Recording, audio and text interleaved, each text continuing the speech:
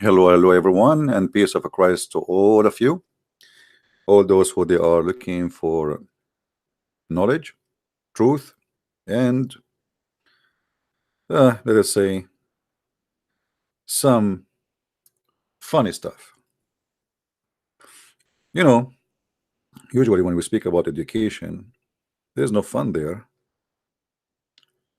but if you like it, you enjoy it, and I enjoy what I do. I enjoy when I learn. I enjoy when I teach. For me, it's a joy. It's not just you know, let us say I enjoy my duty. Now, there is a Muslim. He posted for me yesterday in my other video, the video we made yesterday, a comment, and this comment can be found here. Actually, not here. Sorry, hold on. This is a video he sent. Yeah, let us start with this one. Christian Prince, Bism never exist. What is the illusion? Verb kana has concern gender. My friend, you are ignorant in Arabic and you have nothing to do with Arabic. I'm not insulting you. Here we go.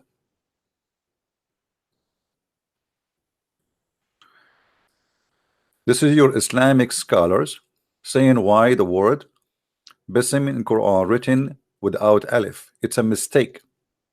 It's a corruption for the Arabic language. Read with me carefully. This is your doctors Jalaluddin Abdul Rahman Abu bin Abi Bakr as-Suyuti. Who as-Suyuti? Do you know who's as-Suyuti? Not like you who do not know how to speak Arabic. Here we go. Look what as-Suyuti he said. ولكن حذفوها لكثرة الاستعمال. They took off the alif from the word Bismillah. You see, here we go. He is even showing you how the correct word to write to be written. There's nothing called Bism. So the Quran is a corrupt Arabic. Read with me carefully. Min awwali Bismillahir Rahmanir Rahim. So look here what happened. The Quran, because the Muslims, they don't respect what they call the word of God in their religion. What they respect is how to sing the Quran easier. So what they did, they took off letters from the Quran. So look what happened. And this is as-Suyuti, not me saying that. Unless you want to say as-Suyuti is a donkey. وَكَانَ الْقِيَاسُ أَنْ يُكْتَبْ بِإِسْمٍ. You see, let me zoom in. Here he's showing you how the correct way to write it. Read carefully with me. This is how it is. Al-Alaq, the chapter of Al-Alaq, bi-ism. Oh, guys, you don't see my screen. Sorry, forgive me. It's my fault. All right. Let us go back to 0. Say hi. This is the book of Al-Imam As-Suyuti. Al-Imam Jalaluddin Abdul Rahman Abu Bakr As-Suyuti. All of this is a name. I remember when I was at school, the first day in the school, the teacher, he asked each one of us to say his name, his full name. And guys, every one of us, his name is like a train. Muhammad, Ahmad, Ali, Hassan, Abdullah, like you can take a nap and come back after 15 minutes. So this is the name of the guy, and this is your biggest scholar. Okay, there we go. Now we go back. Your Imam says, وَكَانَ الْقِيَاسُ أَنْ يُكْتَبْ بِإِسْمِ بِالْأَلِفِ. The right thing, that the standard is to be written with alif. كَمَا يُكْتَبُ بِإِبْن. The same we write بِإِبْن, which means by the son. وَلَكِنْ حَذَفُوهَا لِكَثْرَةِ الْإِسْتِعْمَالِ. But they delete it because it was used a lot. So because you're Muslim, you use this word a lot. Each time you want to recite the Quran, you found it very heavy to recite the Quran. So you decide to do what? Instead of reciting the word as it is in Arabic, you decided to corrupt the Arabic language, and you make it, instead of bi-ism as you see it here in the screen. And this is the chapter supposedly your prophet he received in the beginning of his prophethood, as he claimed. And this is the correct way as you see it. Bi-ism, there is alif. In Arabic there is nothing, it's called bism. So here he's saying because it's repeated a lot, then we take it off. Okay, which is a mistake. You are playing with the Arabic just to make it fit with the Quran, or reciting the Quran. Now we go to the other post he made. Okay. Where are you? Let us go here. We have to find his comment now. Let us see. I will find it. The other comment yesterday we spoke about that Allah, he breathed into Mary vagina, and I'm not using the word vagina to be rude. This is how it is in the Quran. Now this guy, he did some copy paste, you know, of some article to refute us supposedly. But look what they do, just to show you the ignorance of the Muslims. They try to defend, but in fact, you know, Allah, he need to hire me to defend him. I can do a lot better job. I mean, come on. Abdul want to defend you, Allah? I mean, are you kidding me? Abdul. Yeah, right. Okay. Keep trying. Let us see. I'm just looking for his comment, where his comment is.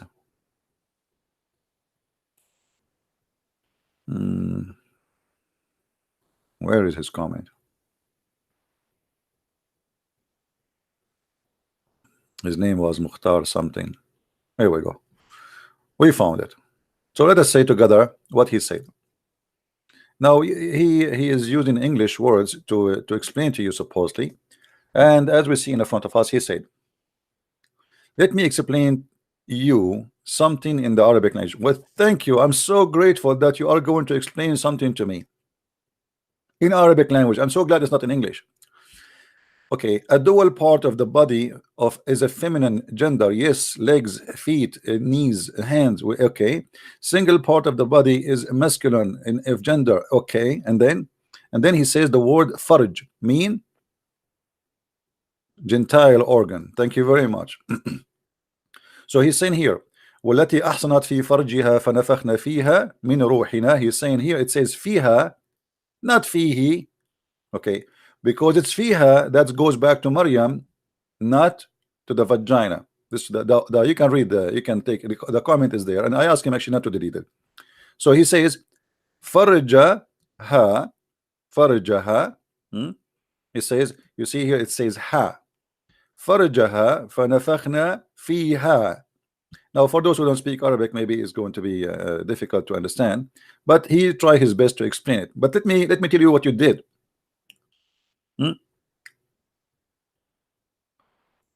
Kun has nothing to do with the gender. I never spoke about can and kun have to do with the gender. I said there it says he breathed into her vagina, and you are trying to prove to me that because he said he fiha, not fihi, that's mean he is not breathing into the vagina. It was in her, not in he, which means the vagina. Thank you very much. Let us go to the Quran. What do you want to do now? Your God Allah, he says fihi. So your argument is gone with the wind. ومريم ابنة عمران التي أحصنت فرجها فنفخنا فيه. Do you see fihi? Abdul, the one who made this long copy paste. So what we will do now, fihi, it goes back to farjaha, which means her vagina. So my friend, you just proved to me that your God Allah is a vagina blower. You try to fix it. You are like Muhammad. He put eyeliner to supposedly to fix his eyes, but I'm sure he looks scary after that. A man with eyeliner, you look like a witch. So as you see here, it says وَنَفَخْنَا فِيهِ, and look at the first translation. It says here in the translation, we breathe into her. It doesn't say that. It doesn't say that. It says we breathe into it. To it what? Her vagina. Let us change it. Let us change the translator. I mean, you cannot find an honest translation made by Muslims. Let us see. I will change the translator. Let us see. Ahmad Ali. See, into her. That's a lie. There's no her. into it, which is the vagina. Let's change the translator. Different one. Ahmed Ali, we choose who? Let us see. Ahmed Raza Khan. Let us read Raza Khan. I think all of them they are using Google maybe. Okay. See, we breathe into her. It's a lie. It doesn't say her. We breathe into it. Let us go to different translator. Okay. Maududi, Doody. Let us see Doody. Okay. And then we breathe into whom we breathe our spirit. What this guy is talking about, what we breathe, into whom we breathe our spirit. whom I like you. This is this guy, he got a certified degree from me to be a mule. Into whom? What whom? I mean, the her is gone, now became whom. All right, let's see Biktal. Okay, we breathe therein. It was her, became whom, then became therein. What do we mean breathe in? Therein. It says in it. Let us change the translator. I mean, it's a trip, my friend. It's a journey. Welcome to the word of the Abdul. You know, they are trying to hide the truth that Allah, he breathed into the vagina. Nobody want to say breathe into it. Look. This guy, he add the word womb. Womb. What? Womb. So now we have no her. It's her womb. The other guy, they're in. The other guy, whom. The other guy into her. Now her womb. Let us continue the journey. I hope in the coming translation they will not say we breathe into Trump. Let us see. How many translation now we tried? This is a translation of what? Unbelievable. Kari. Okay, let's see. Mabaruki. What is this name? Mabrakburi. Oh, I mean, I will get dizzy to read this name. Let us continue. Okay, and then we breathe into through our ruh. What the heck? What? Huh? What do we breathe into? He breathed where? Into it. Do you see it? Do you see it, Muslims? Do you see it? And this guy, he said through our ruh. Thank you. So you see here it says through it. Oh, sorry, into it, not into her. So finally, after we changed many translation, we found a Muslim, maybe by mistake he was honest. He don't mean it, by the way. I'm sure he will apologize from the Muslim for such a stupid honesty, because you should not be honest. You are a Muslim. So your God, he breathed into it what? Vagina. Here it says, you see, even the translation, they say in it guarded her chastity. It doesn't say chastity, you liar. It says her vagina. He put it between two bracket, but in fact it is the chastity. It should be between two bracket, because it's not even what this is about. It says the one who guarded her vagina, and we breathe into it. So look how many translation we have to change in order to get the correct and the honest translation. And actually even this one is not honest. So the guy who posed for me in YouTube saying ha and he, there's no ha, there's no he, it is ha. So ha goes back to Mary. All right. And then he's tried to explain whatever, but he will say clearly that we breathe into vagina of Mary. And about kun fayakun, you see, show me where Allah, he created anything by saying be. Adam wasn't created be. The Quran says that the similarity between Jesus and Adam, that both are created in the same method. What is that? Allah, if you want something, he created him by saying be, and he was. But Adam was not created by saying be.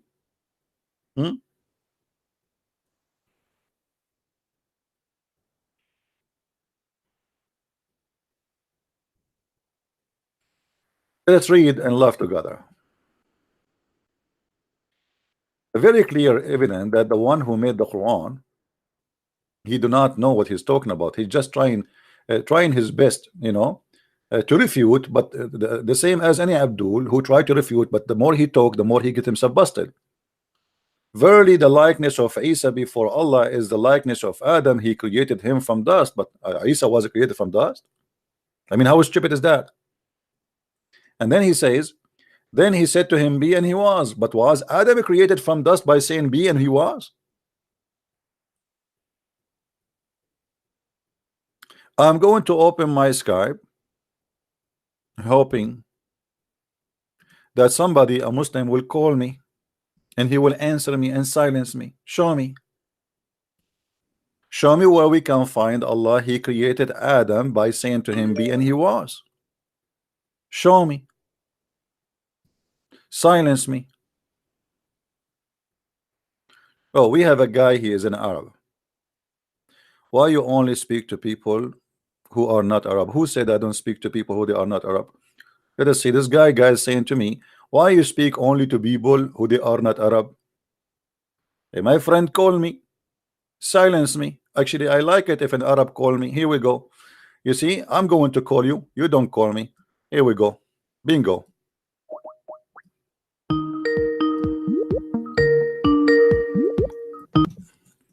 Hello, Abdul. What is that? Wait, 1 second, wait, I'm coming out, wait. All right, give me a second. No problem, take your time. I like chicken anyway. Give me a second. No problem. I scared the hell of his chickens.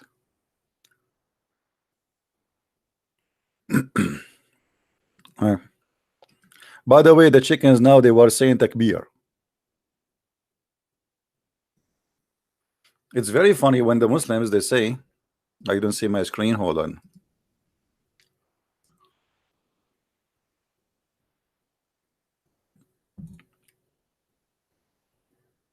Why you only speak with people who are not Arabs? أنا عربي لذا دعنا نتحدث. I am an Arab, so let us talk. So we called him. Now we found him. He is in trouble with the chickens. All right. Let us see what this Arab can do. Please invite your friend. Why we have only 603 people? Come on, guys. We are going to have some versions in our show. Okay, we are going to have an interview with some versions later, so that will increase the number of Muslims here. Just tell everybody that some versions will show up soon. Allah will open a camera from heaven and we will call through Skype Allah. It's called the Skype.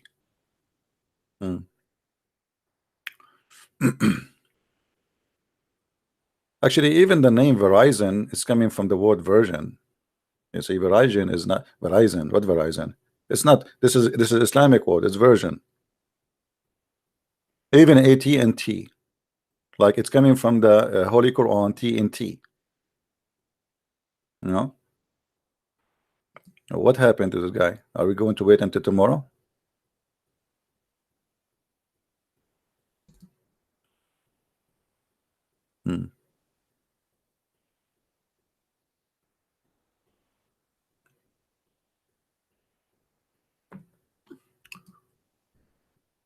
Okay.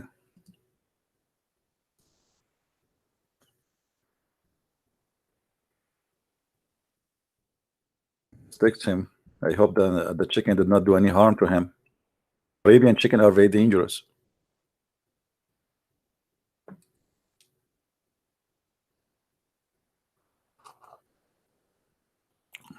Ask me. So, until this Arabian gentleman, he called us, please invite your friends. And it's very funny, they say, why you speak only to people who don't speak Arabic? And it's not true. Yes, Abdul. Hello, can you hear me? Yes, I hear you, Abdul. How are you? Hello, TP. Yes, I hear you. Go ahead. What do you want to say to us? What do you have? Where is this guy is located?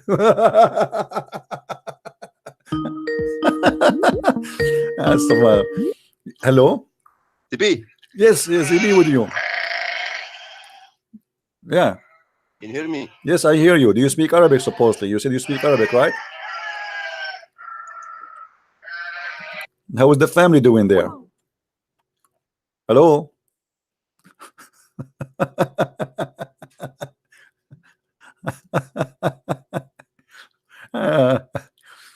Okay. Hmm. It's okay. Actually, for me, I like to live in a farm, honestly. Yes, my friend. TP, Yes. can you hear me? Yes, I hear you, and I hear the cows CP. too. Yeah. Okay. I think you're just a kid. There's no way all those animals they are making this sound all together in the same time. Get lost.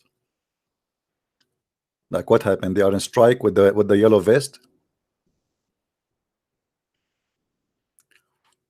Do we have any Muslim here would like to call us?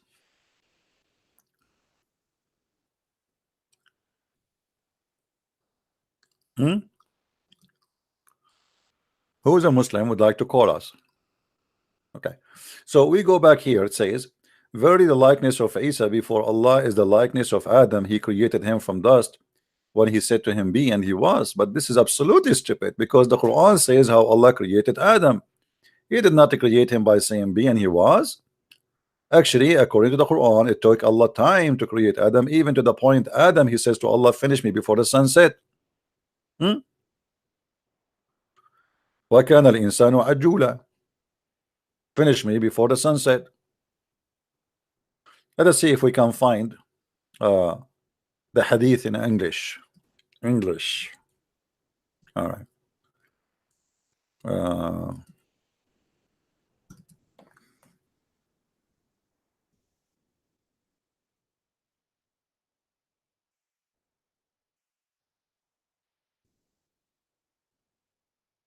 Let us see.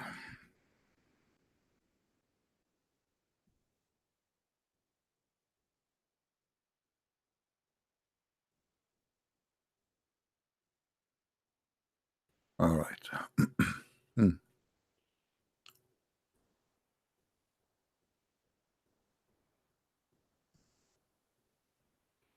Yeah, we should be able to find it in English. Hold on.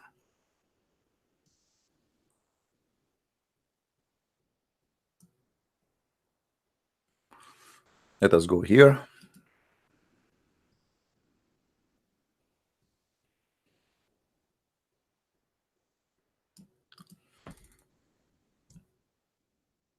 Oh, I'm going to find it here. Let us see this part.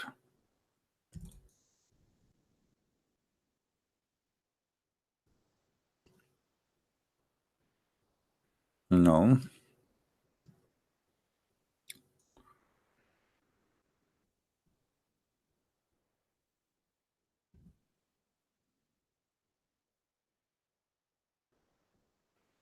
No, like we cannot find it in English. We can find it only in the interpretation of Ibn Kathir, and we showed it to you actually yesterday. If we go, if you go to this verse,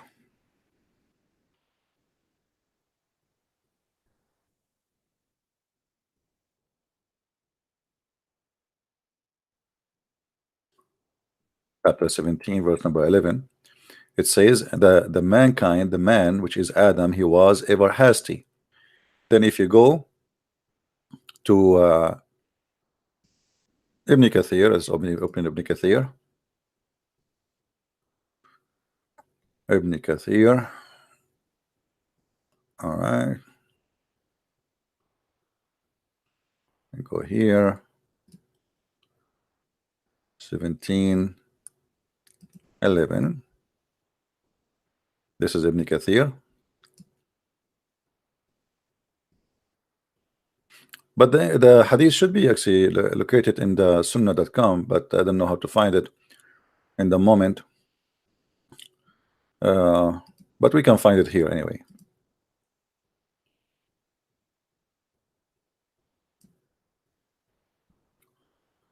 So you will see here, Ibn Kathir, he said,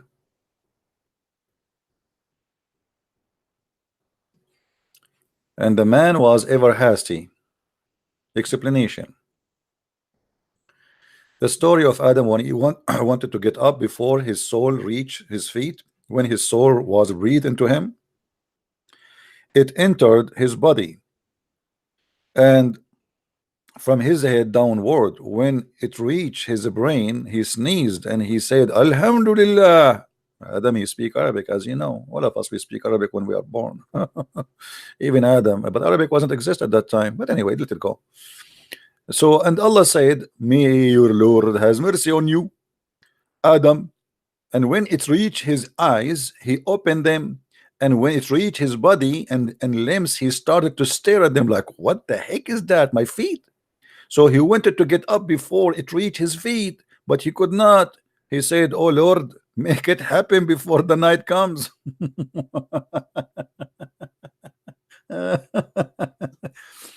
So Allah, he fashioned Adam from mud. The Quran confirmed that in many verses, that Adam was not created by saying be, and he was. That is an idiot making a contradiction. If we go in the Quran, we will find this.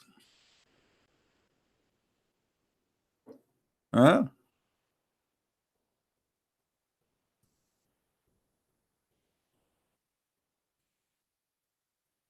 When the Lord said, see, I am creating a mortal of a clay. Okay, from what? From a clay. He did not say be and he was. He used a clay. He made the clay first. This is the first step. And then after that, he shaped the clay. And when I shaped him, this is the second step. And then he did the third step and breathed my spirit in him. Do you see it, Muslims? So when Allah in the Quran, or your Muhammad, he says in different verse here, chapter 3 verse number 59 that Jesus and Adam, they have the similar way of a creation. Allah said to them be and he was. That is a stupid statement, because your God did not create Adam by saying be. All right, it's a stupid statement, have nothing to do with it's a contradiction. And the Quran says it clearly, if this is not from the book of Allah, is not from God, you know, you will find a lot of contradiction in it. أَفَلَا يَتَدَبَّرُونَ الْقُرْآنَ? Why they cannot understand the Quran? Why they cannot manage the Quran? If this is a book not from Allah, well, you will find a lot of contradiction in it, right? And this is a contradiction. How you say in one verse that Allah, he created Adam by saying be, and nowhere in the Quran it says that. أَلَا يَتَدَبَّرُونَ الْقُرْآنَ? Chapter 4 verse number 82 and chapter 47 verse number 24. But 482 is giving us a guideline about how to find if this is a book from God or not. Okay, let us use it. What do they not ponder the Quran? If it had been from other than Allah, this translator here is an idiot. He used the word God instead of Allah. He should not. Allah is a name. Surely they would have found in much inconsistent. Okay, word is not consistent. Is it consistent? No. One verse says Allah, 10 verses saying that Allah, he created Adam from mud, and he breathed into him, and he fashioned him, and then he breathed into him, and then another verse says Allah, he said to him be, and he was.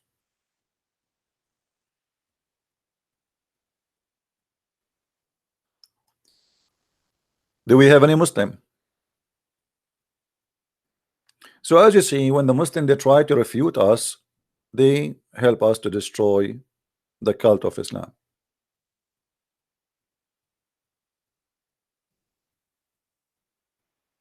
This is a pure cult. This God, he cannot maintain his own words.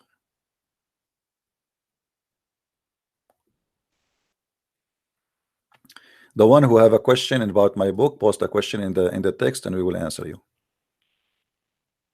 in the chat, not in Skype. Do we have any Muslim?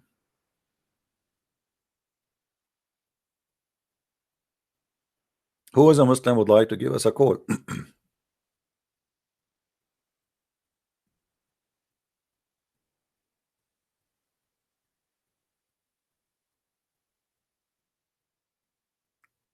Hmm?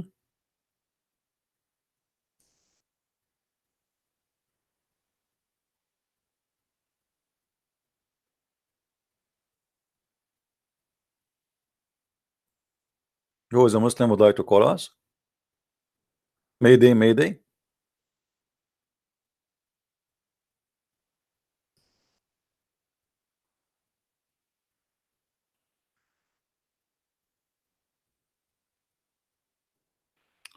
If you want to ask me a question, don't give it to me word by word. Give me the question and finish it. You know, some people, they are like they type 2 words, they post it, and then 3 words, and they post it, and then you have to read all the thing, and then you have to come to the conclusion. What is the question?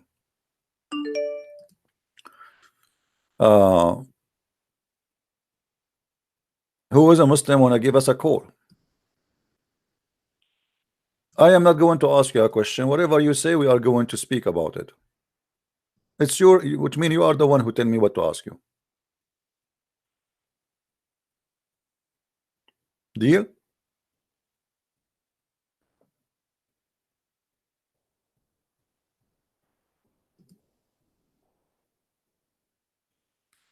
If there's any discount in my book?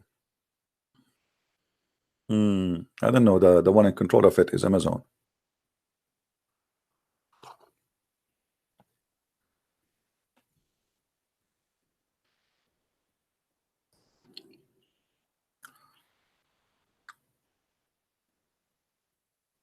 Year 600, right? Yeah.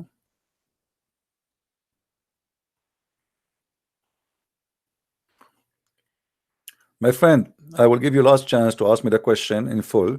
Don't give me 2 words and every 2 seconds. Either you give me the question or I will block you.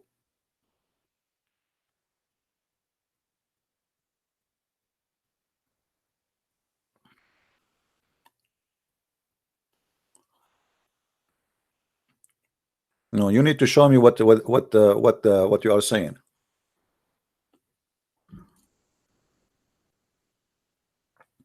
If we have an error in number in the book, then we will fix it about a year. Like somebody saying Islam started after the year 600. In your book it says about the great year of 398. Well, you know, no, mercy.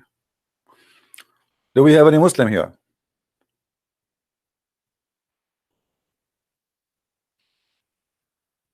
Where in the Quran speak about Muta? Chapter 4 verse 24.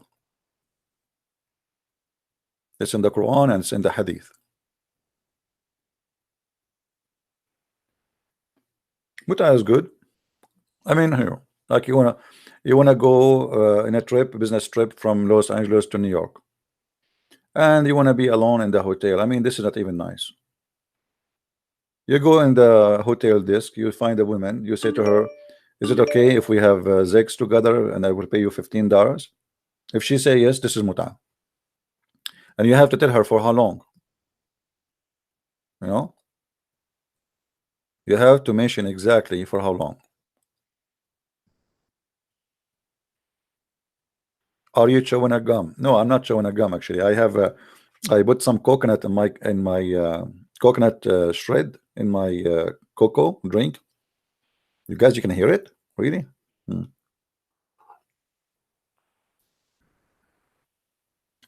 It's coconut shred. I like it. So let me stay away from the microphone then. How you can hear it? I thought this microphone is not too much sensitive. You do? Really? I was going to eat ajwa, yeah.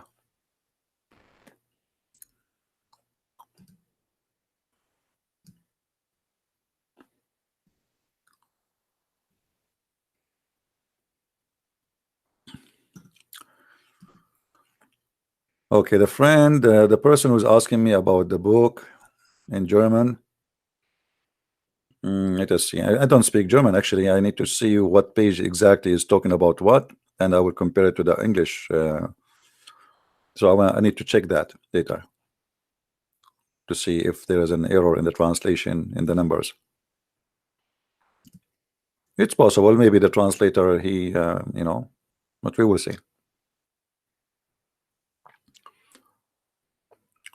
Why you call Abdul son of Muta? Because in Islam, the Muslims don't get married. There's no marriage. It's all about Muta. It's always about Muta. You know, a Muslim, when a Muslim he marry for what? You see, if you are married to have a family, you don't marry many women. You marry a woman. If you go in the Quran, let me show you first. Even the Quran did not say the word marry. It says go and do nikah. You know what nikah? Nikah means to do the effort. As simple as that. And the Quran did not say go and marry one. Says Quran says go and F2 and the 3 and 4. Where is the word marriage and where is the marriage? This is muta. Read with me carefully. And the Muslim, they try to cover up by saying go and marry, but it doesn't say that. If you feel that you will not act justly toward the orphan, go if such a woman as seem as good for you. 2 and the 3 and 4. Have you ever heard of somebody start with marrying a 2? The start is marrying 2 and the 3 and 4.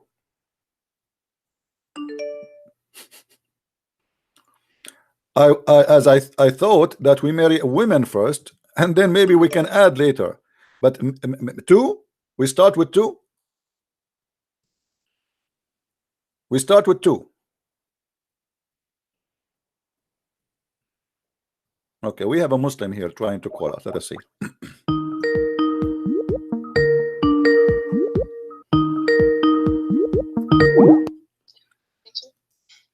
Hello? Hello? They love Lebanon sex. This guy, he like to have sex. Can you speak to my Arab girlfriend? No, I cannot speak to your Arab girlfriend. Hello?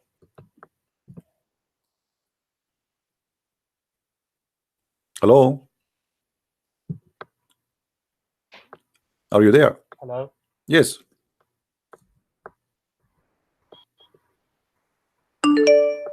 Go ahead. Can you hear me? I do. Go ahead. I just wanted to say that you're getting more and more desperate and you're already losing what you had of your small fan base. Because you can't defend Christianity. Okay. And you're losing viewers.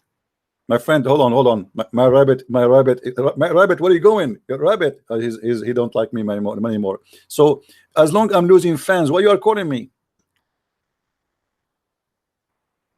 I'm calling to expose you.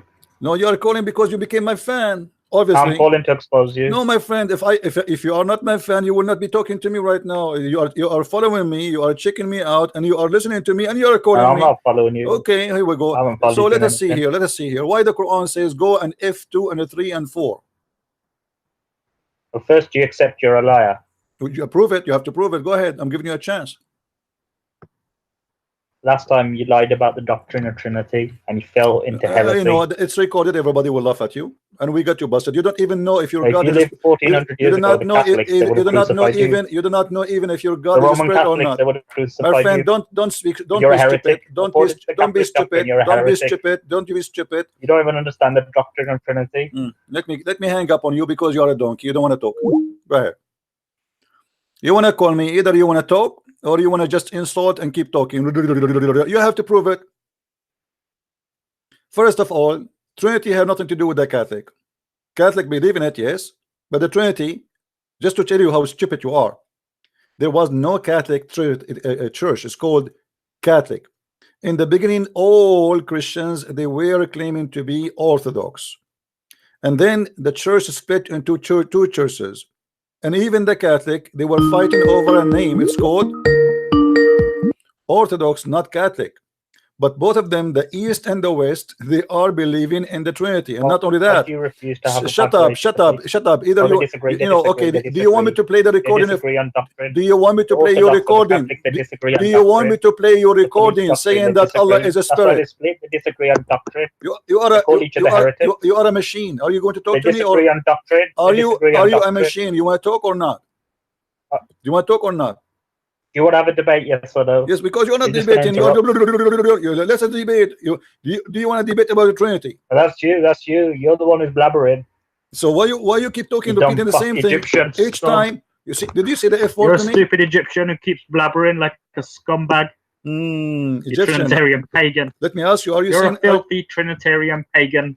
You're a filthy why I kiss a Trinitarian black? I kiss a pagan. black stone? Do I kiss a black stone? That's you. That you're a filthy Do I kiss a black Trinitarian stone? pagan. You are very angry. That's what you are. Why you are very angry?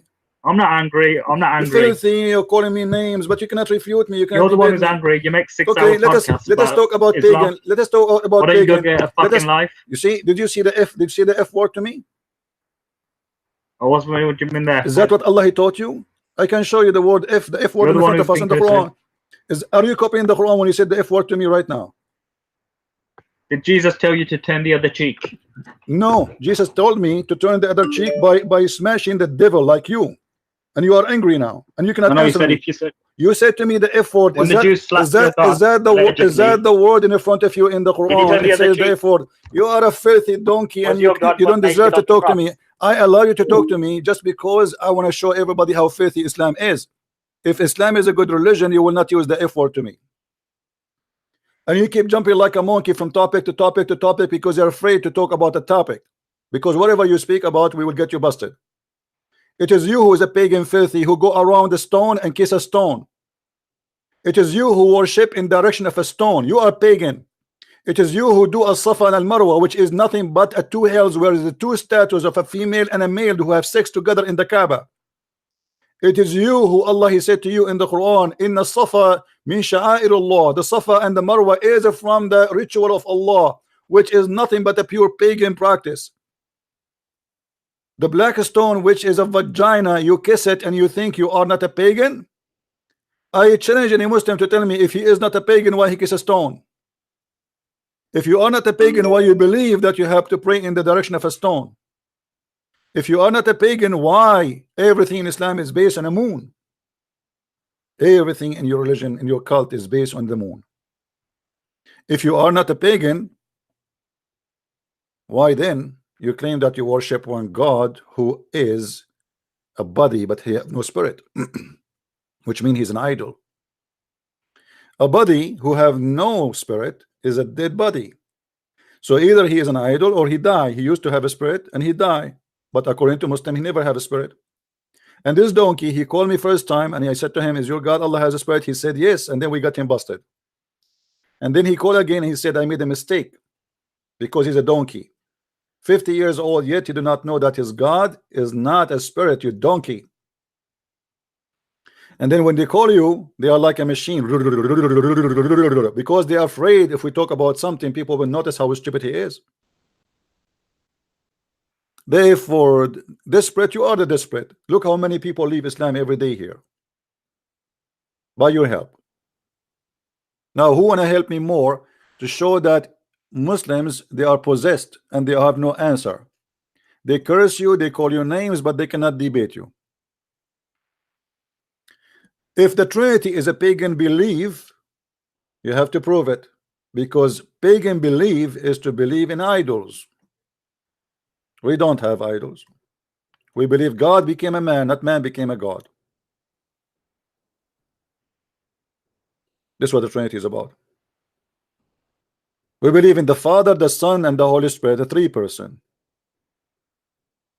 And Jesus says, the one who saw me, he saw the Father.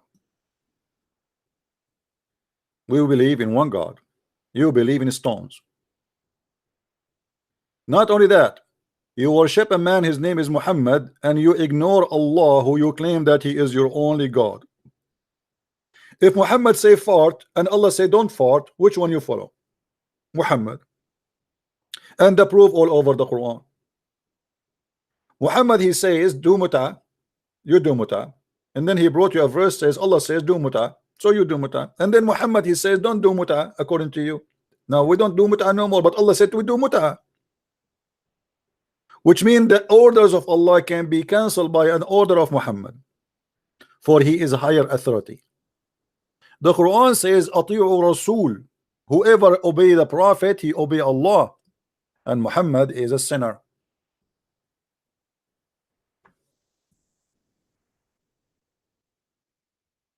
How you can say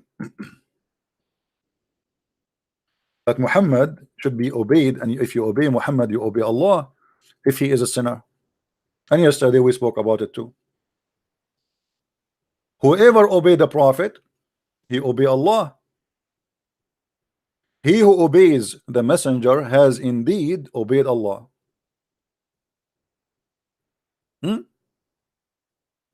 Why? If the Quran confirmed that Muhammad is a big time sinner, so how we can say obey Muhammad the sinner, and by obeying the sinner Muhammad you obey Allah? Pagan. Always you notice when a Muslim he is in the stage of panic, he call and he don't want to stop talking. Anyone notice that? Why he don't want to stop talking? Because if he stop talking, that will give a Christian Prince a chance to talk. And if he have a chance to talk, he will spank me. So what we do? We call and we you don't deserve the Trinity. He will not stop because it's dangerous to stop. And the funny, they say you are losing your fan, but he himself is calling me, which means he is my fan, and each time I go in air, he call me. Each time I go in air, he call me, and he do the same, repeating the same word. Go and watch all the previous videos. The same exact. It's like a gun machine.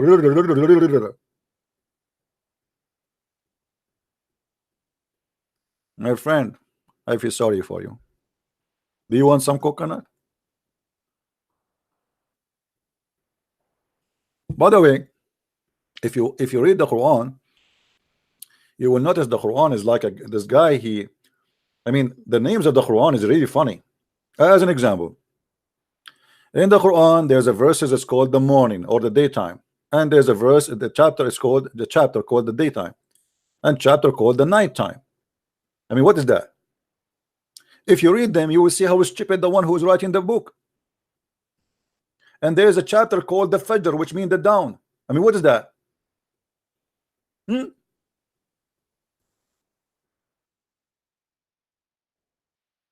us see. What is Al-Fajr? Huh? What is Al-Fajr? Any Muslim want to tell us what is Al-Fajr? Look at this chapter. The proof that Islam is a stupid cult is reading and you understand nothing of what this guy trying to say because he's making Arabic music. وَالْفَجْرُ وَلَيَالٍ عَشْرُ وَالشَّفْعُ وَالْوَتْرُ وَاللَّيْلُ إِذَا يَسْرُ حَجَرُ. So, and then you will see how he switch. He's out of words in the same let us see, end. You see here, if you speak Arabic, you will notice he's Fajr end with R, Ashr end with R, Water end with R, Yasr end with R, Hajar use end with R. So he end them with R, but because he's trying to focus in making a rap song, the sentence have no meaning. What is that? By the dawn? Allah swear by the dawn? I swear by the dawn, I swear, I swear. Like, what the heck? Pagan God? What kind of God he swear by the dawn? What is that? I mean, is that a physical thing? Do we have something it's called the dawn? God, he have a physical thing, it's called the dawn, and he swear by it? What is that? I want you to tell me how we can swear by such a thing. It's not even exist. There's nothing it's called the dawn. Literally, it's not exist. So how you stupid God he swear by it if it doesn't exist? Is he swearing by the sun? Is he swearing by the appearance of the sun? And you are talking about pagan, and then and the 10 nights. What the heck is that? How somebody now reading the Quran will understand what this guy is talking about? He switched from the down and the 10 nights. Any relationship? Nothing. You read the gospel, you will see there's a story. Everything makes sense. This guy, he said, she said, he said, etc. There's a story here. And by the dawn and the 10 nights. Okay, I'm getting dizzy now. What is that? And then by the even and the odd numbers. What the heck? What does that mean? Your God is swearing by even and odd numbers? Well, nice to meet you. Allah swear with me. By 13 I swear, by 14 I swear, by 2 I swear, by 4 I swear, by 5 I swear, by 7 I swear, by 8 I swear, by 9 I swear. This is a God, he swear by odd numbers? Hello? Obviously, the one who made this book is extremely genius.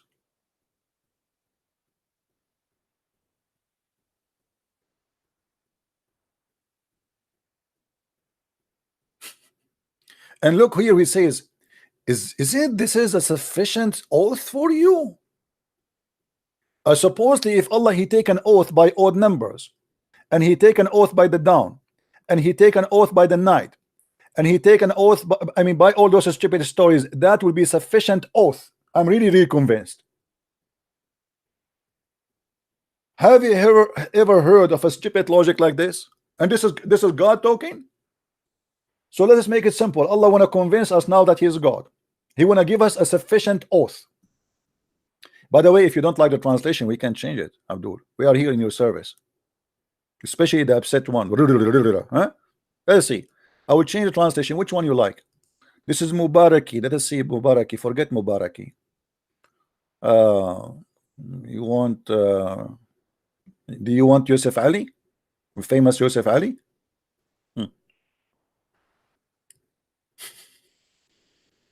Yusuf Ali is an official idiot. By the night twice 5. Like what the heck is that? By the night twice 5? What? What? By the night twice 5. The Quran says, and the 10 nights. Where is the night? This guy is trying to be like he's a smart ass. By the night twice 5. Okay, so I'm going to use your translation in my own understanding. So Allah is saying, I swear by this. Okay. 5 x2. Allah swearing by 5 x2. I mean, have you ever heard or 2x5? Oh, sorry, 2x5. Have you ever heard of a God like this?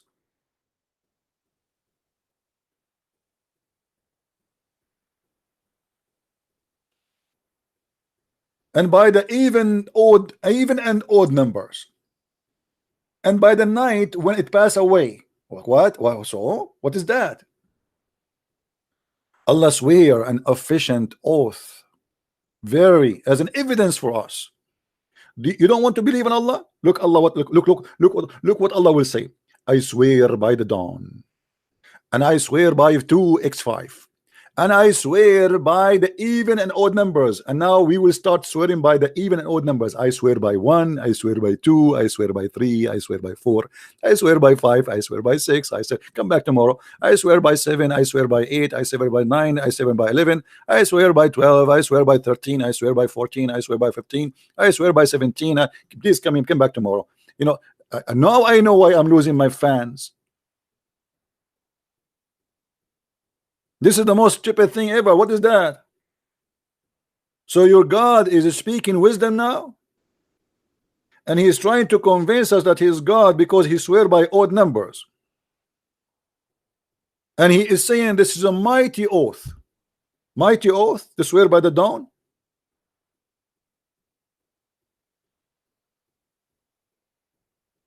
And now after Allah he swear this oath, we have to believe. That's it. And the funny, look here, Please look. Here he continues saying, didn't you see what Allah he did with the people of Ad? The people, they never saw Ad. They don't even know what is Ad, and nobody witnessed Ad. So how you can say, didn't you see? I mean, who is the stupid here? Imagine I say to you, didn't you see what happened to Alexander the Great? Oh, I didn't see. What do you mean?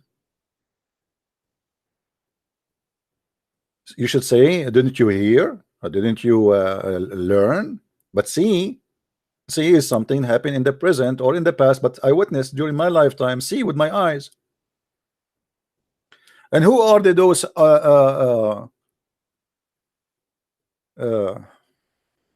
the people of Ad? If you see the interpretation, guys, you will get dizzy.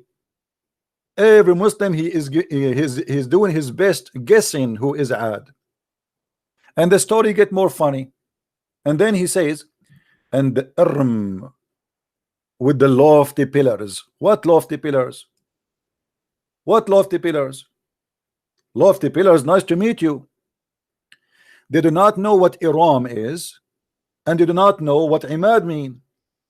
If you go right now, all of you, you can go check the interpretation. You will see each one of them is guessing what does that mean. Let us do that. Let us do it just for fun.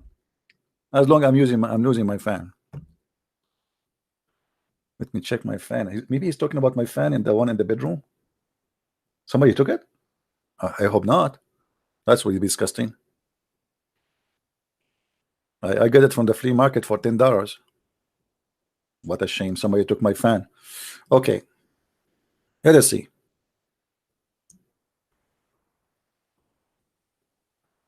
We go to tafsir. We can go, by the way, to Ibn Kathir. What about we go to Ibn Kathir? The Muslim, they like Ibn Kathir. What do you think, guys? Should we go to Ibn Kathir? Let's go to Ibn Kathir so we can laugh, and you will see how it is messed up. Nobody knows what they are talking about. But let us start with this website here, chapter 89. Okay, and let us go where it says speak about the city of Aram. Let us see what is that. 89:7. Here we go.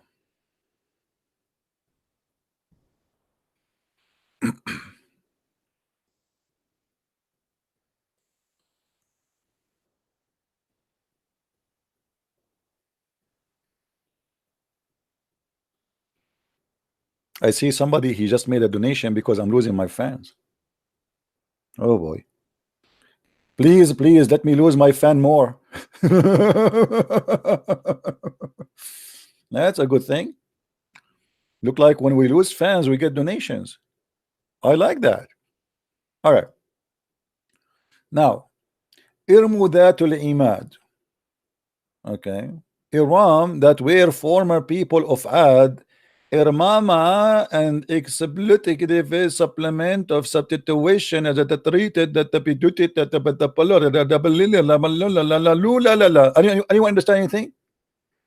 They are saying that the word pillars, al-imad, it is description for people, each one of them, his height is 400 cubit. It must be true story.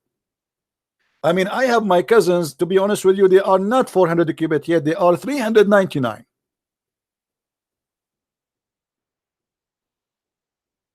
Allah swearing by people who they are people of Iram who live there, and they are saying the word the imad stand for that because those people are very tall, to the point they are 400 cubit, brother. True story. I mean, who can refute that? A guy is saying to me, liar. Guys, I'm showing you your Islamic website in the front of your eyes. This is Tafsir al-Jalalain, and you say to me, liar? Those Muslims, whatever I say to them, they say to me, liar, liar, liar, liar. It's in the front of you, Abdul. Now, if the guy, he is 400 cubit tall, how tall is his tongue?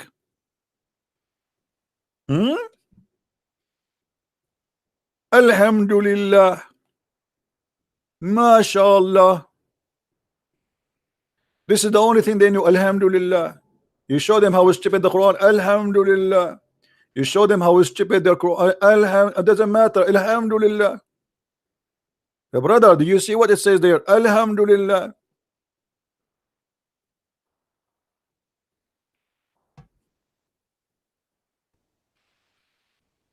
Those people, they are 400 cubit tall? Are you sure? I don't think so. I mean, I think maybe 350. I mean, come on. Are you saying to me that those people are taller than me? I can't believe it. Each time I open the door of my house and the postman, he is there, I don't see him. I say, where are you? He said, look down, man. I look down and look, he's down nice next to my knee. And he give me small tiny letters. It says, what it says, I can't even read it. It's so small, I can't even open it with my big hands. I am 400 cubit tall.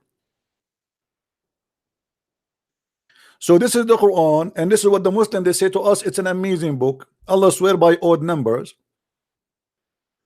Allah swear by the dawn. Allah swear by the nights. Allah swear by dead cities. Nobody saw and nobody knows where are they. You know, they are from the legend of the Arab. Those are just stories. People, they carry them, and Muhammad, he copied them. Do we have any Abdul in the bushes?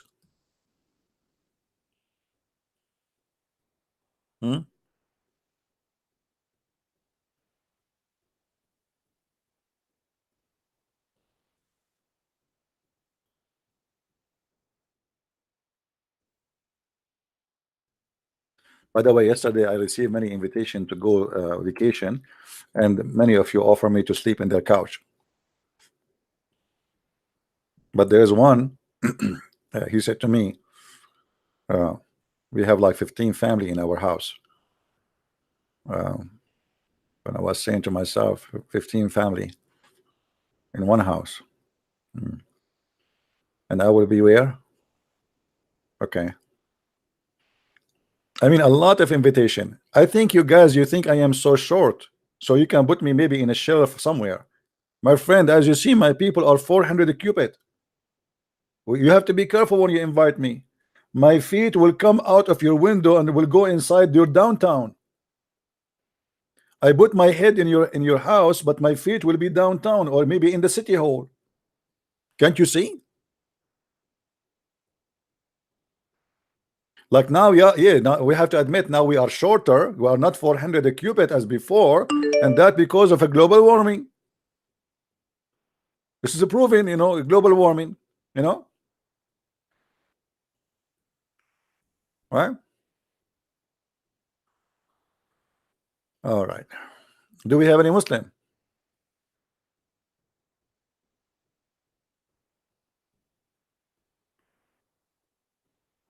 Any Muslim in the bushes? Yeah, we can blame the Jews. We can blame the Jews for that.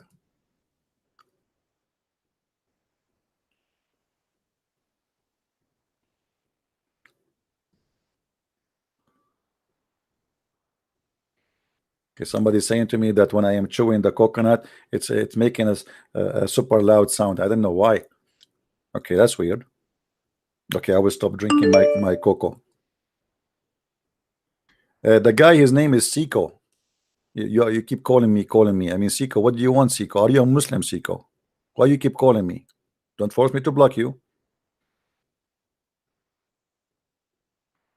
Who is a Muslim would like to say something to us? Let us see what this Siko is he want. Siko is going desperate. He want to talk to me. Okay.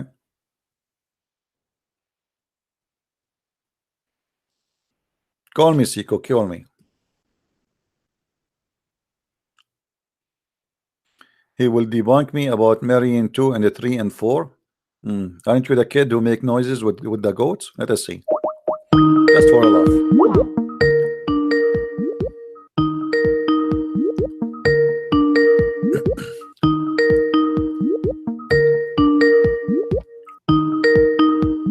Answer, Abdul. Siko Malko. Okay, you don't want to answer. What we can do? Are you there? Hello there. Hello there. How are you doing? I'm fine. You said you want to refute me about having 6 with 2 and 3 and 4. Yes, sir. Okay, go ahead. Yes, can you remind people what that verse is talking about? You tell me what the verse talking. You're the one who called me, so we're listening. Go ahead.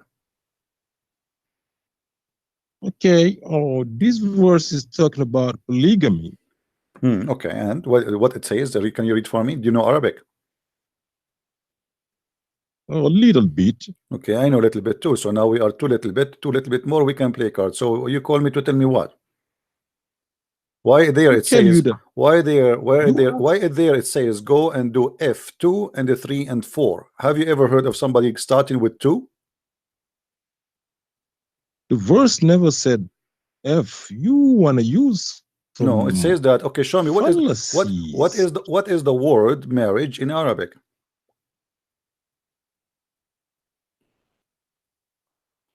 The verse said, "Thank you who." Okay, what thank you mean? Okay, what can you translate? Go ahead. What mataba mean? Mary. Thank you who mean Mary? Thank you who. So you're a prophet. He says Allah curse the one who do nikah to his hand. Do you marry your hand?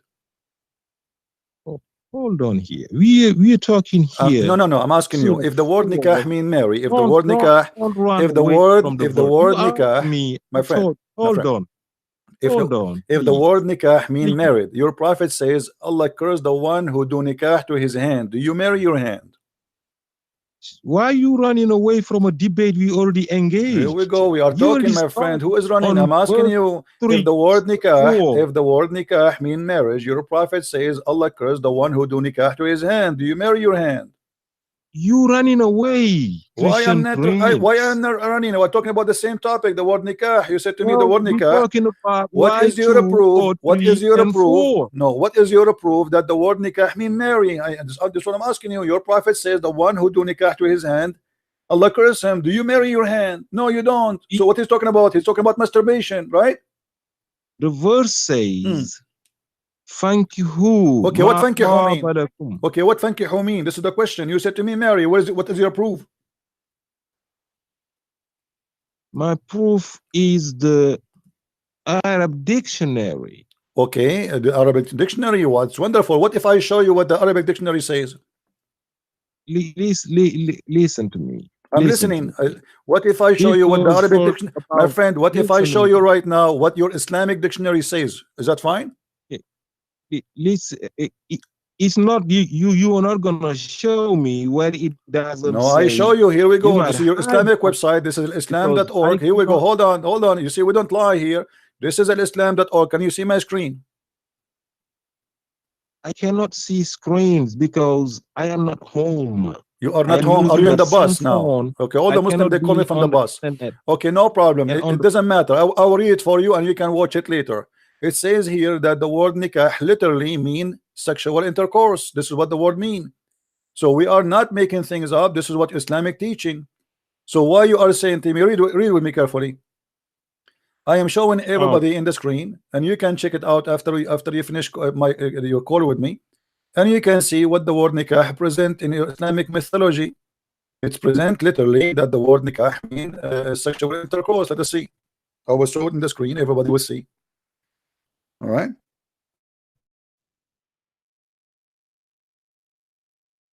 You are screen right now. Okay, listen, my friend. And you okay, hold on. We engage in a debate. Okay, here we go. Text you, my friend. Okay, man. Hold on. I want you to what look. are you doing? What? Hold on. I want you to look with me in the screen, please. Okay. I want you to look with me in the screen. You will see that the word nikah mean sexual intercourse. Can you hang up for a second so you can read it with me? Because you said you cannot read it. Can you hang up for a second so you can call me back after I show it you on the screen? I believe that that's what you show in the screen. Okay, well, in the screen it But I says, know. in the screen it says, Well, everybody sees with me, the term that, okay, the term, hold on, Islamic term, guys, do you see it? Islamic term for marriage is nikah, literally means sexual intercourse. So in Islam you don't have any word for marriage, it accepts sexual intercourse. This is your Islamic website, not mine. Huh? You just said Islamic form for marriage is nikah. You just lied. No, you just say it. I the just said that the term for it. Listen. The term for it is sexual intercourse, which means there's no marriage. Oh my So God, when you say I why want are to you do doing that to nikah, yourself? my friend, it's in front of you. Hang up and read the screen and That's what I laugh. said. You are in a trouble. You cannot answer. The term of marriage in Islam is to F a woman. There's no marriage. This is what they are saying. The term of Islamic marriage is to F a woman. There's no marriage. Hang up and read it and call me back. Can you do that? Do you want to? What happened? Say inshallah your internet will be fixed. I always do that.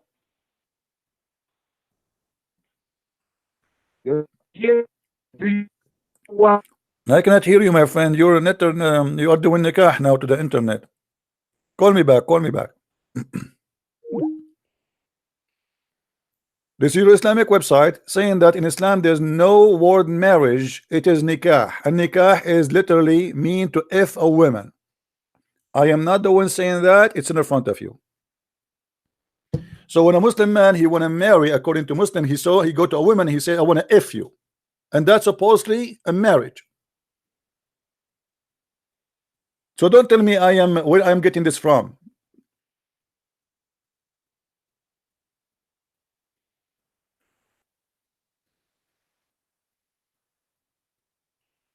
Call me back after you read what is in the screen. Hello? Hello? Yes. Hello, CP. Do you mind if I ask you a question on Trinity? No problem. Go ahead. Okay, so... Try next time, please, not to change the topic, because that will take us away from our topic, but I will answer you this time. Okay, thank you. So, you see in John 14:28, it says, Jesus is speaking and it's saying, you heard me say, I am going away and I'm coming back to you. If you love me, you would be glad that I'm going to the Father, for the Father is greater than I am. So when I read this, I think to me it's saying that Jesus was humble enough to say that there was someone greater than him. Yeah. Well, okay, so you finish your question, or you have more? No, I finished, yeah. Okay. You see, my friend, when you read a book, you have to read the book, not a verse, right? So when we read, we will see that the Bible says that he humbled himself, and he come in the image of a man. And this is what it's meant, that my Father is greater than I, because I am in the image of a man, and he came to you as a man. I humble myself. So he humbled himself to come to us, to be between us, and that will make him, by the image, my Father is greater. So the image you see is the image of a man, but my Father is greater than what you see. All right. But in the same time, the Bible in many places says that Jesus, he said, I am the Alpha and I am the Omega. I am the beginning, I am the end, right? And then the Messiah, if you go like to Revelation, I think 13:22, something like that. So you will see it says that he is the Alpha and he is the Omega, and everything is created by him and for him.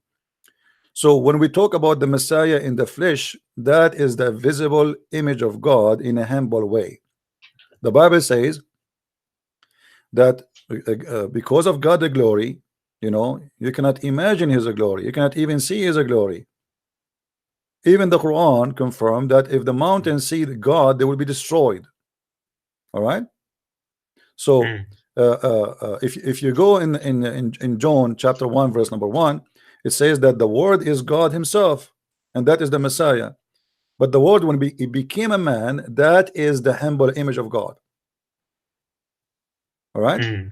But they are equal in the let us say in the core-value, but in the way the appearance is not, because God, you know, when you are in the image of a man, in this moment you are a man, and you know, but still you can do what God can do, but still you are humble image of God, the visible image of the invisible God. All right. Okay. Yes. And when they asked Jesus, why you don't show us the Father, he says, all this time I am with you, you do not know me, right? Okay, so yes. But he asked him, show us the Father, and he said, I am with you. So I am with you with the image of a man as a visible image of the invisible God. All right. Yes, you're right. Okay. Yes. Okay. Anything else? No, not. If you're talking about the muta, I'd like to ask you a question. But if you're not, then it's no. fine. Let us. This is muta actually. In front of us is about muta, because as you see here, they are saying we do nikah to 2 and 3 and 4. Have you ever heard of a religion says go and do nikah to 2 first, and then 3, and then 4, and then if you cannot afford it, 1? Yes, but did the prophet then prohibited the muta? No, the muta is just, no. This is a big fat lie. You see, what I believe strongly, the Muslims during their the process of Islam is disconnected religion. There's no connect between what it was and what it is today. So if we go right now, if we go to the hadith, let us show you in the front of you. You can see my screen, right? Yes. Okay. It says,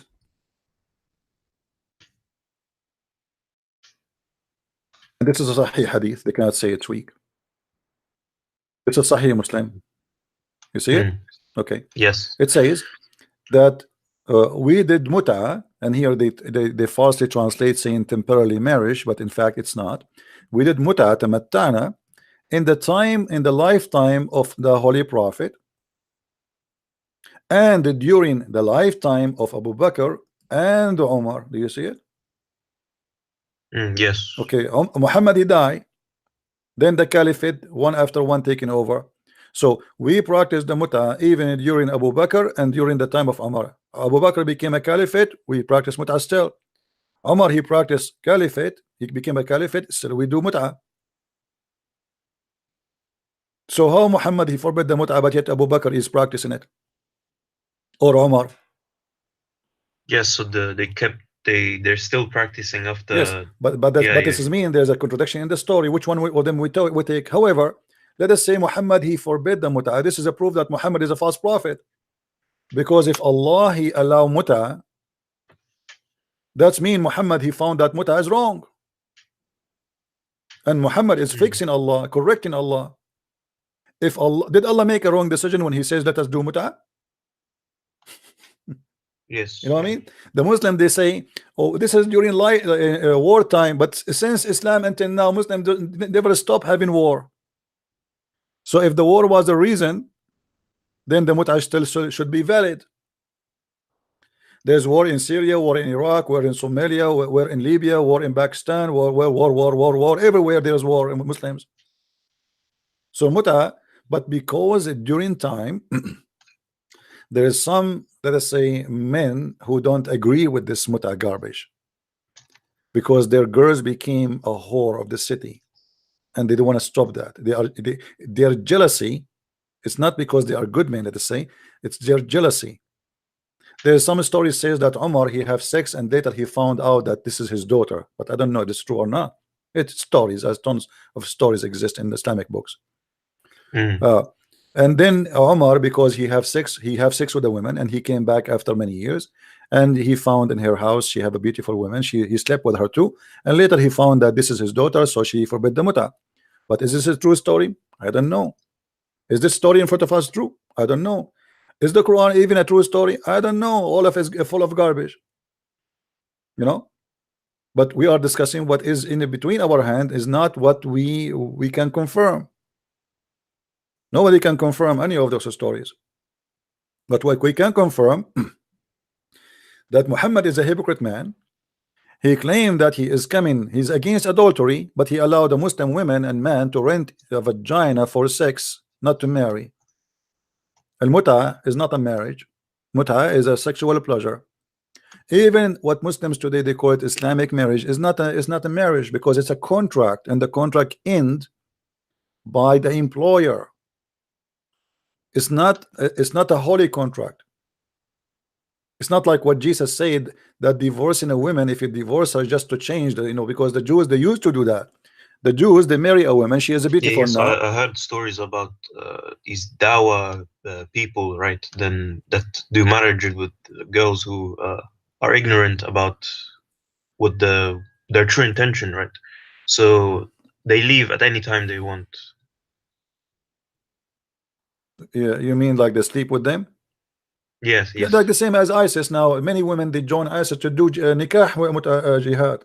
Imagine they are going all the way to Syria or to Iraq, and the purpose is to open their legs. Islam make you lose your mind and lose your dignity.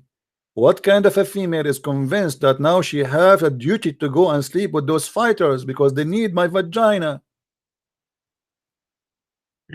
So they recruit them, they make them even leave from Europe, from Australia, from Canada, Muslim from around the world, Muslim women, they join from Tunisia, from Morocco. They go, they travel all the way to Syria in the purpose of having sex, and they call it jihad and nikah. We are not making things up. You can go right now and search in Google and you'll find tons of stories of those women who went there just for the purpose of being in the bed. This is the nature of Islam, my friend. This is the nature of this cult. Any cult leader always he take advantage of the females of his cult. You want to go to heaven? Open your legs. Yes. Yeah. Anything else? No, thanks. All right, my friend. Thank you very much. All right. Thank you. So you know what the Muslims they do, they speak too much about the good of Islam, but there's no good in Islam. Let us see if Siko he come to a conclusion. The guy from Africa. Hello. Yes, Abdul. Did you see the text I showed you in the screen? Yes. Okay, so it says literally that the word nikah mean sexual intercourse, correct? It says means marriage. No, it doesn't mean marriage. No, it doesn't mean that. No. It says no. It says. Let me read for you exactly what it says. Islamic terms of marriage, nikah, literally means sexual intercourse, which means in Islam you don't have marriage, you have the F word. It is telling you Islamic term for marriage is nikah. Nikah. And what nikah is? Okay, now. No. Don't say okay. Tell me what nikah is. Let me tell you now. Can you let me talk? I'm letting you talk. Okay. I don't. Why you jump? Why you jump the meaning? Why you jump? So what it mean? So what it does mean when you say to somebody, "I want to do nikah"? Tell me what is the answer. What it does mean when you say, "I want to do nikah"? It mean you want to do the F word. You want to have sexual intercourse. They are being polite actually here, and they are saying sexual intercourse. It doesn't say that. It says literally the F word. So now, when a Muslim he want to marry, according to you, he go to a woman and he say to her father, "I want to F your daughter." How in the world you can do that? If you wouldn't let me talk. I'm listening. Go ahead. Okay, thank you very much. It tells you, just let me finish, then you talk. Just respect, please. Sure. Go ahead. I will take a nap. Okay. Why it is looked up as sexual intercourse. Why? I will tell you if you just let me elaborate. Please go ahead. I keep saying let me, but you never talk. Okay, wait. Okay, I'm going to take a nap. Go ahead. Okay. It says the verse says in 4:3, "Fankihu ma qabalakum minan nisa." It's the verse says, the definition says marriage, but you know sexual intercourse is only allowed between husband and wife, right? No, that's wrong.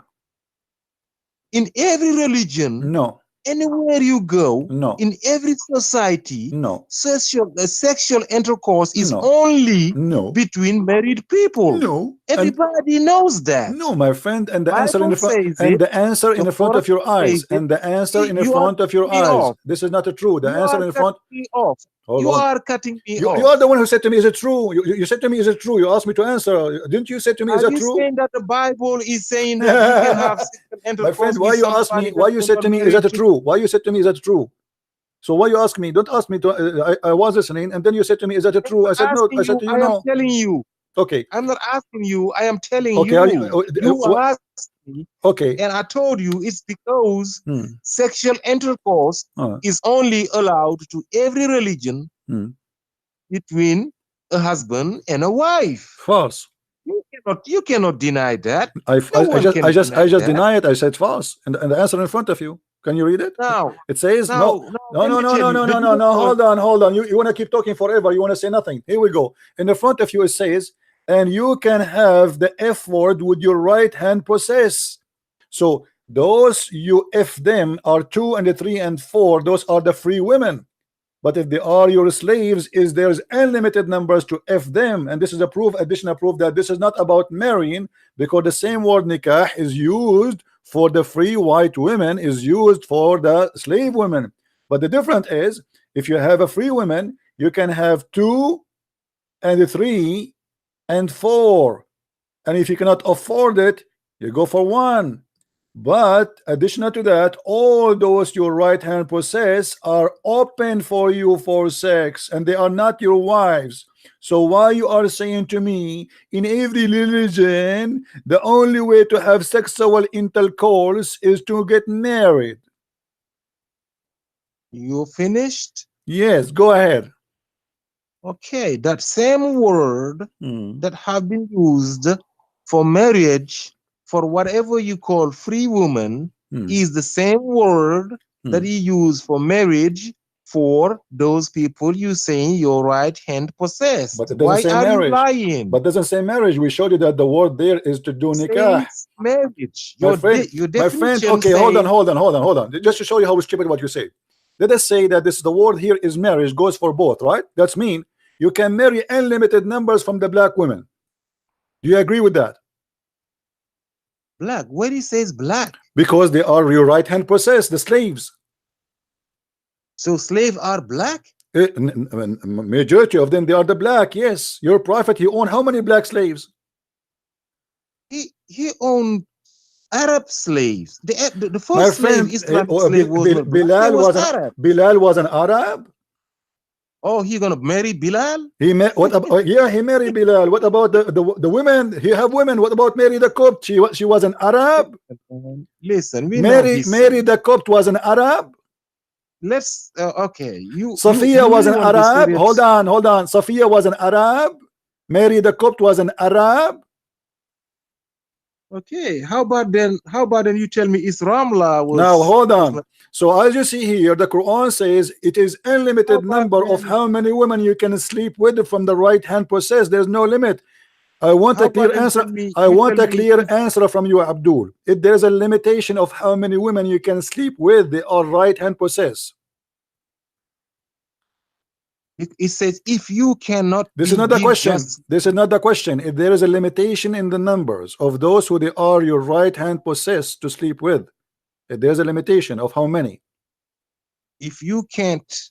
This is not the question about if I cannot, you idiot. Stop talking about this. I'm asking you. Here it says, and whatever you own right hand possess, if there's a limit how many of your right hand possess, they can be in your bed. Because you want to jump that or no, we are not going to jump. You see, this is the translation. It says here, read with me carefully. You claim that you are reading Arabic. Here we go. Okay, actually you just said or, right? You agree with the or? See, you was lying. Do you agree with or? Do you agree with or? Do you agree with or yourself? You agree with it? There was no or in there. Okay, hold on. Okay, hold on. Okay, guys, did he say or? Did he say or? Okay, what or mean? Explain to me what or mean. Go ahead. Or means it's a choice. Okay, it's a choice. You cannot. Okay. So how we go? So two or three or four or whatever you own in right hand possess. No, so or is an open choice. Listen. Can you let me talk, please? Abdul, I want you to answer me. How many of the right hand possess you can have sex with? There's a limit number? If you cannot deal justly, yes, there is no limit. Thank you very much. So there is no limit of having sex with the slaves. Are they wives yet? What? Are they wives? Yes. Those slaves who you just said to me? Are you saying to me in Islam you can have sex with unlimited women? No. You just said that. It says your right hand possess. I asked you. You said no. There is no limit. So there's no limit. Okay. Tell you about the verse then. No, I'm asking you. Let us repeat the question again. You are very slow. If there is a limit for how many women? Shut up. Let me ask the question so you can answer properly. Shut up. A second. Shut up. A second. Just a second. Just let me finish the question. If there is any limitation for the numbers of the slaves you can sleep with, yes or no? You are not letting people talk. Are you going to answer or not? If there's a limitation for the numbers of the slaves, you will. If you let me answer. No, let me make it clear. I say yes, there is a limit. Say there is no limit. I wanted to make it clear first. Say there's no limit, or you say there's a limit. Go ahead. What did I call you for? What did you call me for? I challenge. Listen, Abdul. Right? Listen, Abdul. You call me. I did not call you. You are the one desperate to talk to me, and now I give you a chance to answer. So you have to answer. If there is a limit for the slaves you sleep with, either you say yes, there is a limit, or you say there's no limit. So you didn't call me. You lying again. No, you are the one who called me. Do you want to show people in the screen your calls? How many missed calls? You liar. But did you call me this time? Because you are trying to call me. You keep calling me. Okay, then don't say you didn't call me. You are the one who called me. I'm calling as a response to your call. Just shut up, you idiot. You're a son of Muta. Go get lost. You call me. You are desperate to talk to me, and now you are saying to me, you call me? You did. What do you mean you did? You are the one who keep calling me. Let me show everybody. You are a stupid donkey. Here we go, guys. Miss call. This guy, he keep calling me every 2 seconds. Look how many. And now he's saying to me, I am the one who's calling him. So you are saying to me, because I respond to your calls, I feel sorry for you, I call you back. That means I am the one who called you?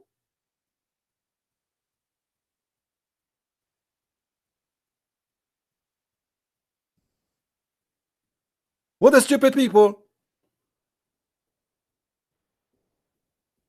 Now, are you going to answer or not? Here we go. I'm carrying him now. I am the one calling him. He would complain. So you keep calling me. I'm calling you back because you could not reach to me. That's why I call you. I'm not calling you. I don't care who you are. Now I'm going to answer. What is the limit of a slave woman you can sleep with? Did I call you again when you hung No, up? I called you, but yes, I am calling you back because you keep calling me. You are harassing our program. You can't stop calling. You are stupid. Even I'm talking to the guy, you keep calling. You are stupid. How I can take your call if I'm talking to someone else? You keep calling. You are mentally ill. Now answer. What is the limit of women you can sleep with according to the verse from the slaves? Go ahead. There's a limitation. Yes. What is the limitation? Show me the proof. 4. The slaves 4? Yes. Okay, show me the reference, please. I'm listening. That's simple. That's all you gotta say. My friend, don't tell me anything. Say, show me the reference where you got those are 4. Allah said. Where he says that. Just be quiet and let me say it. You have to show me the reference. Show me the reference where he says that. Just be quiet, though. Let me talk. Show me the reference. Oh my God. Oh, but don't say oh my God. So oh my Allah. Now, either you show me the reference or you are a liar. I want reference. Go ahead. وَإِنْ خِفْتُمْ أَلَّا تُقْسِطُوا فِي الْيَتَامَى فَانكِحُوا مَا طَابَ لَكُم مِنَ النِّسَاءِ مَثْنَىٰ وَثُلَاثَ وَرُبَاعَ. If you fear you cannot deal justly with the orphans, marry of the woman 2 or 3 or 4. So your God If teaching you to you marry orphan cannot- too. Let me finish. Let me finish. The Guys, world is guys, listening. did you hear If I it? finish, Did you you hear talk. it? The God of Let me Islam is finish. teaching Muslims to marry Oh my children who they are God, man. orphan.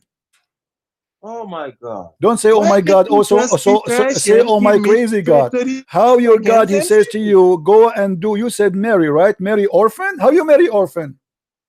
No, it didn't say marry. So what do you Marry do? of It the says if you woman. feel that you cannot act justly toward orphan, then go and do marry from the other ones. Of the Right? woman, Nisai. Okay, It didn't say what marry is the orphan have to the do with the orphan. verse here? It What said what marry the the orphan woman, the Nisa. what the orphan here have to do with the verse? Okay, I can tell you. Tell me. No big deal. Okay. Okay, do you know why they put the orphans in there? Why? Because when Islam started, everybody had one wife. After the battle of Uhud, this verse was revealed after the battle of Uhud, where they lost a lot of people.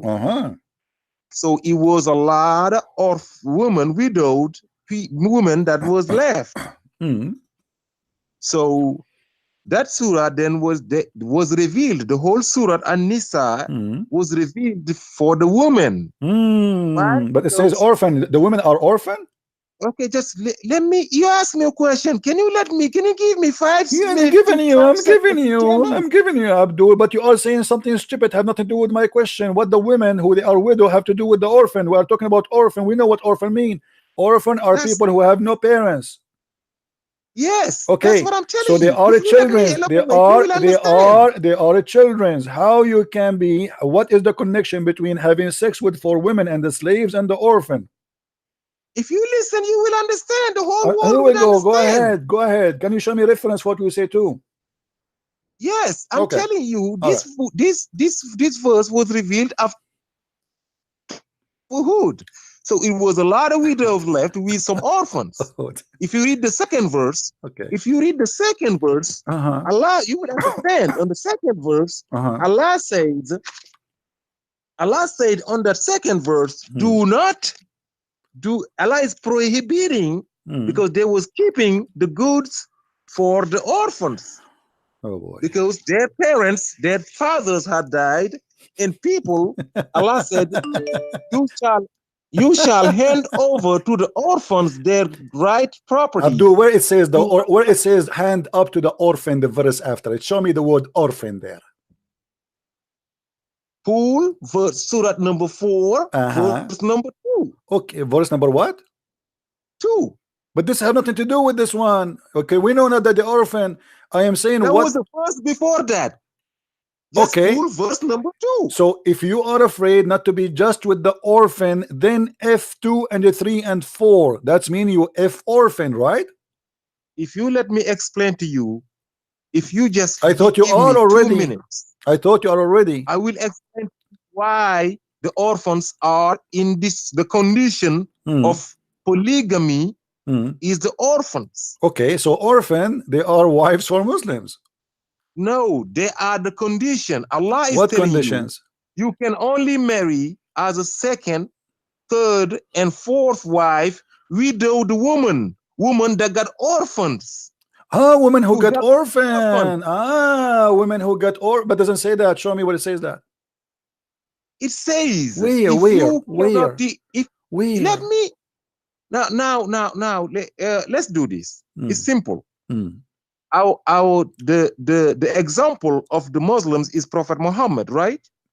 Yes, he is. Right. So let's see how many women he married and who they were. Let's see how many. His first wife was Khadija, right?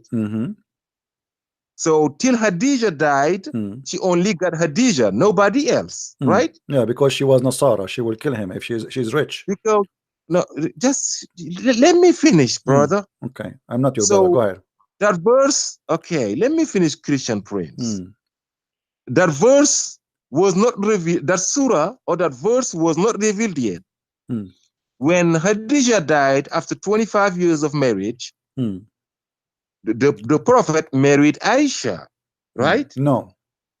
Yes. He married Sauda. Aisha, yes. Aisha was his first wife after Khadija died. No, he married Sauda first. Okay, let me finish. Let you finish. Whatever you deny, you can deny. He married Aisha as a first wife. First wife. Then this verse, just let me finish, please. Okay. This verse was revealed, and then now the polygamy was revealed. Allah told them, help the orphans. Don't marry virgins as second and third and fourth wife. Marry widowed, so you can help those orphans. You can give a good education. Now, his second wife was Sauda. Sauda was 55 years old. Muhammad was 50. Sauda was 55. She was married to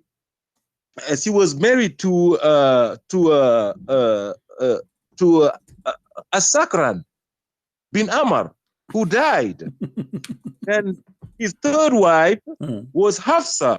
Hafsa, the daughter of Omar. Her husband, Qunaysh, died at the war of Badr. And fourth wife was Zainab bint Khuzaimah. Was married to Ubaidah, who died at the war. So you are Badr. saying to me, Muhammad, he killed the husbands so he can take the wives. Let me finish. I'm just proving to you a point that he only married widowed. Widowed. So okay, hold on. Yes. Can you show me the reference that he is marrying those women because they have babies? Can't he help them without having sex with them? Can't Muhammad he help the Mujahideen wives who their husband they die by giving them so what is the money Muhammad he steal from war is doing? Why he don't give them money? Why he have to sleep with them? Going somewhere else. Why he have to sleep with them? You are a liar. Okay, hold on. You have to give me the reference of what you said. Can you support what you said? That Muhammad he married those women because they have babies. I want to see that. Every hadith book, it's in there. My friend, no, show me what reference. We will open the book together. What is the reference you have? Open, just go ahead, Google any name. I don't care. Give me the reference. What Google? Give me the book name. Is that Al-Qurtubi? Don't give me a speech. Give me Al-Qurtubi. Give me Al-Qurtubi. Give me a Jalalain. Give me anything. You're a prophet. He was having sex with women because simply he want to use them. As simple as that. So he married from an important man according to Muslims so he can spread Islam. Do you agree or not? I don't agree. Is the daughter of Umar Umar was an orphan? You was making fun. Was Safiya an orphan? Was Aisha an orphan? Safiya was not an orphan. Okay, do Safiya have kids and he take care of them? Okay, name for me. Okay, hold on. I want you to show me. I want you to name for me who is the woman he married her and she have a children and Muhammad he took care of them. Can you give me a name? All of them. Give me. Okay, as long you know. Okay, as long you know, Sauda he married her and then Muhammad he get rid of her because she is old. No, see, he never did. Okay, you want to see? And then Aisha, Aisha, the only woman that died, and Aisha, hold on. Aisha, then she came to when so. Why are you lying? Okay, hold on. You keep talking. Hold on. Let me show you the reference. My mouse is dying. Let me switch. Hold on. Don't call me now. Hold on. I will switch the mouse. The mouse I have did not charge. Let us change it before. Okay, add a mouse. It says I have only 2% battery in my mouse. Hold on.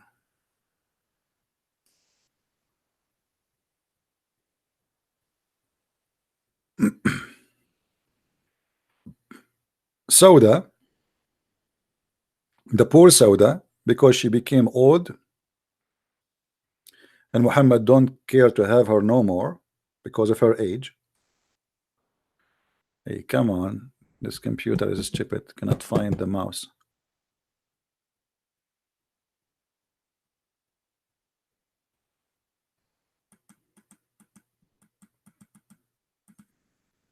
I forgot to charge it.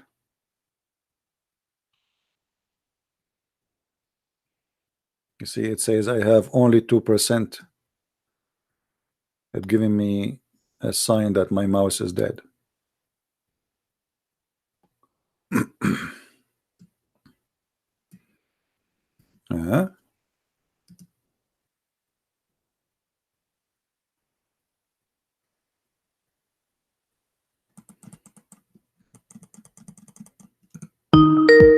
Hold on, Abdul, hold on. Potato, hold on. Let me fix this mouse. If my mouse stops, I cannot even use my computer.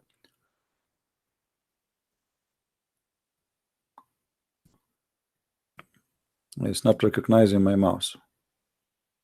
And I have only 2% left. Now the Abdul, he would think we are running away from him. And let me get you busted and see. Everybody will laugh at you in a second. See, it says I have a low mouse. You see it? 2%. So we don't want to lose. I need to fix this before we continue.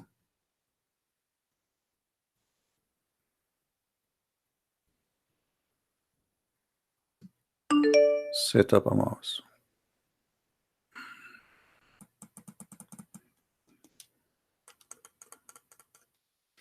Okay, hold on. I have another mouse. Let me get.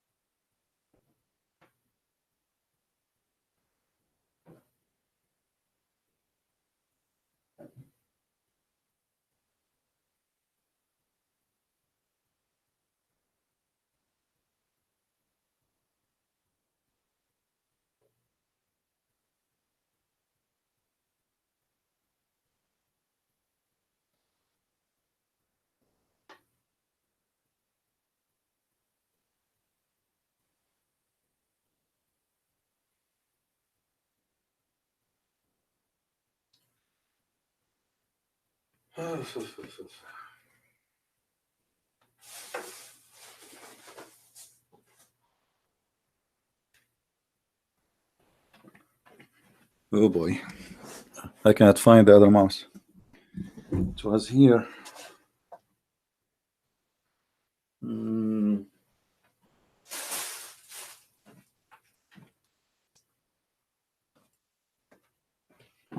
Hold on, let me put this one in the charger. Hey guys, I will play and just a debate for like 10 minutes. So just to charge my mouse. I have other mouse, but it's not connecting. It's a Bluetooth mouse. So I'm going to play a debate just for 10 minutes to charge this thing. Hold on.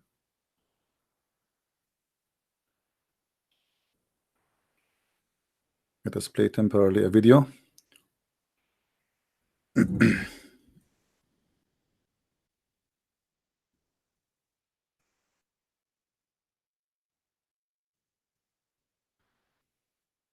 And I will hook up my mouse for a charger.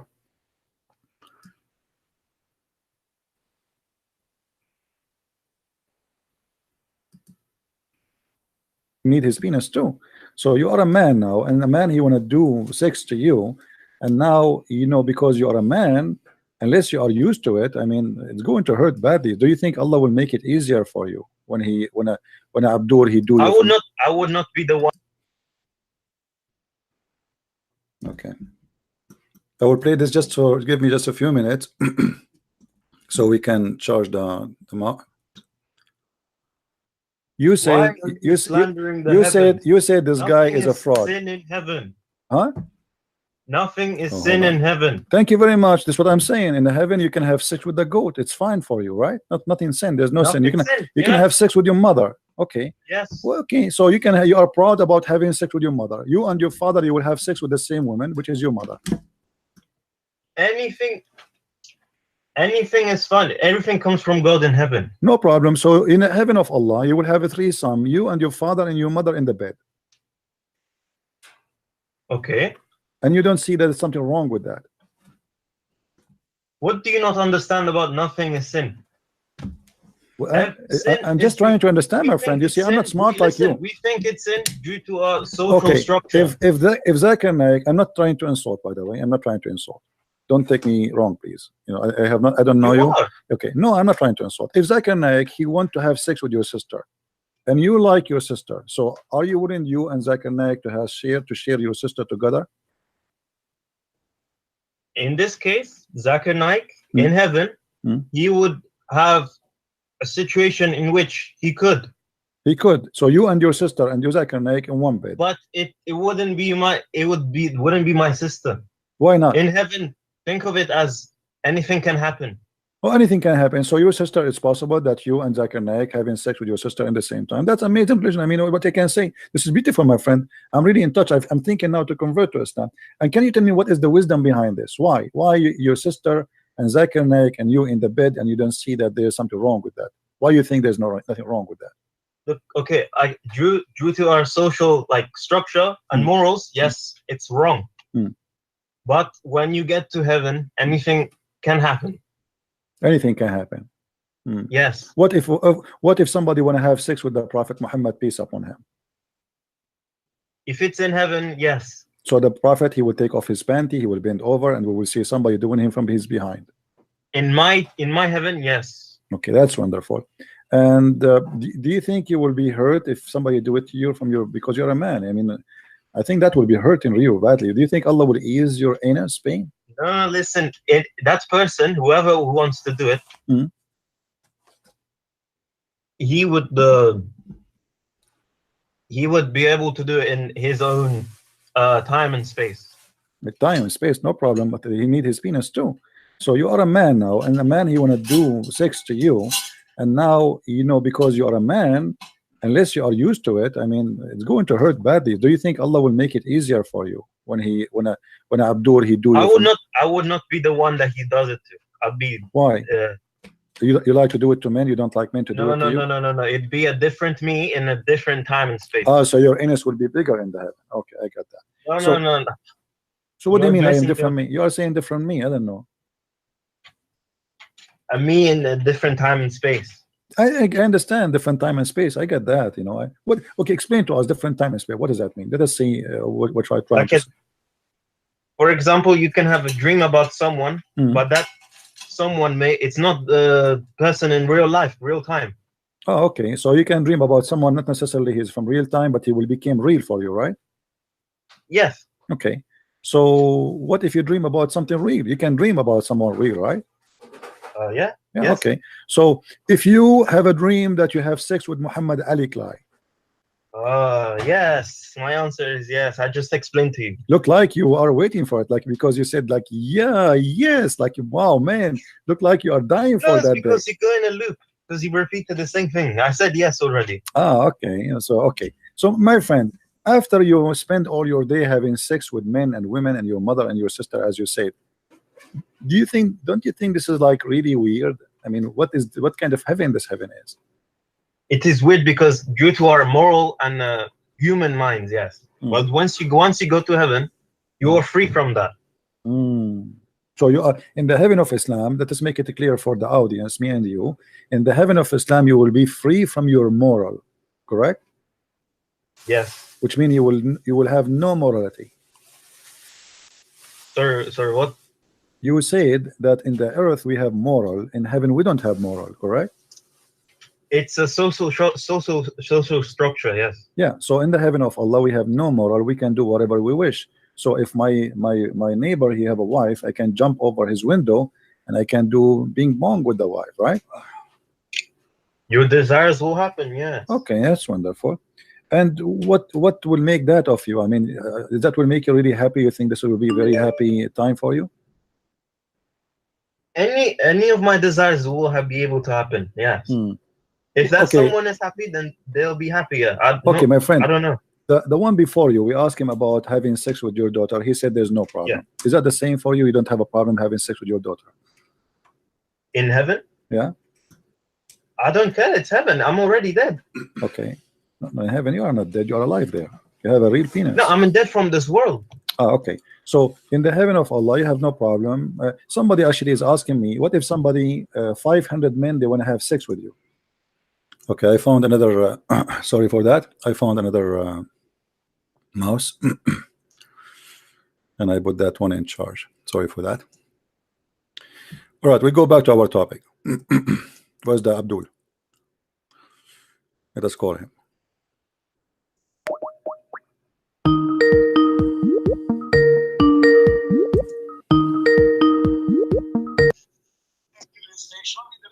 Yes, do you hear me, my friend? Do you hear me? Hello. Do you hear me? Hello? Can you hear me? Yes. So let us go back where we stopped. You said that Sauda, Muhammad, he did not decide to leave her because she is old, right? Right. Okay, what if I show you the reference? What you would do? Whatever is your reference, I show you another reference. What would you do? Okay, well, show me. Go ahead. I'm listening. Okay, I told you I'm not home. What? I told you I'm on the phone. I'm on the same phone. I cannot be on both. I can show you reference if you want me to get home. Hang up, and send me the reference that why Muhammad he married Sauda so we can love together. You say to me that Muhammad he did not decide to leave Sauda because she's getting old. Muhammad he married women just to enjoy them and then he dumped them. Sauda was older than him, 55 years old. Okay, how many years? What? Sauda was 55. She was 55, and how old he was? He was 50. He was 50. Okay, let us go and get me the reference so we can love together. Can you? I Google it and put it No, right no, there. no, I don't want to Google. No, you give me the the reference. I will put it for you in the screen, and I will show you even from the Quran that you're a prophet. I will show you even from the Quran that you're a prophet. He made an agreement with Sauda that he will not sleep with her. What do you say about that? To pull for everybody to My show friend, that you're a liar. Well, here we go. Okay, here we go. Let me show you. Okay, let us see. Aisha, she was older than him because she is rich. Muhammad, he married women for a reason, always to use them. Sauda was poor. What for? What for? What for? You said to me, hold on. Just to show you how stupid you are. Just to show you how stupid you are. You said to me that he married Sauda when she was 55 years old. How 55 years old she have orphans? Why not? What do you mean orphan? Orphan is people who have children who have no parents at all. No. Same time. What is the age? Okay, what is the age? What is the age? Hold on. I want you to show me the reference, to show me the children of Sauda, their names and their ages. Can you show me that so we can love together? What I can show you is this. What you can show me, you show me nothing. No, don't show me. Don't show me this. Show me the reference of what you said that he married her because she have orphan. I want to see that, please. Can you show me? Allah, the verse. وَإِنْ خِفْتُمْ أَلَّا تُقْسِطُوا فِي My الْيَتَامَى. friend, this is stupid of you. This is not even about Muhammad. You are a liar. Do you want me to show you the reference? What do you mean this is not okay, about what is the interpretation? Okay, what interpretation? Okay, hold on. Okay, what interpretation you like me to show you in the screen? Can you give me the name you want and I will show the interpretation? This has nothing to do with Muhammad. You are a liar. Was Sauda 55 or not? This is was not she older than Muhammad or not? Sauda was older than Muhammad. Sauda was older than Muhammad. Why? You said to me that Muhammad he married Khadija for 25 years. Yes. 25 years, right? Okay. Okay, hold on. Okay, hold on. Okay, Muhammad okay, I'm going with you. So Muhammad he married Sauda and she is older than him. Is that correct? Yes. He married her because of what? Because she got kids that needed to be taken care of. Can you show me the reference? Google Sauda, put it out there. My friend, Sauda is in the front of me. There's nothing like this. You are a liar. You have to show me. I want to learn from you. Can you show me? Okay, let us do this. No. You Google. I will hang up on you. You Google. You give me the link. I will post it in the screen. Can we do that? Yes. Okay, here we go. I will give you 5 minutes. Go ahead. And now we go and see how this guy he said that Sauda Muhammad, he did not decide to get rid of her because she is old, and actually it says in the hadith that she is fat. All right, let us see if this is true or not.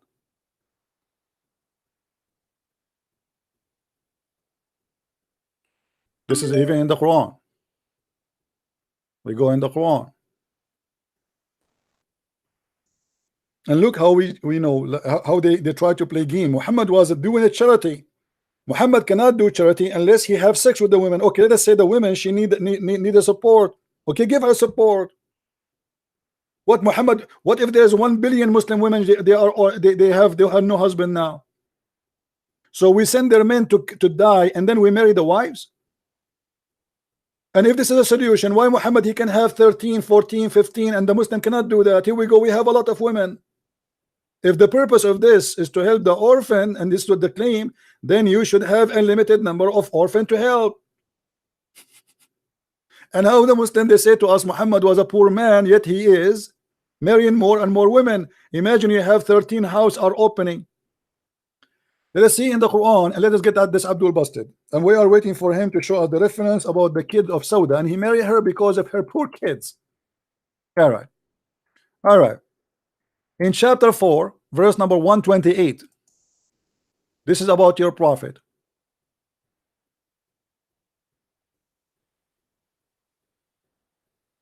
This is about your prophet, and this is about Sauda specifically. When Muhammad, he don't like to sleep with Sauda no more, because the hadith says that she became heavy, which means fat, and old.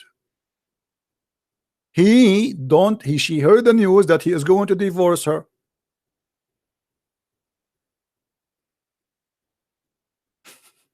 He heard the news, she heard the news that he is going to divorce her. And because of that, she gave her day to Aisha. She made a deal with Aisha. And Aisha, she liked it. Why? Because the more days Muhammad he stay in her house, the more money she make. Because the gifts, they come to the house of Muhammad when he is in the house of Aisha, not in the house of Sauda. Now we are waiting for this guy, and we will give him 10,000 years to find us the reference that Muhammad, he married Sauda because she have kids, they are orphans. All the wives of Muhammad, guys, he married them because Muhammad is trying to take care of the orphans. True story. Why is it taking you long to find it in Google?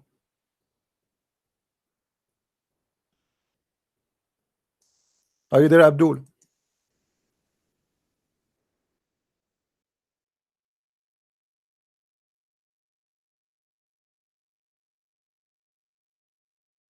Orphan, huh?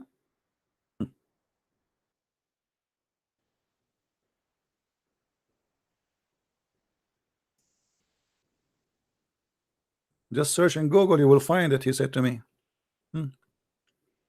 True story.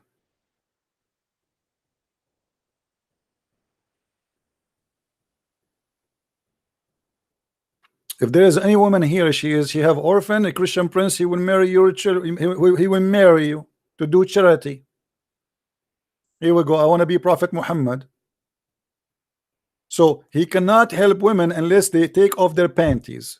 This is how we do charity in Islam.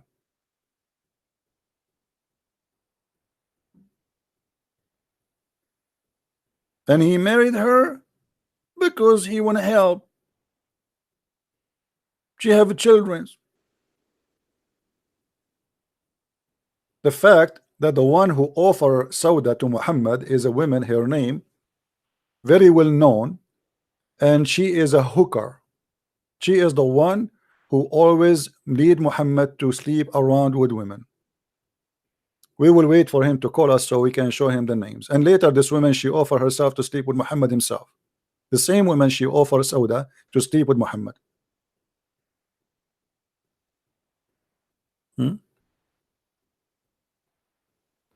And the funny, the Muslims, when they fabricated stories about their prophet trying to cover his ass, they make it all even more horrible, more embarrassing.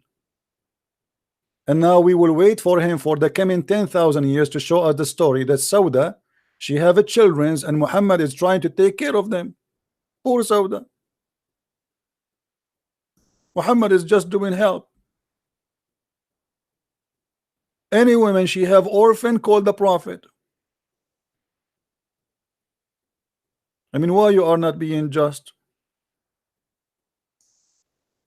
And the edict, not only that, he says to me that the second wife was Aisha. Very stupid. The second wife was Sauda.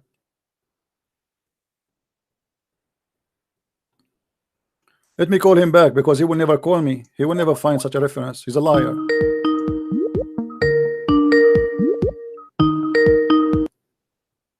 Did you find the reference? You cannot wait, huh?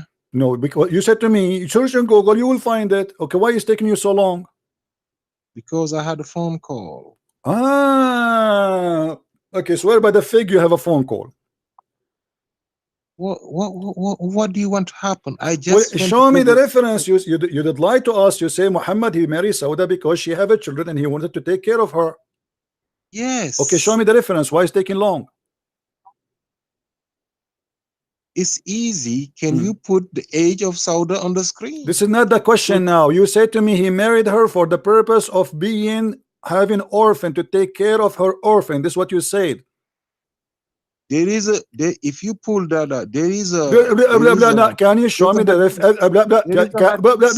can you show me the reference? Can you show me the reference where you get this from? Are you either you say you are lying, or you say I fabricated the story, or you show me the reference.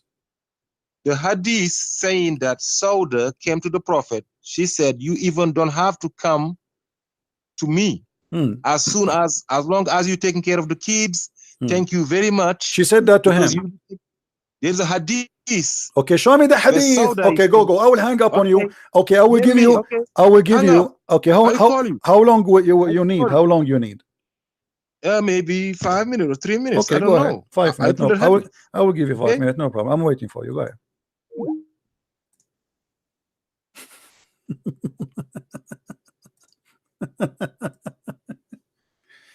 Oh boy.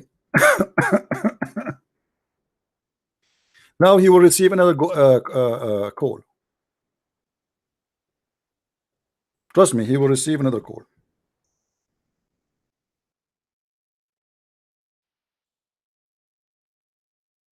The calls will never stop.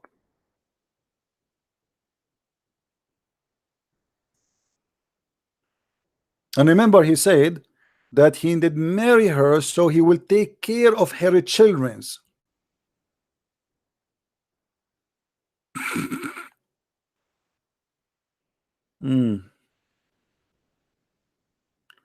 True story. But anyway, as you see in the front of us, the Muslims, they lie. They say even about having sex with the slaves is about limited for the fact it says unlimited numbers of slaves. وَمَا مَلَكَتْ أَيْمَانَكُمْ, whatever you own in your right hand possess. Whatever. If you go here as an example, different verse. The Quran forbid Muslims from marrying married women unless, this is how they translate. They say marrying, but the fact doesn't say marry. It says to sleep with. They are married. How you sleep with? How you marry a married woman? No. So you sleep with a woman she is married if she is your right hand possess, and whatever of them you have, they are yours. And this guy is a big fat liar, and we challenge any Muslim to show me where it says that the slave is limited to 4 slaves you can sleep with. Big fat liar with no shame.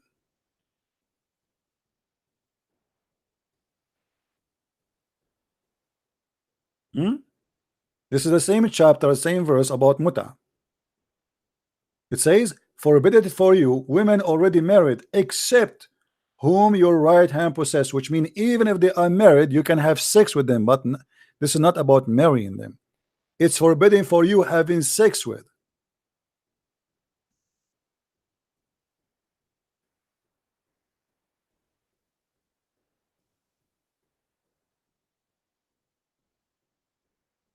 No, he said he will find the reference for me in 5 minutes. Let us see the 5 minutes. How they will become 5 hours.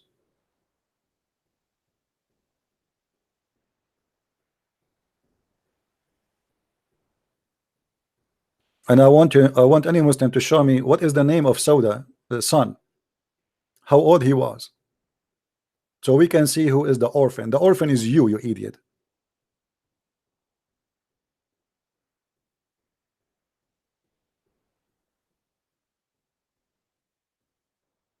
We have already 3-4 minutes is gone.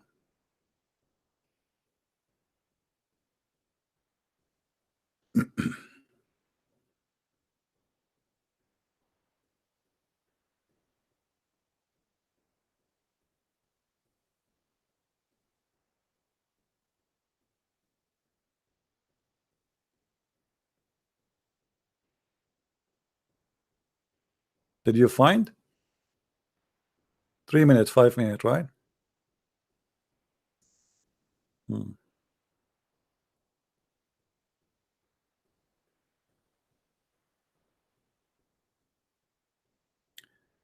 And the poor Sauda, when she got old, and the hadith says literally, she became fat and slow and old.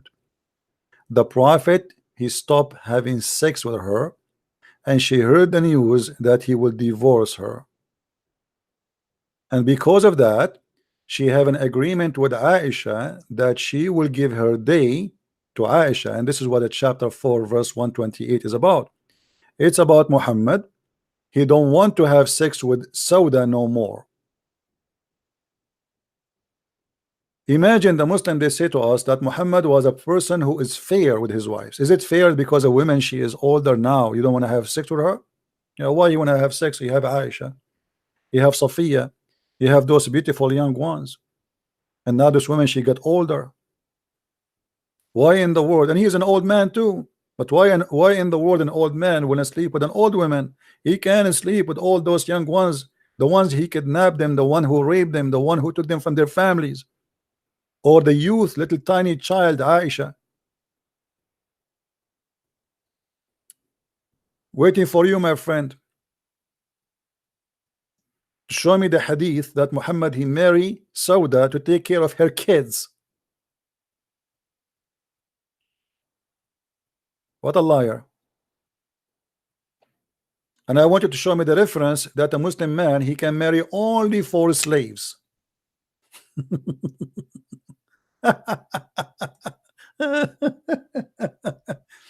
You see, the Muslims, you give them the microphone, they give you speeches until tomorrow. The second you force them to give reference, there's no reference. And be my witness. I will be waiting for him. He said 2 minutes, 3 minutes.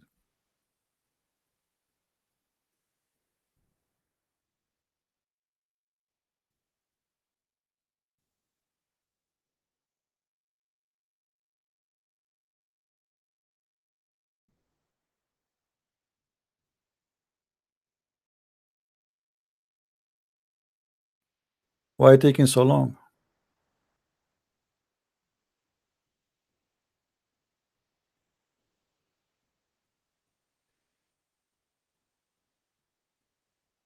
For slaves, you liar, right? What a scam. You know what? I challenge all the Muslims who they are listening to show me what reference it says that you can only have 4 sex slaves. Liars. My Skype is open. This guy, he will not be able to provide any reference of anything he said. He is a big fat liar. Who is the Muslim? He can call me and prove that this guy is not lying. No, I don't want a Christian to call me. Don't call me, please, Christians. Don't disturb. Only Muslims.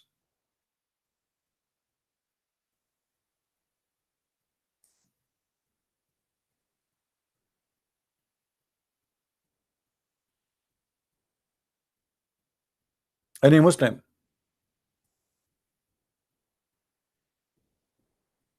This guy is giving me a link from Wikipedia. Okay, what a link of Wikipedia. Let me call him so we can laugh together. Don't you want to laugh? He searched all this time and he come with the link from Wikipedia. Okay, what the link of Wikipedia says to us? What do you want me to read? I want you to read that Sauda had kids. Okay, no problem. Show me where it says in the reference, please. Where? Read. Let us read together. Where? Okay. I gotta go back to this. Hold on. Oh my goodness. You said to me first that Sauda, Aisha, she was the second wife, and Sauda, she was the third. All I was telling you. No, that and this Muhammad was a never- lie. This is number It don't one lie. matter. Okay, this is number one There's lie. a Okay, debate now. on that. Okay, There now. is a debate Okay, on now that. show me the reference. Here we go. You gave me the link in front of us, where we should read. Okay, hold on. I'm going back to it. Let me see if I can go back to it. Okay. I cannot even do that already. What happened? Yeah, I guess I'm gonna go back to Google, see if it's gonna work. Okay, my last search. Okay. Hopefully, yes, it works. Okay. Right here. Where? You listening? Go ahead. Sauda. I jumped the first paragraph and it don't matter because it just want to. She married, like I told you, Ashakran ibn Amar. They had a son, Abdurrahman ibn Sakran, who was killed in the battle of Jalula in 637. 637. That's that's Muhammad died at 632, right? So 637. That's 5 years after the Prophet died, right? Right? I don't know. I'm learning from you. Go ahead. I'm listening. Everyone knows it. Okay, no problem. Go. Okay, now where it says Muhammad, my friend, you gave me this link to show me that Muhammad, he married this woman to take care of her babies. Show me the reference. The reference in the Quran. This is a proof that he You had stupid. babies. So you told me I will go and search for 5 minutes and I will come back to you and then they'll give me a website have nothing to do with what you are saying to me. So why you give me this website? I give you a verse of the Quran. Where's the verse of the Quran? You see, you stupid. You said to me you will show me the hadith. Everybody heard you. Yes. You said to me you will show me the hadith where it says that the Prophet he married Sauda because she have orphans. Correct? And you went and you decided to search. Don't stop being stupid. Show me the reference. You said and you promised everybody. I'm going to go. You told me search in Google, search in Google, search in Google. Okay, here we go. You went and you searched in Google, so you got nothing. Now let me get you busted. You want me to get you busted? I gave you reference. Should I? No, you gave me nothing. You gave me nothing. You gave me Wikipedia saying nothing of what you said. You are a liar. You are a liar. It was a woman. Her name is Salim. Let me get you busted. Just watch the screen. Stop being a liar. You are a donkey, certified one. Let us go to the Quran. Chapter 4, verse 128. Your prophet, he stopped having sex with his wife Sauda because she is fat and she is old. I am not using the word fat. This is what your prophet story says. Let us go and see the interpretation. Chapter 4, verse 128. Here we go. This is your Muslim website. Liars, liars. Muhammad, he married them when they are young and beautiful, and he dumped them when they are old. For he is a scam. When we say something, we prove it.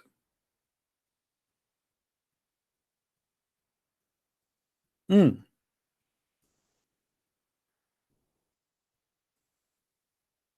if a woman she feel rebellious of her husband, who is the husband here? It was about Muhammad. I challenge any Muslim to say to me that this is not about Muhammad. Any Muslim want to do that? Any Muslim want to do that? Look how quiet they are. If we go in the hadith, or if we go to a book,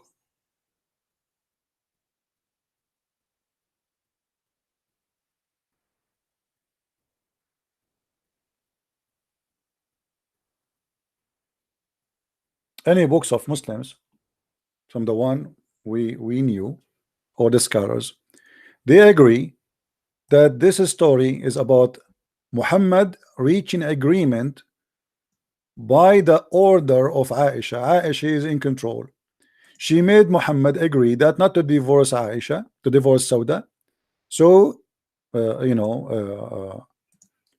Sauda, she will stay his wife. In return, she will get her day, an agreement. And this way, Aisha, she did force herself to have additional day. And this is Ibn Kathir in Arabic. And we will show you Ibn Kathir in English. Shall we? Let us go. And this is how we get them busted. Orphan, not orphan. This is a big fat lie. Muhammad, he marry women because they have orphan. Good one. Good one. Here we go. Now remember always, the Islamic translation in English for Ibn Kathir is full of lies, and we might find some disappeared from the Arabic. But let us see. Let us give it a chance. Here we go. And if a woman fear cruelty of this desertion of her husband, part, there is no sin on both, and then both. Ibn Abbas said, whatever legal agreement the spouse mutually agree to is allowed. Okay, what is the agreement? At-Tirmidhi recorded that etc., etc., etc., that Aisha said that when Sauda bint Zama become old, she feared that she gave her day to Aisha. She gave her day to Aisha. But why she gave her day to Aisha? What is behind the story? What behind the story is, as you see, Muhammad is not sleeping with her. It's a fear. A man who is married to an old woman and he does not desire her, he want to divorce her. So she says, I give my day to you, just give me a wife. So the poor Sauda, she gave her right as a wife to Aisha in order not to be homeless, because Sauda now she is not sleeping with her anyway. So what she care for? She care is to have a support. She will be homeless now. She's old. So the evil Muhammad, he made a verse in the Quran. He made Allah saying that. I mean, how in the world you make God involved in this? God, he says, if your wife, the one you don't want to sleep with her, you decide not to divorce her because she gave her day to other women. She is beautiful and young. It's okay. How the Quran, it says, if you cannot deal justly, then you marry one, according to this guy who called us. And here we see Muhammad is not dealing justly. So what if she came old? So we sleep with her when she was beautiful and now she is not. So we dump her. We don't visit her. We don't sleep with her. And now we force this poor woman, because she been threatened to be divorced, to give her day to Aisha. And this is Ibn Kathir. This is not my statement. So the Prophet, he kept Sauda as his wife after she offered to give her day to Aisha. Do you see it, guys? Am I making things up? So if Muhammad is marrying women because she need him, now she need him more. Now she is old. She is old, she have nobody to take care of her, and Muhammad decide to dump her. Why? Because now she became old.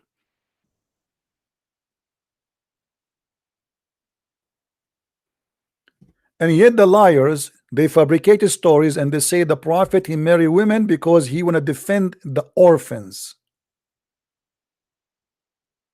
If Muhammad is a good man, he will never betray his wife. He will stay with her until the last day of her life. And he will never force her to be either I divorce you or you give your day to Aisha. When we speak, we show proofs. When they speak, they give fault. They fart too much. They make too much noise.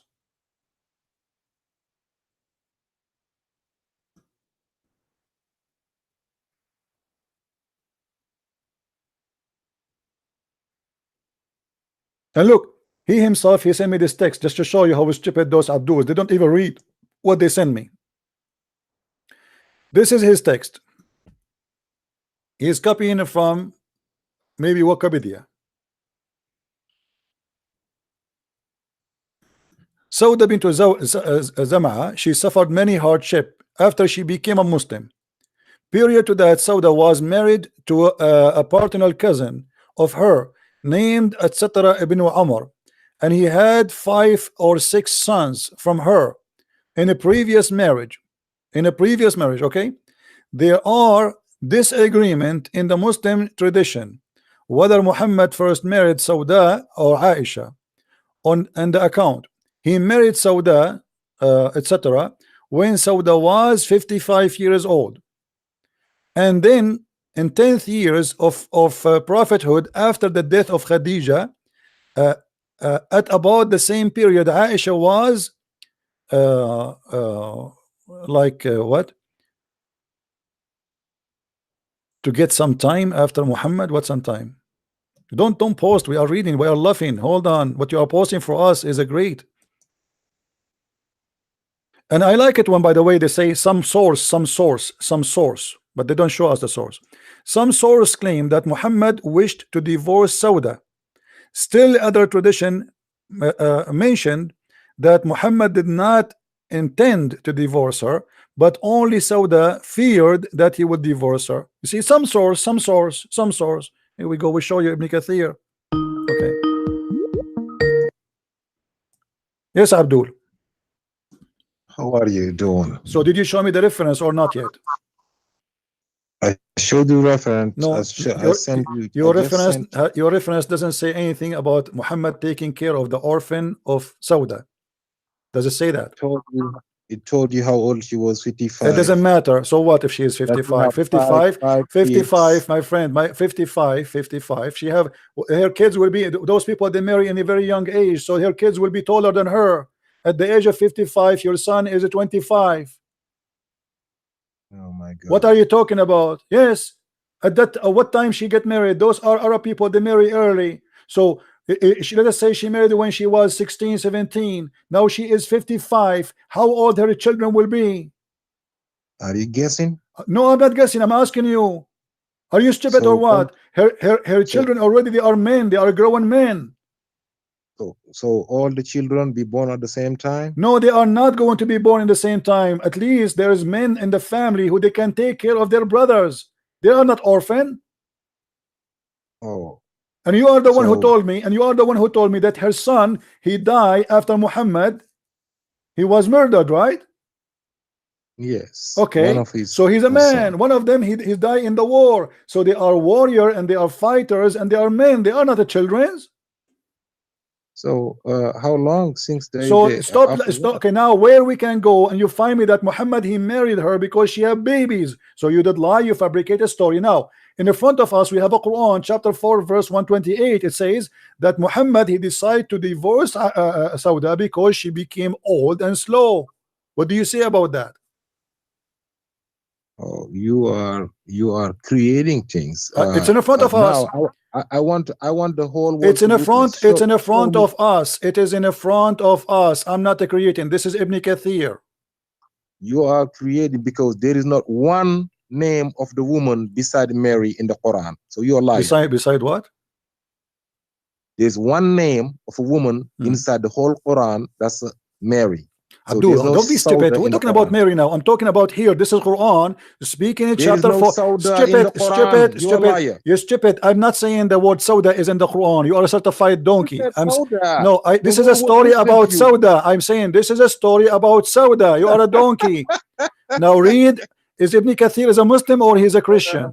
Is Ibn Kathir a Muslim or a Christian? You lying. Is Ibn Kathir lying? You are. Is Ibn Kathir lying? You are a coward to read. Why Ibn Kathir is saying that Muhammad he decided to divorce his wife Sauda, and because of that she gave her day to Aisha. It says in the front of me, everybody can read, and let us see who's a liar. The Prophet kept Sauda bint Zam'a as his wife after she offered to forward her day to Aisha. I will send you a hadith. I have it in the that front of you. Stop telling me I will send you. Is Ibn Kathir a liar? Say yes. there is contradicting hadiths. Doesn't right? matter. Okay, here we go. You give me contradicting. So you are saying to me that Islam is a stupid religion full of contradicting stories. That's stories. Oh, So okay, now listen. Okay, listen. Okay, hold on, okay. Give me just Can 1 you second. show me? Okay, can you show me the interpretation for this verse? No, Abdul, I have no time for stupid. The only reason I'm allowing you to talk is because we need to laugh. Honest to God. Now I'm asking you. I'm asking you. Okay, I'm asking you. Can you show me a reference? Can you show me? Can you show me the reference? Why Muhammad? What happened in chapter 4, verse 124? Can you show us? You read 424. Read it for me. Chapter 4, verse 128. Sorry, verse 128. Can you show us what the story behind it? 128, chapter 4. You said. Yes. What was he talking about? I don't recall what 420. You said 128. Yes. Is it about Sauda? Can you read it for me, please? I'm in my car. I'm in a laundromat. Right, you are in the car. Always Muslim, they call me when they are in the bus or in the car or in the barn. Okay. Well, in Imra'ah, it says here, if a woman, she feared that her husband disturbed her, like, he don't like her no more, and he stay away from her part, there's no problem if she have an agreement with him about that thing. And what is the agreement? To keep her. What is the story is about? Who is the agreement? Who did the agreement? And who is the woman who her husband, he don't want to sleep with her no more, and he don't desire her no more? Allah is telling us in this verse, every woman, every husband, every couple got problems. The first thing you should do is try to reconciliate. Talk about by not sleeping with your wife. You conciliate by not sleeping with your wife. What kind of religion this religion is? Let's talk about the. Give me a reference. Stop being an ignorant liar and give me a reference. Until now you failed to give me any reference for anything you said. Give me a reference that this is. Give me a reference that this is not about Sauda. This is specifically about Sauda. Sauda, Muhammad don't want to sleep with her, and he don't like her because she became old. Am I lying? Am I lying? Am I lying? Let me read it for the people. Can I read the verse? Read the interpretation for us. We did read already the verse twice, 3 times. We did read it. Read the interpretation for us. Can you? If a woman senses oppression or desertion from her husband, the couple should try to reconcile their differences. Okay. Or conciliation is best for them. And who is this woman? And who is this woman? Let me finish the verse. We got the story. Who is this woman who she have a problem with her husband? Let me finish the verse. The verse is finished. No, you liar. Okay, continue. Continue. It's a human trait, and if you do good, and lead a righteous life, Allah is fully recognizant and recognize everything you do. Okay, that's the end of the verse. Why are you lying? Okay, let's see who's lying. This verse is about who? This verse is about who? It's about every couple. Prove it. Is it a general term. Is it about Sauda? Is it about Sauda? Is it about Sauda specifically? Yes or no? Allah is telling for every couple. I know Allah is telling every couple, guys, every couple. But is this a story happened because of Sauda? Muhammad is not sleeping with her. Yes or no? Oh my goodness. He want to see Sauda where Sauda is not. Here we go in front of you. This is Ibn Kathir. Why Ibn Kathir is lying? How many verses Allah Abdul, stop playing games. Wife. Why Ibn Kathir is saying this is about Sauda? Either you say you are a donkey or you say Ibn Kathir is a donkey. Which one of you is a donkey? When was Ibn Kathir born? It doesn't matter. When you are born, how you know? What Ibn Kathir, who is long before you, he do not know. Look how stupid you are. So because Ibn Kathir is born 800 years after Muhammad, he do not know. But this guy who is born 1,400 years after Muhammad, he knew better. I mean, do you see the stupid logic? All I know is what is in the Quran. Or what you Why know, you go are a with stupid something donkey. people No, don't know? the story you gave me about her age is not in the Quran. The story you gave me that her children, they have six children, is not in the Quran. You are a liar. When you want to take from the Quran, when you want, you don't want to take from other sources. You are a hypocrite. You are a hypocrite, dumb person who don't have a brain. Either you say I take only the Quran, or you say to me I will show you Wikipedia. You show me Wikipedia. Suddenly Wikipedia now is your Quran. You said I know what I know is in the Quran, but is in the Quran she is 55 years old? Is it in the Quran that she have 6 children? Why you are lying? That's history. This is history. Oh, no problem. Now here we go in the front of us. Which scholar agree with you that this is not about Sauda? Now let's say it is. Now what? Why Muhammad, if he is marrying a woman because they need him, he is dumping a woman when she is old? She was already old, 55. My friend, and he is old too. You told me she is 5 years older than him. That means he is old too. Shame on you. If you are the one who said that she is 55 and he was 5, that means there's only 5 years between them. Are you saying to me that Aisha, she should dump Muhammad because he's old now? So now, can you tell me what you? So let us use your logic. Guys, did you hear it? Because she is old now, he wanna dump her. Here we go. So Aisha, she should dump Muhammad. A good woman, she should dump her husband because now he's old. She don't desire to sleep with him. She's old. She can sleep with a young man. So Muhammad now, he don't like to sleep with this woman because she is old and she is fat. Yes or no? If you had a brain, you would have known that she don't was. Don't talk about the brain. A when person he who married believes her. in endless penis, he don't have a brain. Don't tell me about the brain. I'm asking you now. Why all your scholars say this is about Sauda? Because you're a prophet. He don't want to sleep with her no more because she became old and slow.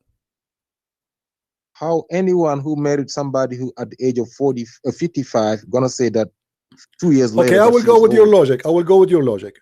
Muhammad, he married Khadija and she is a 25 years older than him. Is that correct? Correct. Okay. Why Muhammad did not dump Khadija, but yet he wanna dump Sauda? What is the difference between Khadija and Sauda? A woman, both of them, they are old. That woman is 5 years older than him only. The other woman, Khadija, is 25 years older than him. So why Muhammad, he don't care for Sauda, who is only 5 years older than him, but he care for Khadija, who is 25 years older than him? What is the problem here? Okay. How old was Khadija when they got married? You just agreed that she is 25 years older than him. Are you going to say to me Muhammad was 1 year old? How old she was? You tell me. I don't care. How you tell me? You give me the number. Give me a number. Make a guess. How old she was? I mean, you got to be able to tell us something. You see, you are the one who claimed that you have knowledge. Here we go. I learn from you what Khadija age was. Khadija was 15 years older than the Prophet. A second ago, you said to me 25. You agreed. Now it's 15. Now it's 15. Guys, you see how the numbers shrink? You the one. You were agreeing with me. You were agreeing. I repeated many times. 25 years, 25 years, 25 years, and you agreed. And now you said 15. I am checking your how far you can go with your lies. Okay, let us say. Okay, let us go with your stupidity. Let us say she is 15 years older. How Muhammad, he don't want to sleep with women? She is 5 years older, but he is willing to sleep with the women. She is 15 years older, according to you. What is the secret? Because according to you, you understand that if somebody is 15 years older, is necessarily older than the one that is 5 years older, right? So you are saying, okay, let us go with you now. You are saying that the one who is 5 years older, she was 40. Okay, hold on. Okay, guys, hold on. And you're gonna hold on. How many years your prophet? How many years your prophet married Khadija? You remember what you told me just 15 minutes ago? She was 40. He was 25. How many years Muhammad he was married to Khadija? They was married 25 years. 25 years. So she married him, and you said she was 15 years older than him, correct? Yes, sir. Okay, so he was what? He was what his age? You can do math. You can. No. You tell me what was Muhammad's age, so we will add 15. Muhammad was 25. 25. We add 15. That will make her what? 40. Yes. Okay, and they I married, said it and they 1 married, and they, times. okay, and they married for 25 years, correct? 40. You compare 40 and 55. No problem. How many years they married together? 25. 25. So Khadija, when she died, she was 65 years old. So why Muhammad, he did not give Khadija up, but he decided to give Sauda up? She is 65. Yes. Okay, so why Khadija, she was not dumped in the street, and Muhammad don't even dare to marry additional women? Do you know why? But Sauda, the poor women, he start marrying more and more women after her, and now because she became old, and according to the hadith she is fat and slow, he decided to dump her. Why? Did she die as a prophet, as a wife of the prophet? Why he did not dump Khadija, but he decided to dump Sauda? Give us the reason. He did not dump Sauda. Well, it says in the front of us. Here we go. Let us read together. It says that the Prophet kept Sauda bint Udama as his wife after she offered her day to Aisha. This is the only reason for him to keep her. Oh, so he kept her. See, he kept her because she gave her day as Aisha. She convinced him keep her because she will give me her day. All I know that is, did he keep her? Abdul, why he keep her? This is the question. Why he kept her? The thing is, you lying saying that he dumped her. Yes, he dumped her. Here we go. He stopped sleeping with her now. Even after the agreement, he is not sleeping with her. She gave her day to Aisha. Let us go to the hadith and laugh together. Sauda bint Udama. Hold on. Let me ask you one question now. Everybody, just shut up, you idiot donkey. You are a certified donkey. Here we go. All those hadith says that Sauda, she gave her day to Aisha. Why? To avoid, and we got you busted everything you said today. And thank you for calling, my friend. Thank you for calling. You help us. So Sauda, she became old, and Muhammad, he don't like to have sex with her no more. She became old and she is slow, and because of that, Muhammad, he decided not to sleep with her because she is old. Why he want to sleep with a woman? She is older. So he decided to sleep only with a woman who is young. Read with me carefully. If you would have used your brain, you just said Abdul Khadija was 65. Why he kept her? Why he did not dump Khadija, but he kept Sauda? He dumped some Sauda. I will tell you why. Because Khadija, she is rich. He cannot do that to Khadija. He worked for her. He is her puppy. He married Khadija. There's no Arab man he married a woman a lot older than him, except for a reason. What is the reason? Khadija is very rich, and he himself, he used to be employee for her. So all his life he did not dare to marry an Egyptian woman because he cannot. She will throw him in the street. She will take him and throw him as homeless in the street. But now Khadija, she died. He took all the money, and now he start enjoying marrying women one after one, non-stop. And then when Khadija, she became old, when Sauda, she became old, she have no choice. She heard the news that Muhammad decided to divorce her, and that's why he's not coming to see her no more, because she is fat, and according to the hadith, and she is slow. And because of that, Muhammad, he said, I'm going to divorce her. Aisha, she get involved. She spoke to Sauda, and they come to an agreement. I will convince the Prophet to keep you if you give me your day. And this is what happened. Can I ask you a question? No, you need to answer. Why? Answer what? You don't ask me no questions. I'm asking you why Muhammad. Why you lie to us? You say Muhammad, he married her because she had babies first, and why you lie to us and you say chapter 4 128 is not about Sauda, and why you don't give us reference for what you say? You're the one that lied, saying it's about Sauda. Did no. I gave a proof. I gave a proof, my friend. Everybody see that I am the one who gave a proof. You gave me nothing. For somebody who was born 800 years later. Okay. Who is the one you learn from then? If Ibn Kathir is born 800 years after, is At-Tabari fine for you?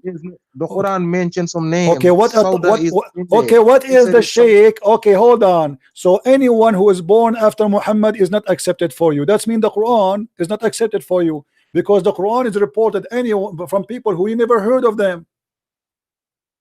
Okay, now let me ask you one question. Don't ask me a question. Answer me. If Ibn Kathir is not good for you, who is good? Give me a name. The Quran. Abdul, you are stupid, dumb, don't call me again. I gave you a chance. You are a donkey. Certified one. Here when we talk, we prove our reference. You reject your Islamic scholars because they are getting you busted. The Quran suddenly is only, so a second ago when you show me Wikipedia, it was fine. And now only the Quran. Wikipedia is okay. Wikipedia now is the Quran. And now we show them Ibn Kathir, we show them At-Tabari, we show them Al-Jalalain. They are not fine, my friend. They are born after the Prophet. And by the way, I agree with you. Ibn Kathir is a big fat scumbag. Because all the interpretation of Ibn Kathir is meant to defend Islam, not to say the truth. But even after they defend Islam, they expose their prophet.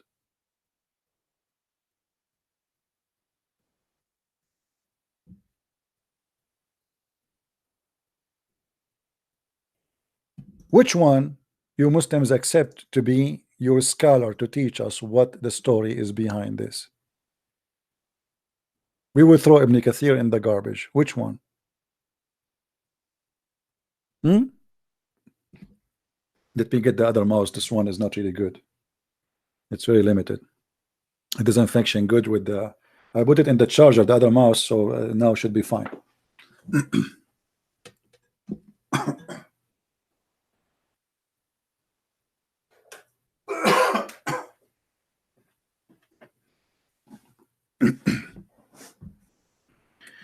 But do you see how they lie? Do you see how they love to lie?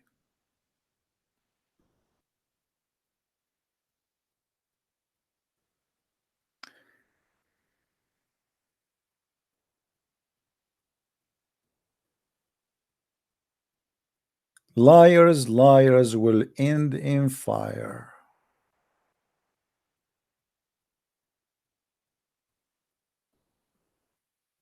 Who is next? The Prophet. The Prophet, he marry women because they have orphan. Yes. Very nice man. And he said to me, she is 55. Those women, they marry in a young age. Like even in the time of my grandma, you know, women, they marry like 15, 16, you know. Those people, the Middle Eastern, when the women, she start having a look of a woman, you know, 15, 16, 17, 18, she is old now. So because they marry in a young age, then when she is at 30, you know, or 35, she have her kids in her height.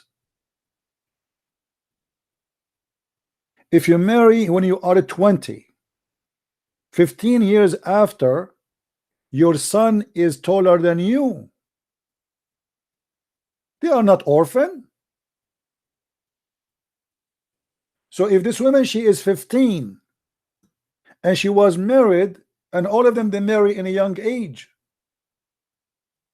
You see, until now, if you go to Jordan, if she is a 23, nobody marry her. Why? Because she is old now. All men, they want to marry the one she is young. 23 is old. 30, she is a grandma. Nobody even will say hello to her.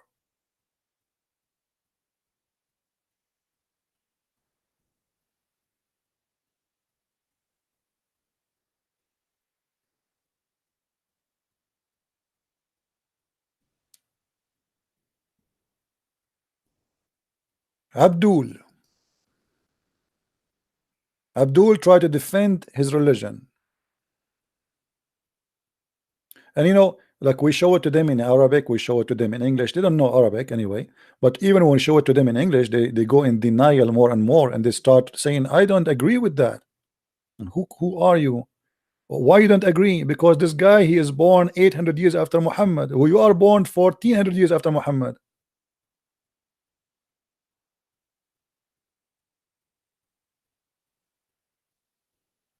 I mean, even their logic is stupid.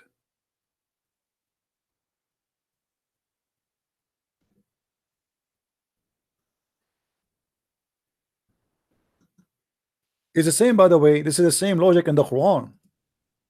If you go in the Quran, you will see supposedly Allah saying to the Muslims, and those who debate you about Abraham, say to them, how you can debate and you came after Abraham? He forgot that he is the last one.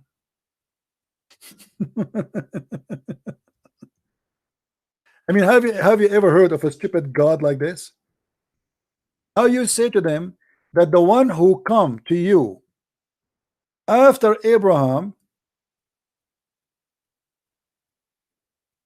the one who come after Abraham, he cannot debate about Abraham, but Muhammad is the last one.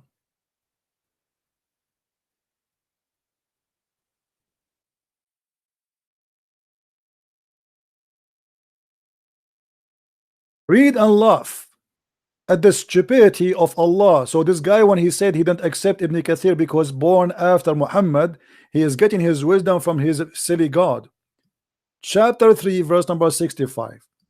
O people of the book, which means Christians and Jews, why do you dispute concerning Abraham? The Torah was not sent down, neither the gospel, but after him. I mean, have you ever heard of a dumb, stupid talk like this before? If we cannot allow the Jews to debate about Abraham because they came after Abraham, how Muhammad he allow himself to debate about Abraham when he came after the Jews, after the Christians, after the Sabian, after everybody? He is at the end of the line. I mean, do you see the stupid logic? If the one who came after, he cannot debate the one who is before. Okay, well, that's mean you Muslim cannot debate us. If Ibn Kathir is rejected because he came 800 years after Muhammad, well, you came 600 years after Jesus. We got a man, his name is Muhammad. You have no witnesses for whatever he says. No reference, no witnesses, no history. Everything is from his own mind. And then we take what he said. So what is the difference between Ibn Kathir, who came 800 years after Muhammad, and Muhammad, who came 600 years after Jesus? You see the hypocrisy? How you accept Muhammad speaking about Jesus, but yet he never saw Jesus and never met Jesus. He didn't even know how to say the name of Jesus correctly. Who is this Isa? Mary is the daughter of Umran. Who is Umran? Umran is the father of Musa. How Musa is the father of Umran, according to the Quran, is the same father of Mary. Why? Because the Quran says Mary is the sister of Aaron. So the funny Muhammad, he took from the Old Testament a phrase or a statement where it says that Maryam and Aaron and Moses are brothers and sisters, and their father is not Umran, is Umram. So Muhammad cannot quote the name correctly. He cannot quote history correctly. He misunderstood and he have no idea what he's talking about. And then you still accept Muhammad, who came 600 years after Jesus, to tell you about Jesus, about Moses. The one who came after Abraham cannot debate about Abraham. Muhammad cannot debate about Moses. He cannot debate about Jesus because he came after them. And the verse in front of you.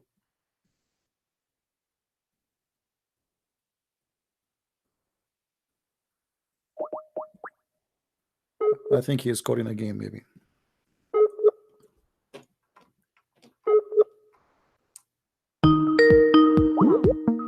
And now I call them, they will say, why you are calling me if I call them?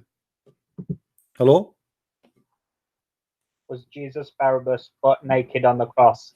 Is that hurting your ass? Is that hurting you? Was he butt naked on the cross? Is that hurting you?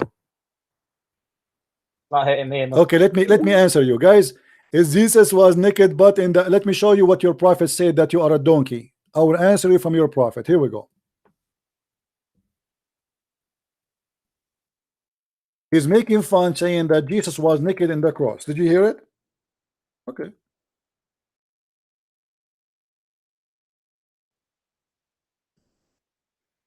Your God Allah, he made a prophet of his own naked just to prove that their testicles are good. Now you need to laugh at your stupid God then. And I challenge you to come to call me back. I will call you. And I know what you would do. You would, was Jesus naked in the cross? You would keep talking, right? But you will not read what is in front of you because you are a coward. This is a story. I'm calling him now. This is a story of Allah wanted to prove that Moses, he have a nice testicles and they are not infected. Are you going to read with me? As long you are making fun of Jesus being naked in the cross, as you said, and you Muslim, you claim that you respect Jesus. We can tell. Now here we go. Your God, your God, your God. Did he make Moses run naked in the street? Yes or no? That's what Jesus did. I say. Okay, so you will not answer.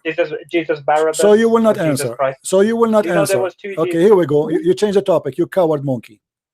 Son of Muta.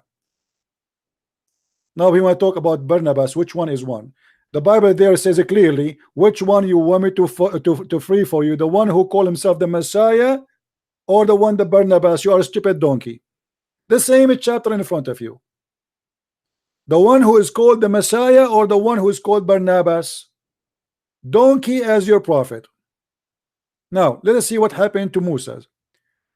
According to Muhammad, who never met Moses, who never saw Moses, who have no idea who is Moses, he said, Allah Apostle said Moses was shy person, and he used to cover his body completely because of his extensive shyness. One of the children of Israel said, read carefully with me, heard him saying he covered his body in this way only because he has some defect in his skin, either leprosy or he have a scrotal hernia. What? Or he has some other defect. They accuse the prophet that his testicles are suffering from a problem. Allah, he received the news, and Allah wanted to prove that the balls of Moses are very fine and his penis is very good and maybe good in size. So look what Allah did. Allah wished to clear Moses from what they said about him. What? What do you mean? What clear? Is that reputation now? Let us say, for the sake of argument, somebody have he got an illness. Oh, okay. What clear? So one day, while Moses was in seclusion, he took his clothes off and he put them in a stone, starting to take a bath. When he had finished the bath, he removed toward the clothes and so as to take them. But the stone took the clothes and fled. Stone.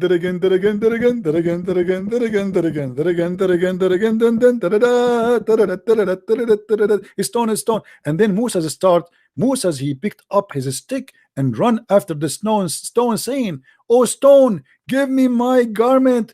And look, hold on. I mean, do you see something really stupid here? Moses is worried about the clothes. He was not astonished that the stone is running. It looked like at that time stones used to run normally.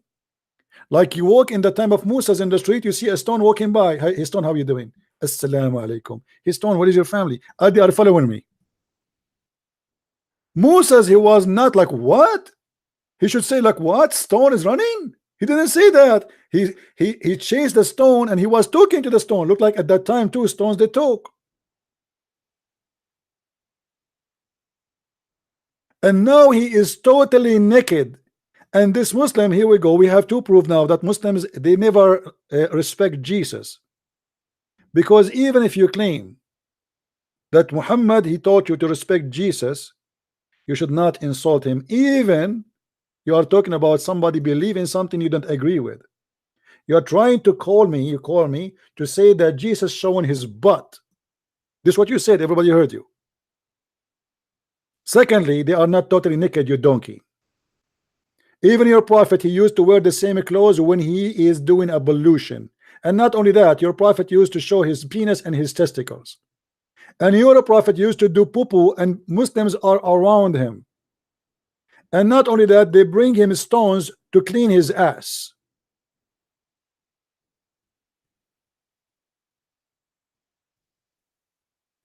Now we go back to the story. So Moses, he ran after the stone. He says, "Give me my garment till he reached the group of Bani Israel who saw him naked then. Does it say naked? Totally naked. Those who they are in the cross, they are not naked. They are not. It's the same as today, somebody wearing a short. Today you wear a short, you jump in the ocean. At that time, this is how they dress their short. They are not naked, you liar. Here we have Moses totally naked, not in the desert. You see, if Moses in the desert naked, okay, so what? He's in the desert, he's alone. If I am alone in my house and I am naked, who care? I'm alone. But naked, Allah, he made him run. This is the plan of Allah. He made the rock steal the clothes of Moses, so Moses will run and he will not notice that suddenly he became in the middle of the children of Israel, and they saw him naked, and they found him the best of what Allah has created. Ew, how sexy. So Moses now, after he got his clothes, he started dancing, saying, I'm sexy and I know it. And this is how Allah, he cleared the name of Moses from being accused that he have a disease in his balls. Yet this Abdul is calling to insult. Muslims, can you bring me something better? You have no argument. Your argument is silly, stupid. The camel who make fun of the back of somebody, but you do not know how his back look like. Just give him a mirror. And still after you give him a mirror, he will not believe that this is him.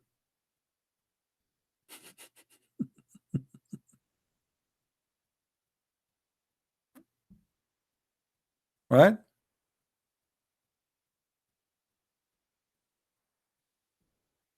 Who is next?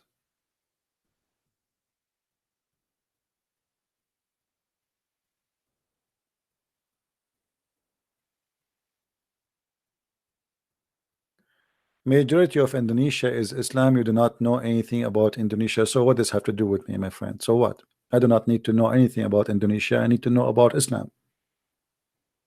My topic is not Indonesian. My topic is Islam. Do I need to know everything about Indonesia? Why I need to know?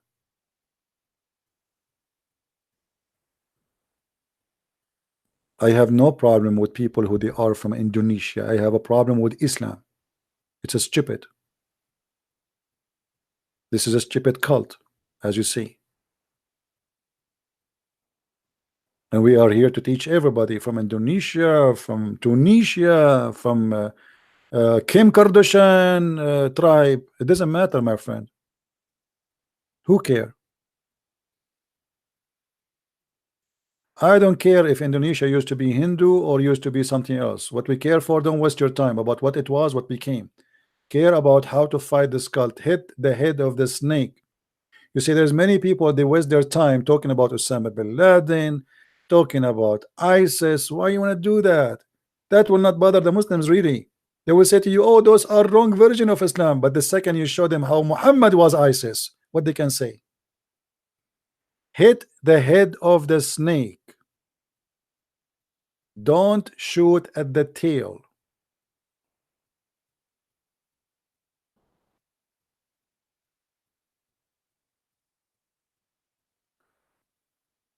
Do we have any Muslim here wanna call us and tell us what kind of God he made Moses run? And by the way, Muhammad, he confirmed. Look how Muhammad, he confirmed the stories. Muhammad, he knew everything, man.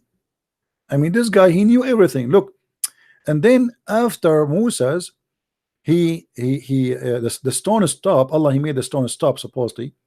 Moses picked up his stick and ran after it, right? And then when the stone stopped, look what happened. Moses, he took his stick and he start hitting the stone with his stick. And brother and sisters, I swear by Allah, brother, until now there is, read with me, Muhammad talking, by Allah, brother, the stone still has some traces of the hitting. 3 or 4 or 5 marks. Muhammad is not sure. I'm not sure really how many marks there, but 3, 4, 5. Okay, hold on. This guy, he said to me, we accept only Quran. Well, Quran came like this. Muhammad telling stupid stories, as you see.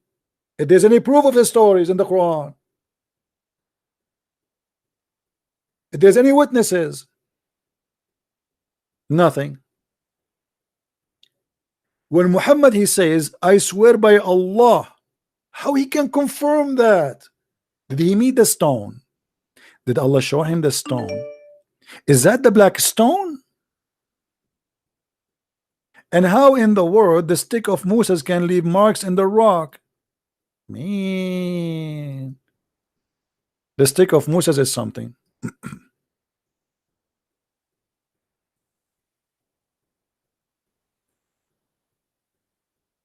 Do we have any Abdul? Who's next?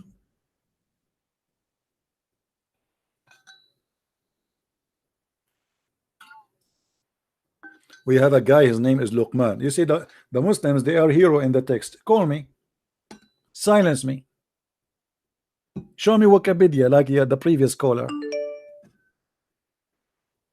Luqman, why you don't call me, my friend? Bring with you the stick of Moses and beat me with it and leave marks. Let everybody see what you can do. Huh? Why you don't call me, Luqman? By the way, his name is Luqman. Do you want to see this guy? He keep calling me. If you are not a Muslim, don't call me. I will block you. Your name is Victor. If you are a Christian, I will block you. Don't keep calling me.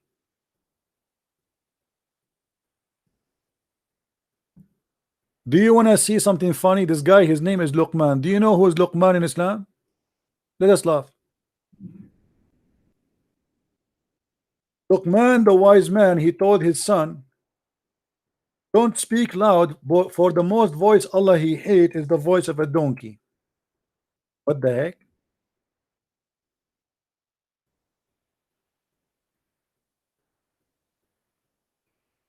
What the voice of his son have to do with the voice of the donkey? And when Luqman said to his son, admonishing him, O my son, do not associate other with God. To associate others with God is mighty wrong. Okay, sound good. And what Luqman he said more? Did he say that the most voice is hated is the voice of an ass, a voice of a donkey? Read with me carefully. Be modest in your walk and lower the voice. The most hideous of voices is the voice of an ass. I mean, really, Luqman is very wise in the Quran.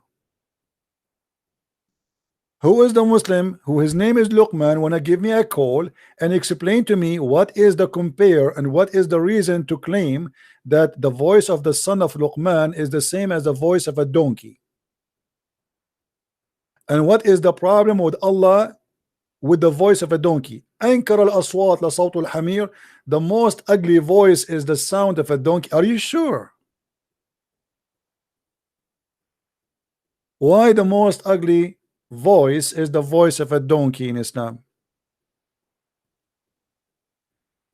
And who is the one who is upset from the voice of the donkey? Allah?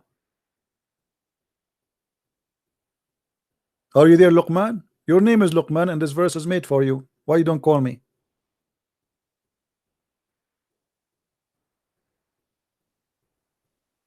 We need to change your name, yeah, from Luqman to Luqman. Luqman. This is so smart.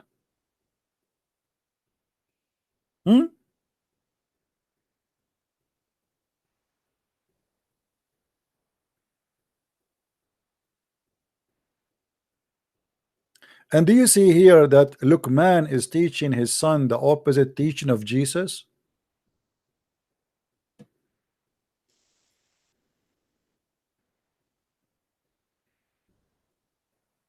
Who is Abdul? Somebody is saying to me Wikipedia, not Wokapedia. No, for me it's a Wokokokopedia.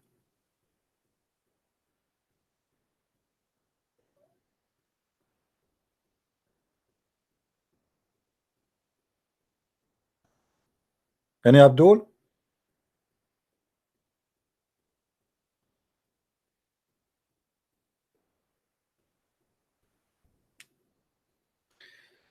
Oh,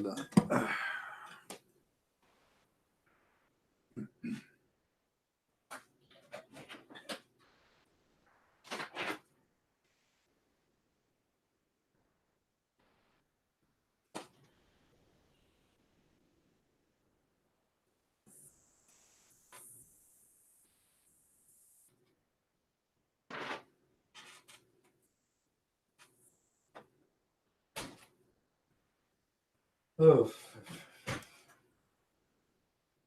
Abdul.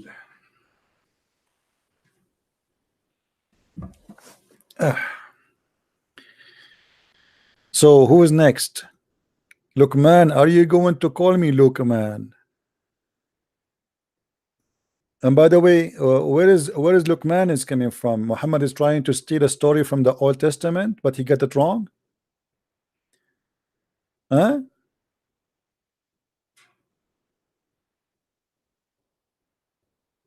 Any Abdul? Who is the Muslim when you tell me who is Luqman and what the word Luqman mean? Just to show you the stupidity of this book. When we have a book, it's called the Book of Allah, but suddenly he speak about a guy nobody knows. Luqman. Okay, now how we will know who is Luqman?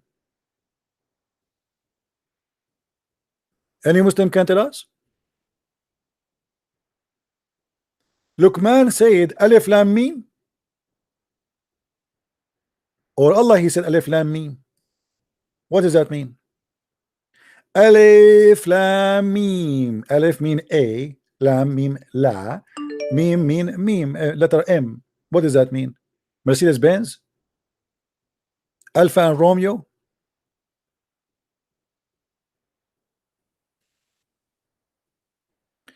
You can call me only if you are a Muslim. If you are not, I will not take your call. All right?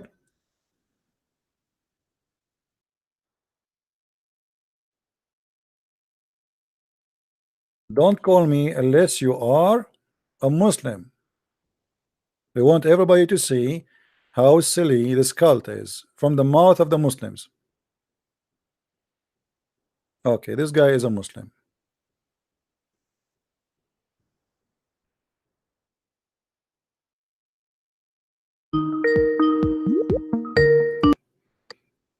Yes, Abdul.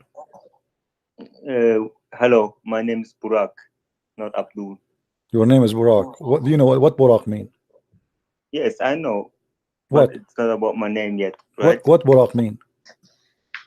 It is the thing that brought the Prophet to the mighty Allah. What is that thing? Sorry? What is that thing?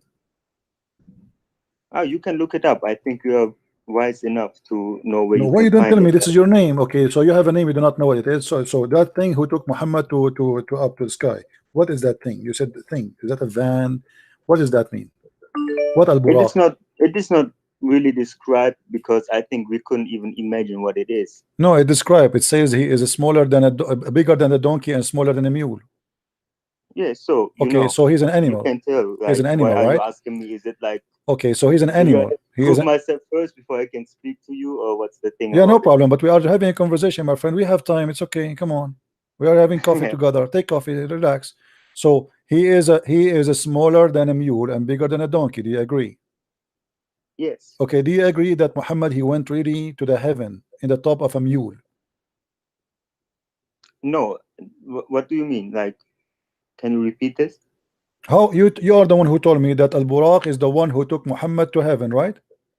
Yes. Okay. How he took him to heaven? Somehow, like, can you imagine like quantum physics? You know? No, I cannot imagine. You tell me. He's a donkey anyway. What a quantum physics? He's not a spaceship. He's a donkey. So it's better than a spaceship. I think it's some kind of a ship that. How? That if you would see it, you would like burn to dust. Like, okay. You know? Okay, so if you see this this mule, you are going to be burned to dust? No, I didn't say that. I said I think if you try to imagine it, you can like come close to it or you can see it, then it must be something so fantastic that maybe, let me change my words, but maybe you would wish to burn to death because it's all about what you're saying. That's nice. Okay, let me ask you now. Do you believe this is a physical donkey, or it's not really a real story? Do you believe this is really a physical thing? Yeah, must be somehow physical, but can be also something else. Okay. Now, when your prophet, you describe him that he is between the size of a donkey and a mule. Was he mistaken or he was imagining? I think that he wasn't mistaken. Okay, it says here in front of me, this is Sahih Muslim, I was brought al-buraq, who is an animal white and long, longer than a donkey but smaller than a mule. Okay. Okay, here there's a question here about the color. Why he's white, this donkey? I don't know, like, okay, because nobody allowed to go to heaven even if it's donkey. If he's a black, he have to be white. That's number one. Number two, if there's any witnesses for your prophet when he went to the 7 heaven 11. Sorry? If there's anybody saw a donkey come into Muhammad knocking at his door, his name is Mr. Al-Buraq. Muhammad, he jump in the top of him, and then this donkey he fly to the sky. Did anyone see that story? I don't think so. Okay, why always Muhammad he have things nobody saw? Yesterday, I am a Middle Eastern, as you know. Let me tell you something. Let me tell you a story happened to me, and this is a true story.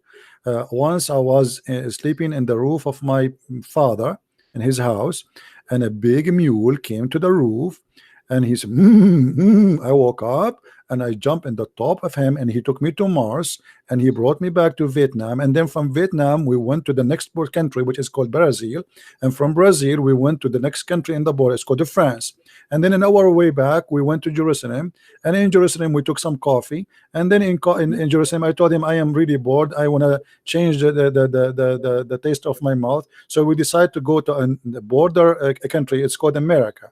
Do you believe in my story? I don't. Okay, because, so why you believe in this story?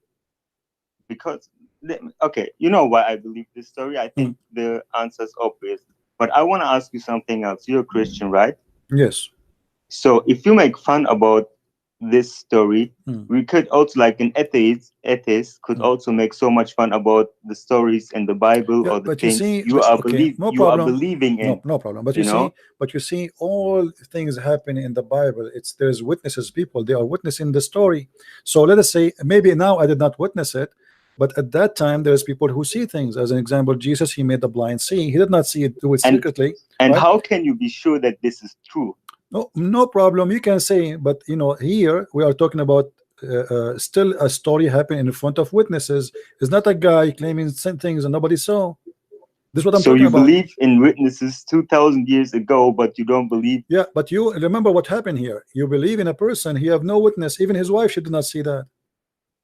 Yes, but okay. It's so not, it's not on me to judge. Let me ask you. Is it possible that Muhammad, he was illusionate? He imagined things that are happening, but in fact they are not. Let me say it like this: it could be possible, sure, but I surely believe that it's not, because Why surely you believe it's not? Why you just say the word surely, and surely the magic. I tell you why. Because the same reason why I think you believe in God is that you see all these beautiful things in life and how wonderful and fantastic everything is. Maybe you see how great the universe is and everything. Yeah. And the message that came to me is Muhammad's, and there is so much proven things also for me. Like what? That this is the when Muhammad he said in the Quran that Allah, he made the Jews pigs and monkeys. Is that something beautiful, or this is something silly and stupid? You can call it whatever you want, but let me tell you like this: the Quran and the message of Muhammad sallallahu alaihi wasallam is so diverse, and you can always search for those things to make fun about. I don't want to make fun. Okay, wait. Let us you can always take these things, my friend, where you can say it's about war, it's about this, it's about that, and it's fun. Let us but also there is so much more, and you can take this. And my friend. Like, it's one second, I will finish soon. The thing is, you will find whatever you are looking for in this book or in this message. Correct. So the question is not about like what is in it. The question is, what are you looking for? And what are you looking for? Me, I'm not looking for it. I received the message and I'm following you believe it. Okay, I will go with you. What make you believe that Muhammad is a prophet? Can you give me the prophecy of the prophet? There are a lot of things, I think. Like what? Give me one. What do you mean? Like, you see, when I say I'm a prophet, it means I prophesy. When I say I'm a doctor, that means I do medicine. When I say I'm a writer, that means I wrote books. When I say I'm an engineer, that means I do engineering. Okay, now you call him a prophet. That is his profession. Now, what is the prophecy or prophet you can call me naive, or like, I don't know how, but the message has come to me, so I don't have to question it. No, this is not a question. I'm see, following it. You're trying to speak to me in your own logic, my friend. My friend. You said to me a message came to me from Muhammad, right? Okay, the message is what? He is a prophet. So prophet, he prophesied. What the prophecy he gave you? Like so much things. Like even when I do my prayers, give me one. Give me a prophecy, my friend. Give me a prophecy he gave you. How you call him prophet, but he have no prophecy?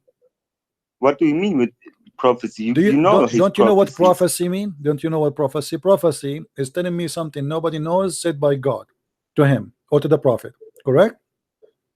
Sorry, again, please. Prophecy is God telling me something, because the real prophet is God. He is the one who prophesy about the future. This is the future, the unseen.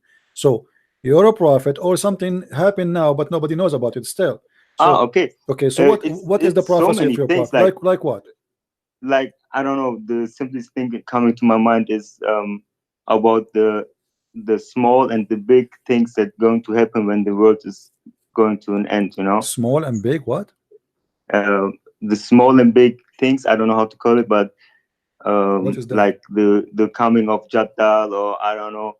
Come on, the coming and the Dajjal. I mean, what Dajjal? Muhammad, he described the okay, if we talk about it, your prophet, he described a Dajjal to look like Allah. How you accept that? I don't know, but it's what do you mean you don't know? I mean, my friend, like I'm asking you, how a Dajjal, is he a man or he is not a man?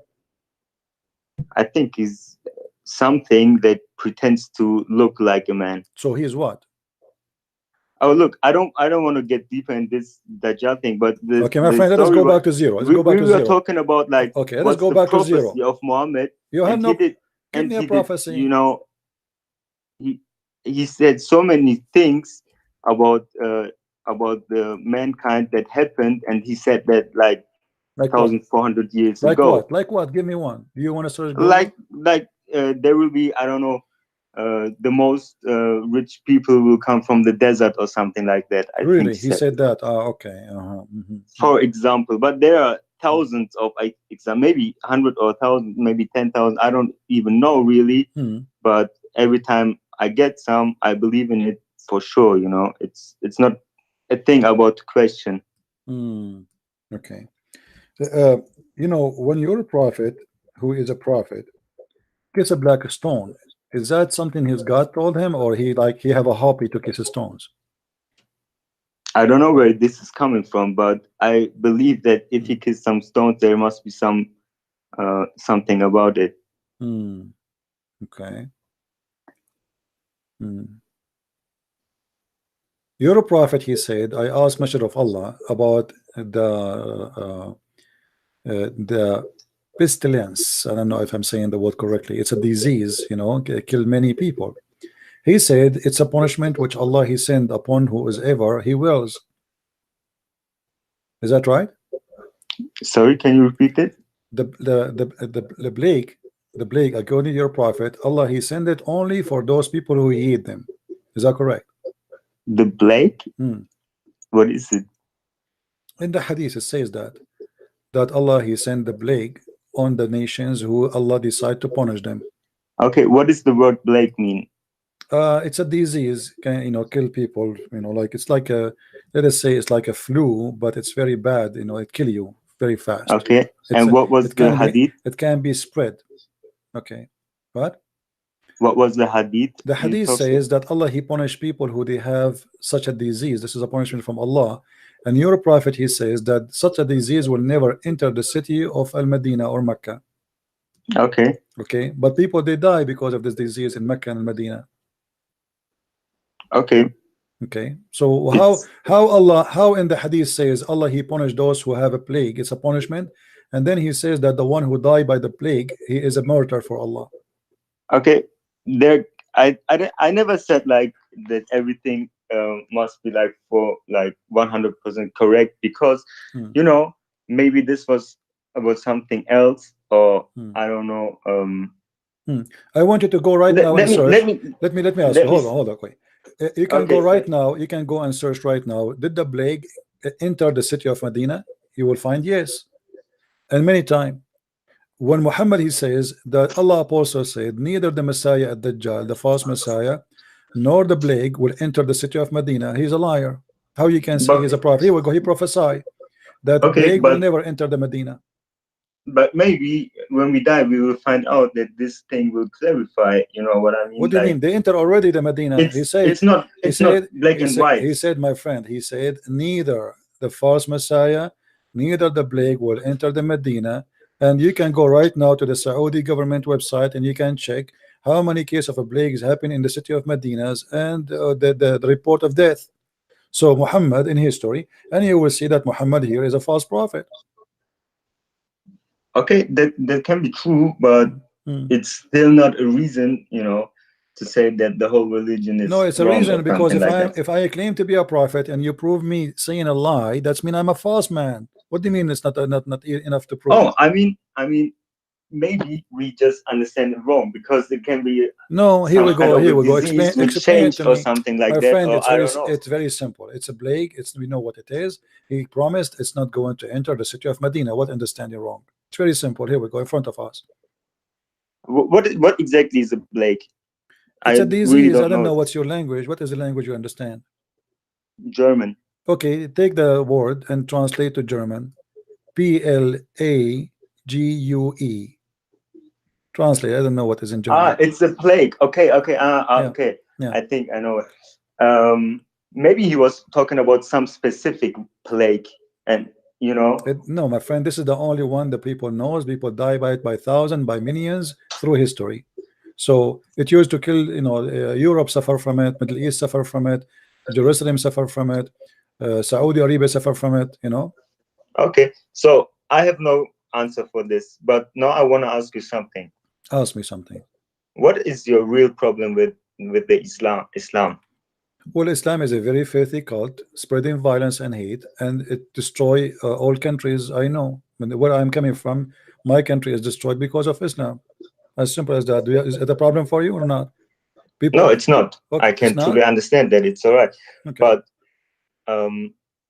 I know that people told you this often, but you also know that it's not about the Islam that brings hatred to places. Do you have maybe people can utilize it, but that also happened with Christianity. So will we go and say, oh, okay, let's just rip off Christianity because it brought so many people death? Okay, here we go. We have Quran. Do you have a Quran with you? Yes. Okay, read for me chapter 5 verse 14, if you don't mind. Oh, I do mind, because I don't want to read it right now. Why not? Because I read it in German. Read it in German, no problem. No, I don't want. Sorry. It's okay. I understand German. You know. Yes, but I just don't want to read it now. I speak all languages except the language you understand. So I'm like your prophet. I speak all languages except the one you know now. So now you read it in your language. It says that Allah, he spread hate and enmity between the Christians, one to each other. And you are the one saying to me, there's some people, they use it for their own agenda. But your God, Allah himself, he's saying, I am the God who like to spread hate. Are you against hate, my friend, or you support hate? I am against hate. Okay, so how you support Allah then? If Allah is saying, I'm going to spread the hate and enmity between the Christians. So what we do now? Look, even if he didn't say that, even today we would have. It's not we would have hate, right? Okay, no. So he tells us. No. Okay, hold on. But here we have a problem for a bigger reason. So okay, I don't question it. My friend, What kind of God? If God spread hate, shaitan, he do what then? What is the job of shaitan? But that's the story. Like, even if there wasn't Islam, even if there weren't living my Muslims friend, whatever, I don't care. You keep running still from be the hate of question. You world, keep and you would running. You still keep say, okay, you it's keep not about the God. running. You keep running. We are talking here about someone he claimed to be God. Don't tell me if there's no Islam, there's Islam. You will say to me there's hate. No, Allah says that the hate exists because he spread it, and this is your book. So stop Okay. playing a game. I don't know. I don't It's care. okay. I have no I idea. tell you, look, it's for me. Okay, maybe there must be hate, but and even if I think it's so bad and stuff, but maybe it is for a high reason, and it is for something I will not understand. It doesn't matter now. what I say to you. Let us make it simple. Let us make it simple. Now. Whatever And, I say to you. You know, also we don't live for this life. Okay, we my live for friend. the. Yeah, thank you very much. I have no time for kids talk, because obviously whatever you say to me, okay, but you give me no answer. A second ago you were speaking against hate. The second I showed you that this is the Quran teaching hate, suddenly you have no problem with it. You give me a speech about hate. If this is what Allah he do, shaitan he's doing what exactly? What is the job of shaitan right now? You Muslim, you believe in shaitan. So if Allah is the one who spread hate, shaitan is doing what? He's watching. He's saying to Allah, good job. Good job, Allah, good job. Good job. What is that? The one who should spread hate is shaitan. Shaitan should say, I will spread hate and enmity between them. But this is God. So God, he spread hate, and shaitan is saying to Allah, he's learning from him, good job, Allah, good job, I'm learning, keep going. So what you say to me, I have no problem with it. No, I don't want to read it. Why you don't want to read it? Violence. Isn't it the Quran says go and kill the Christians and kill the Jews unless they pay you money to live? Pay or die. That is Islam. So what do you mean? Why you have a problem with Islam? Islam want to kill me. If Muslim took over, pay or die. And you are telling me what is the problem? What kind of religion, what kind of cult it says to a human being, just because you don't agree with them, pay or die? And what kind of a prophet, if you pay him, he have no problem, he will let you live and not to worship his God. If worshiping Jesus is a big sin, how come it's not a big sin no more if I pay him?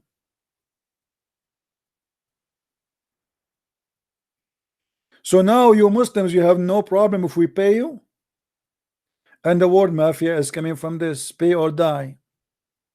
When the Muslims occupy Sicily, the people of Sicily, they learned that from the Muslims. When the Muslims left, the gang took over, because people used to pay to live. Pay or die. And this is where the word mafia is coming from. Family business, pay or die.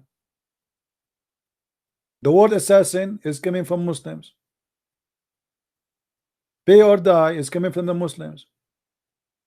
And this is coming from the Quran, as you see. And then you say to you, what's your problem?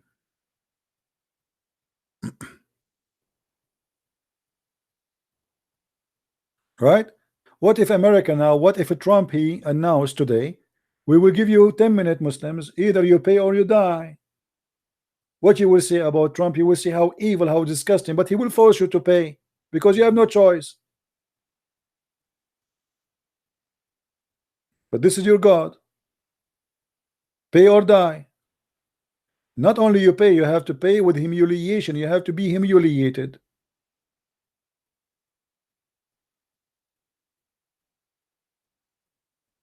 Somebody says CP don't appear his face. Your God don't appear his face.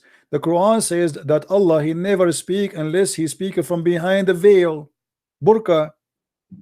So how come you don't ask the same question you asked me to Allah? Why you want to see my face? If I show you my foot, is that fine? You are terrified of me and I am not showing my face. What if I show my face? What will happen to you? You will die. The Muslim cannot answer me. They say, show your face. Why you don't ask Allah to show his face? Muhammad, he never spoke to Allah. He never heard the fart of Allah. Shouldn't at least Muhammad speak to his God at least once? Hello? Allah spoke to Shaitan. Allah spoke to Moses. Allah spoke to Isa. Allah spoke to Abraham. Allah spoke to Adam. Allah spoke to everybody, to the angels, but he will not speak to Muhammad. Why? And the Muslim, they say that the favorite creature for Allah is Muhammad, yet Allah don't want to speak to him. He sent him a delivery guy. His name is Jibril.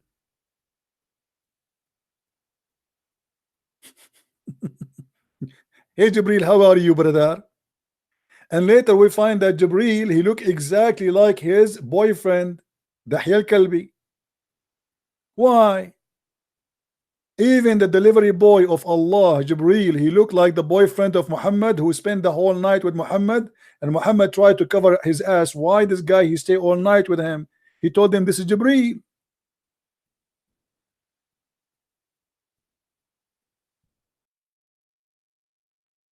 You want to see the reference? We don't make things up like you Muslims. Here we go. Muhammad, he never met Jibril. He met a guy, his name is Dahya al-Kalbi, and this is his boyfriend, and he was the most handsome boy in the town. And this is the same person Muhammad he sent to the king of Jerusalem. Convert or die. Dahya al-Kalbi, why he chose him? Because he is the most handsome between all the people of the Arab in his time.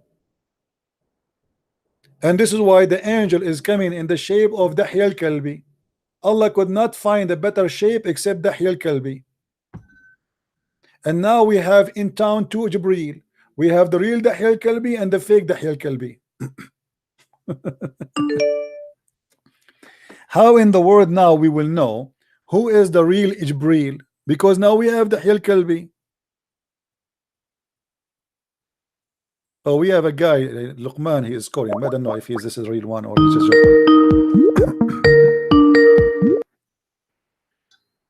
Yes, Abdul. What was the first name of Barabbas? The first name of Barabbas? Yeah. You tell me what is his name? His first name was Jesus. And? So which Jesus was crucified? It says there in the chapter that the one who claimed to be Christ. Which one of them claimed to be Christ? Do you accept there was two Jesus? Okay. Do you accept the chapter there where you get the story from? Do you accept it or not? No, it's not historically. Does it say? accurate. Okay, shut up then. Does it say do you mean, there? Does it say there that the one who called himself a Christ is the one who was crucified? Yes or no? Pontius Pilate. So you are a donkey. Don't call me again. You keep repeating the same question. It says there clearly that the one who called himself Christ. This is the one they killed him. Stupid donkey. And by the way, you just proved to me the Quran to be corrupt. Why? Because look what the Quran says, you donkey. When I call them donkeys, I call them for a reason. Let us read the Quran.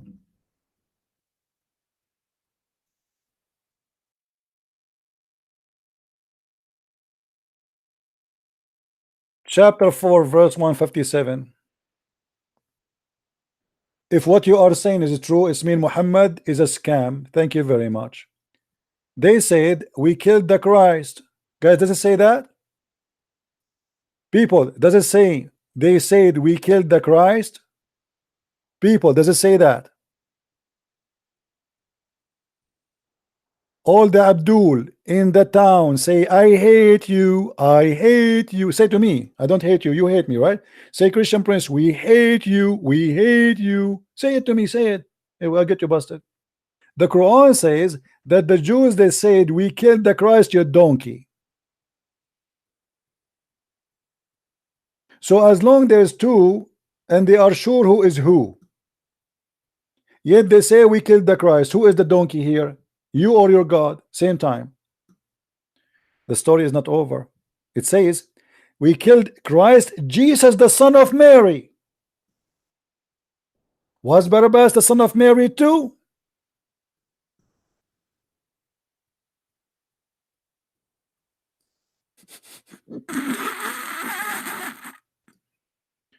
Do you see how you get them busted? I hang up on him because he will keep talking. He will not let me talk. There's no point. Do you see how we get them busted? They named him Christ, not only Jesus. And they named him Jesus. And they named him the son of Mary. What is more confirmation you want? And then the Quran says, but they killed him not, nor crucified him, but was made to appear to them. So Allah, he made someone look like Jesus.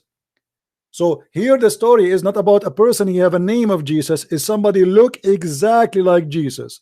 But yet the Jews are sure, according to their belief, that they killed the Christ, the son of Mary. This is how stupid the Abduls, when they try to debate us, we get them busted from their books. Now here the story is proving to us many things. Number one, the Jews killed Jesus, yet they think this is Jesus. Correct, guys? And they think this is the son of Mary, and they think he is the Messiah. Hold on. That's mean everybody was there. He witnessed a real crucifixion of a real person who is supposedly, according to the Jews, the real Jesus, the real Messiah, the real son of Mary. As long the Jews they witness for this, how we can take the words of Muhammad, who never witnessed, he wasn't there? Do you see, guys, how stupid this story? This story proved that the one who was crucified was Jesus. Because if Allah is saying, I made him appear like this, that's mean they saw Jesus. Who care? You see, how in the world we will know that we have a scam? His name is Allah. He made someone look like Jesus. And what is the purpose of this scam? Don't Allah knew that if he creates someone look like Jesus, he will make the Christian think that Jesus was crucified, and then the Christians, they will believe in Jesus, die in the cross, and then he will go bingo, he created the Christianity.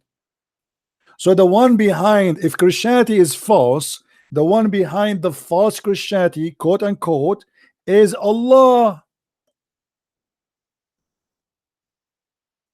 Are we following, people? Do you see how we got Allah busted, and how we got this stupid religion busted? If Allah, the one who made Jesus look like Jesus, or somebody look like Jesus to be in the cross, and then we witness that the one who was on the cross was Jesus. This is what we saw. Allah, he made us see it. What we can do? He made us someone have the same look of Jesus, the same voice of Jesus, the same hair of Jesus, same eyes. Even his mother was in the front of the cross. She could not recognize that this is not him. So if we saw this, and then we write in the Bible that we saw Jesus being crucified, how you can claim that this is not happen? You just prove that this is a true story, that yes, Jesus was crucified. Or what you are saying to me, 600 years after, you come to me and you say to me, this is a Jesus which Allah, he created. He looked like Jesus, but he is not Jesus.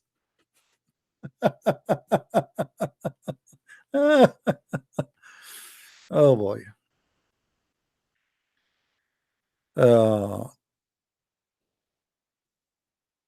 Somebody is teaching me how to speak to Muslims. Let me show you what some Christians, how the Christians, they school me here. This is what I like about the Christians. They do nothing but they school you about how to talk. Let me show you an example.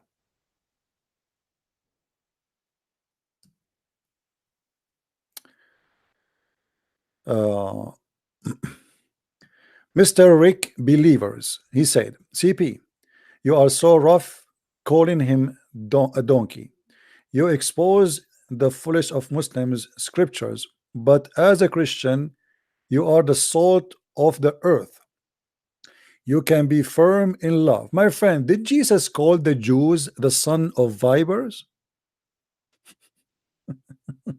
So which one I should call him? Are you going to say to me now Jesus was not a Christian and he was not speaking love when he said to the Jews the son of vipers?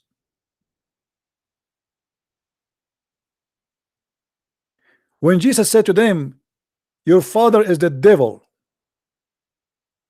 If your father is Abraham, you do what Abraham do. So why you are telling me, why you are scolding me about what? I did not call him son of viper. I call him donkey. Which one is better?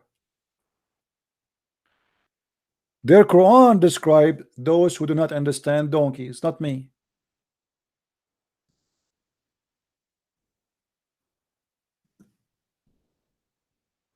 The Quran says that there are some people who supposedly are the Jews, quote unquote. They carry the Torah in the top of their back. They are the same as a donkey who carry books. He do not know what it is. He cannot read it. Do you see it? The Quran described those kind of people as donkeys.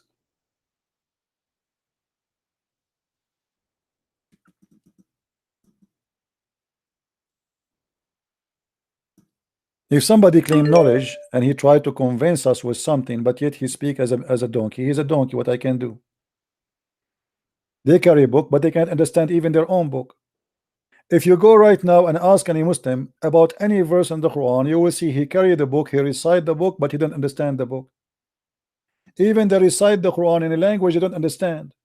That's exactly what the verse in the front of us saying.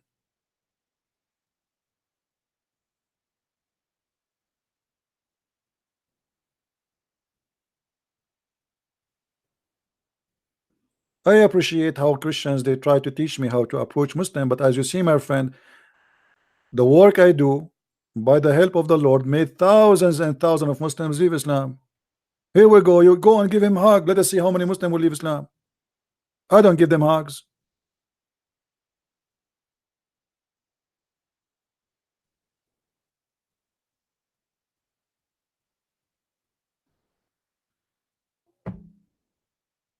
So as you see, the Quran confirm that Islam is a fraud.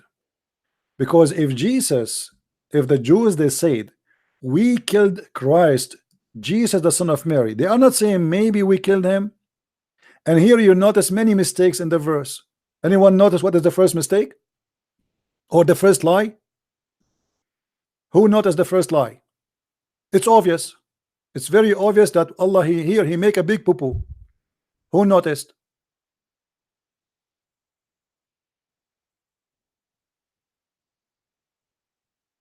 Anyone notice?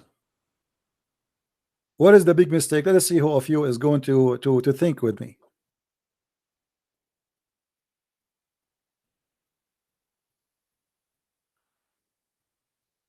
The Christ. If the Jews, they say we killed the Christ, the Jews are waiting for a Christ. How the Jews, they killed him and they say we killed the Christ? The Jews will kill Christ? They will not.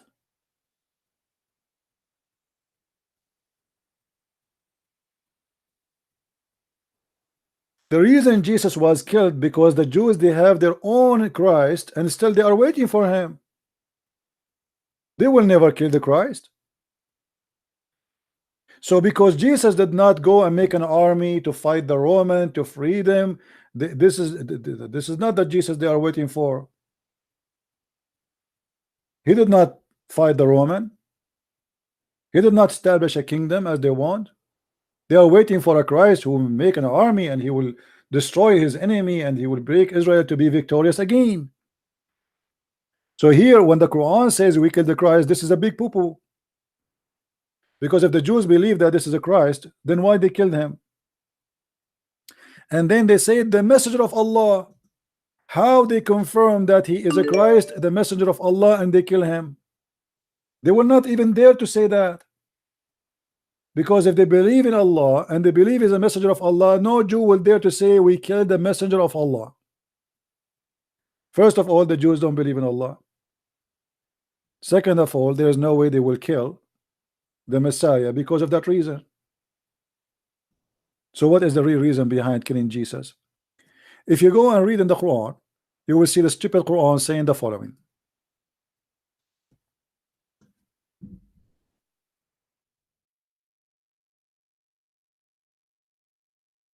And again, the stupid Quran saying so. I am not the one who's saying so. In the Quran, in many verses in the Quran, it says, like chapter 2, verse number 87, chapter 5, verse number 70. It says that we send to the people of Israel messengers. Some of them they accuse of lie, and some of them they kill. Who are the some they kill?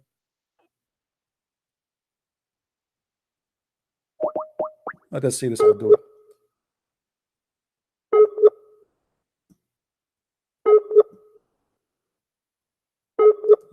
Your internet is bad.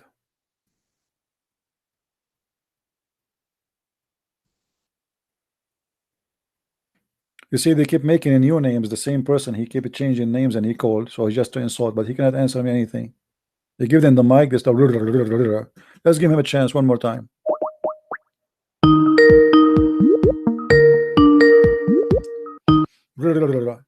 Listen. Hello.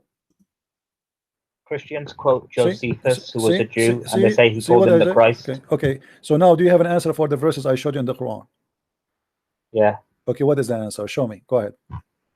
Why the Quran says? Why the Quran says that we killed Christ, Jesus, the son of Mary? The Jews. Why they said that? That's what they claimed. Why they said that? You said to me that the one who was in the cross, it was Barnabas. So why the Jews, they are sure that the one they killed, his name is the Christ, and his name is Jesus, and he is the son of Mary? They thought it was him. So what make them thought? But he was replaced with Barnabas. But what make them thought? Who is the one who replaced him? God. Which God? What his name? There's only one God. What his name? Allah. Okay, so Allah, he did play games, and he replaced the true Jesus with false Jesus. Do you agree with that? To deceive the Jews, yes. So your God, to Allah, is a deceive his deceiver. enemies. Thank you. So Allah, he deceived the Jews, and he deceived the Christians. Okay, so enemies. okay, so now we came in Does God agreement. deceive Okay, in hold the on, hold Bible? on. Okay, hold on. So we came to an agreement that your God, Allah, is a deceiver. He deceived the It says in the Christians Bible and the that Jews. God's a Hold on, hold deceiver. on. Okay, well, you can go to the Bible, no Deceive problem. kings. Hold on. So your God, Allah, he created someone look like Jesus to deceive the Jews. To deceive him in purpose of what? If Barabbas was butt naked on the cross, What is that? You how see, are here you we go. saved? You are a How are kid. you Are you saved? going to answer? What is the purpose If of this? Barabbas was What butt is naked the on the cross, purpose? how are you What saved? you see, according Can to you you, explain that? just to show you how stupid you are. Barabbas had a pole Okay, stuck up hold his ass. on, hold on. Just to show you how stupid you are. You are the No, one who Barabbas said, had a hold pole on, you stuck up his coward. Let me ass. talk. Let me talk. Let me talk. You are a monkey. You see, he hang up. You just said that this is not Jesus. So why you are making fun of the one who is in the cross? If this is not Jesus, you donkey. Do you see the stupidity? If this is not Jesus, why you are saying he was in the cross showing his butt? And he agreed that Allah, he deceived the Jews and deceived the Christians. So what is my problem if I've been deceived by the devil Allah? I believe in what I saw, and what I saw is what make me believe. The Quran says if you accuse a woman of adultery, bring 4 witnesses. Allah, he made all the Jews witness the death of Jesus. Allah himself, he chose 4 witnesses to prove anything, even in the case for a capital punishment, which means death. 4 witnesses only. We have thousands of people witnessing the death of Jesus. And then Allah, according to this guy, and we heard him, that Allah, he deceived us. And why? Because he wants us to believe that we killed Jesus. Well, thank you very much. Based on this, Allah have no right to question my belief, because he is the one who deceived me. It is the fault of your stupid God. Guys, if I go to a court,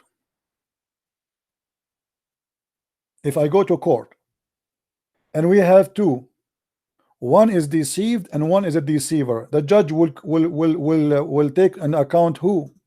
The one is deceived, the victim, or the one who is a deceiver? I think the answer is very simple. The judge will judge the deceiver, not the deceived. Especially if this is a deceiver who have a superpower. which means we as men and women, we have no ability to find out if this is deceiving or not. As you see, they admit that Allah, He made someone look like Jesus. Exactly. He made it appear to us. We are human. How we will know that this is not Jesus? He made it this way in purpose. He deceived us. So how your stupid religion says that Allah will judge me for what Allah did?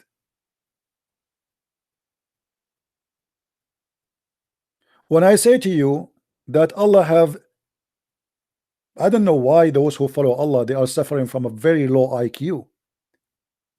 He wanted to defend Islam, but he get his God busted. I want everybody to copy this part and post it everywhere so everybody can laugh.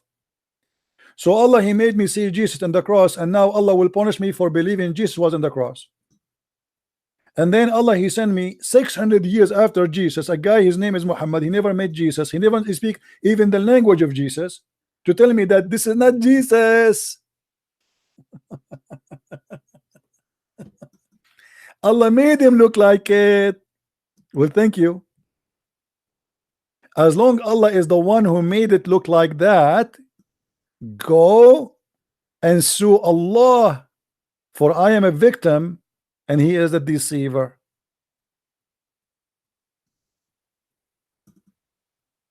You know, I like it when a Muslim he speak Allah, He made it look like that. Okay, let us go to Allah make it look like that. When there is a shaitan, they called him Al-Abyad, which means the white. And by the way, he's not white. He came in the image of Jibreel. Did Allah make the shaitan Al-Abyad so he can deceive Muhammad? Obviously yes, because everything happened by Allah.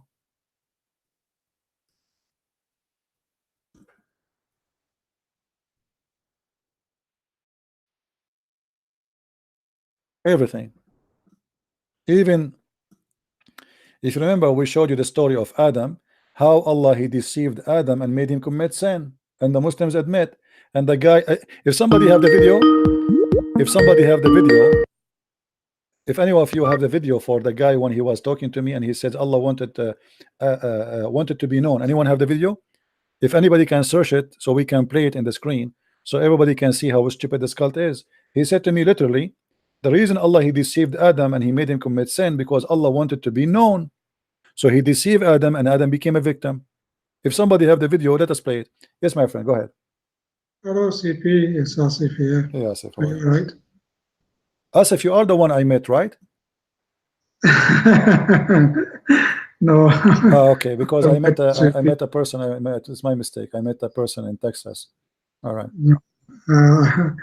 Hi, CP. Just on the topic of Jesus being crucified. Okay. You know, this verse gets Islam busted big time because, as you know, the Muslims, they appeal to the Jews as witnesses, like Mimi Hijab said, 4,000 years the Jews believe this and that. When it suits them, they cherry pick, and they appeal to the Jews as, very affirmative witnesses. Right.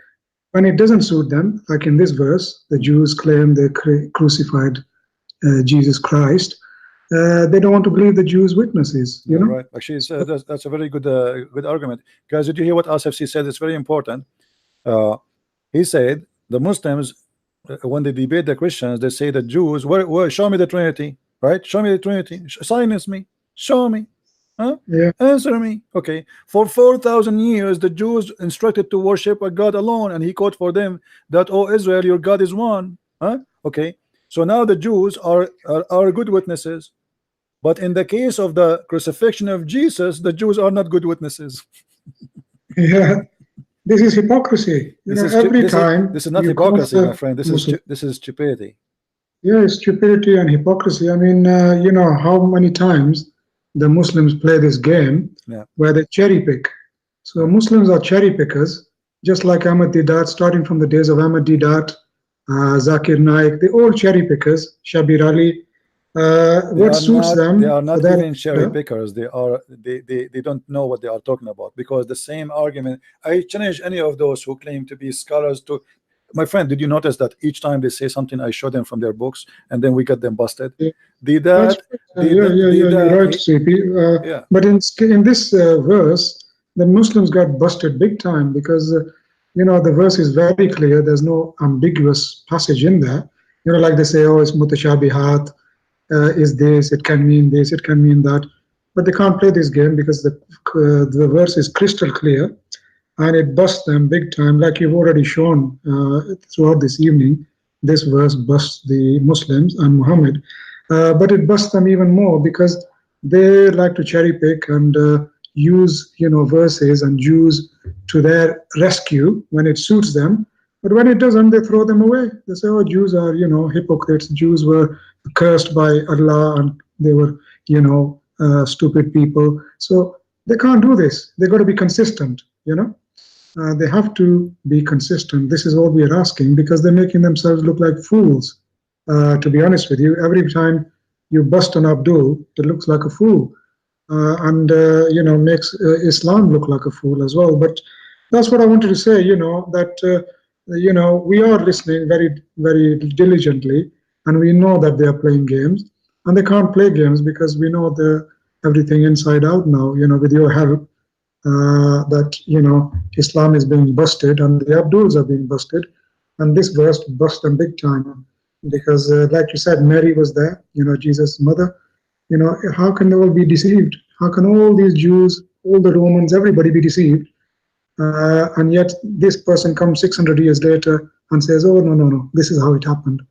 You know, don't they see? They call him a Christ, they call him a prophet, and they call him the son of Mary. I mean, what is more to confirm? That's right. What is missing is the size of his shoe. That's right. Yeah. I mean, they don't even realize that they're busting themselves when they're busting themselves. Do you see what I mean, CP? You know, they bust themselves, but they don't realize they've been busted. Yeah. This is how silly and stupid they are. And, you know, that's all I wanted to say, because, you know, this verse clearly for me busts Islam wide open. Asif, because, what do you think about this verse on the screen? Just hold on, CP. Let me just switch to the screen. Chapter 6, verse 107. My screen is a bit behind your time. You can read it for me, CP. It says here, I will translate like the Muslim translation, saying, if it had been Allah planned, they would not have taken a false god. Yeah, Allah's getting himself busted there again. You see? What? It's Allah plan. It's Allah's plan. Allah's always playing games. Allah is sometimes playing deceiving games. Allah is a Satan. Like you said, who needs Satan if Allah is playing all these games? You might as well sit on the fence and learn it, you know. You see, actually here the translation is not really accurate. It says, "Wa insha'Allah ma ashraku." But if Allah he wanted, they will not be worshiping false god. But this is what Allah wants at the end of the day, because Allah don't want them to worship the true God. So the Quran have tons of verses saying that you do things because Allah wanted that to happen to you. You worship a false god because this is Allah's decision to you. All right? Yes. Yeah. In chapter 6, verse 41, look what it says. It says, "Nay, on him would you call, and if it be his will, he would remove the distress and the oxygen, etc. And you call upon him, and you would forget the false god." So you are calling other god as God, but because Allah he wants you to call other god as a god, it is his will. This is what you do it. Yeah. It's so translation look funny. So, you know? I'm trying to look for the word. You know, it's actually everything Allah says, Muhammad says, they just bust themselves right on the spot. Yeah. You know. And the other thing is, CP, just very quickly, you know, Timothy 1, I was looking at Timothy 1:1 in the Bible, and, you know, I think this applies to the, you know, Muslims very much. You know, if you read this, you know, where it says about, you know, I think it's talking about people taking false gods and all that, you know, in Timothy 1. this applies 100% to the Muslims. You know, any Christian, anybody listening in the chat, they should read Timothy 1. You know, it explains it very, very beautifully about the state of Muslims. They're in denial. You know, and I would urge everybody to read Timothy 1. You know, to get a grip of the mind of Muslims. We can take a break and we play Timothy 1, and I will get some water. My throat is dry. Thank you very much, Asif, for calling. Let us hear Timothy 1, as our friend here, Asif, advised us. Thank you very much, Asif, for the wisdom you share with us. Let us hear what the Bible says, as our brother here advised us to hear and to listen to. Paul's first letter to Timothy, chapter 1. Paul, an apostle of Jesus Christ, by the commandment of God our Saviour, and Lord Jesus Christ, which is our hope, unto Timothy, my own son in the faith, grace, mercy, and peace from God our Father, and Jesus Christ our Lord. As I besought thee to abide still at Ephesus, when I went into Macedonia, that thou mightest charge some that they teach no other doctrine, neither give heed to fables and endless genealogies, which minister questions, rather than godly edifying which is in faith, so do. Now the end of the commandment is charity, out of a pure heart, and of a good conscience, and of faith unfeigned, from which some, having swerved, have turned aside unto vain jangling, desiring to be teachers of the law, understanding neither what they say, nor whereof they affirm. But we know that the law is good, if a man use it lawfully, knowing this, that the law is not made for a righteous man, but for the lawless and disobedient, for the ungodly and for sinners, for unholy and profane, for murderers of fathers and murderers of mothers, for manslayers, for whoremongers, for them that defile themselves with mankind, for men-stealers, for liars, for perjured persons, and if there be any other thing that is contrary to sound doctrine, according to the glorious gospel of the blessed God, which was committed to my trust.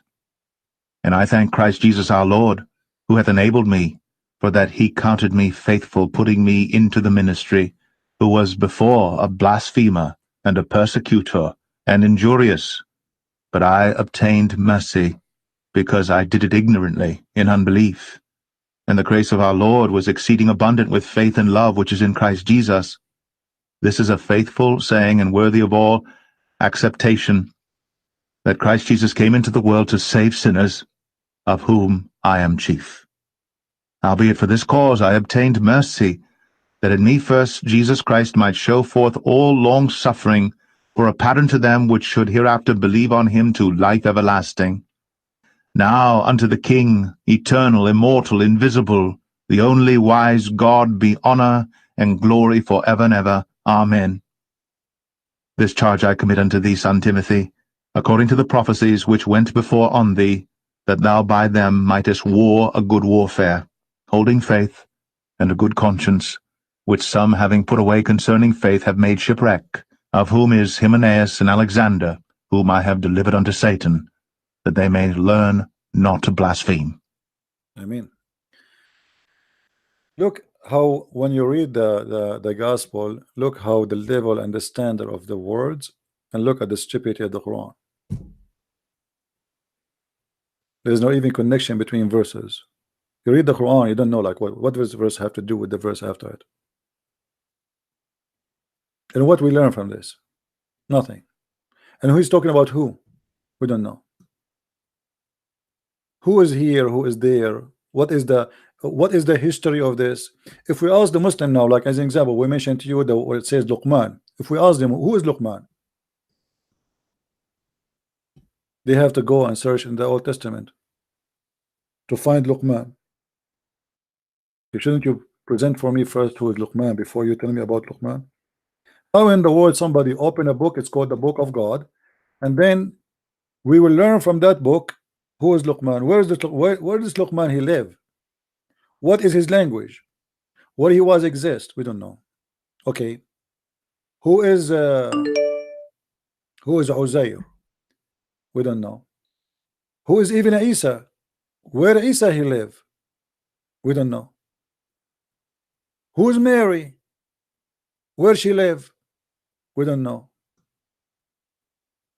Pharaoh. Who is Pharaoh? Pharaoh is not a name of a person. It's not.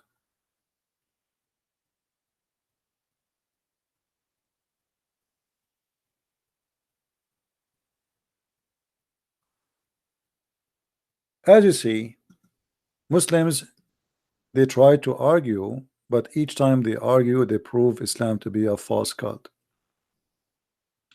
What we learned today from the callers, that Islam is nothing but a scam. There's no marriage in Islam. That's what we learned. It's just the F word. Muta is the religion of Islam. Sex in earth, sex in heaven, sex everywhere. The big arrow, or let us say the flag of Islam, should not be two swords.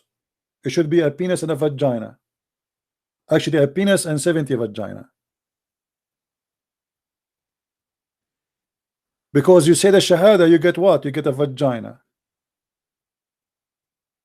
You say the Shahada, you get what? You get hummus. Barbecue. Islam is about the stomach and down, not about the heart. What is the reward of a Muslim man in heaven? I challenge any Muslim to show me what a reward can we be proud about.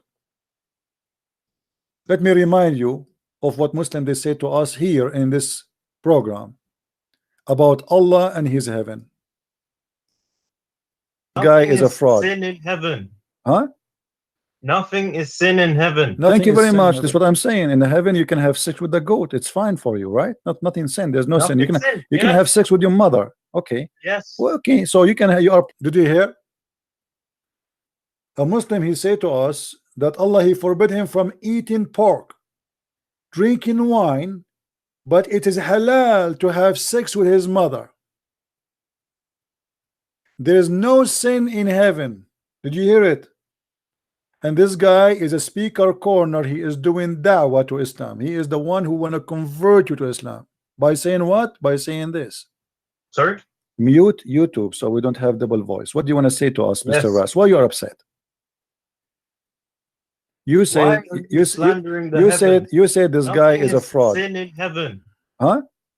Nothing is sin in heaven. Thank you very much. That's what I'm saying. In the heaven, you can have sex with the goat. It's fine for you, right? Nothing sin. There's no sin. You can have sex with your mother. Okay. Yes. Well, okay. So you can you are proud about having sex with your mother. You and your father, you will have sex with the same woman, which is your mother. Anything is fine. Everything comes from God in heaven. No problem. So in the heaven of Allah, you will have a threesome. You and your father and your mother in the bed. Okay. Okay. And you don't see that there's something wrong with that. What do you not understand about nothing is sin?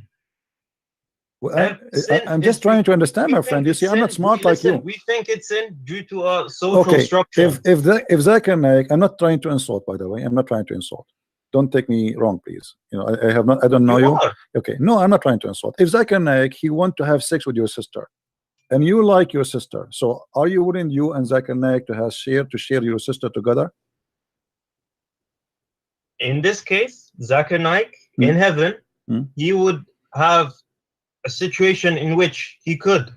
He could. So you and your sister and Zakir Naik in one bed. But it wouldn't be my sister. Why not? In heaven, think of it as anything can happen.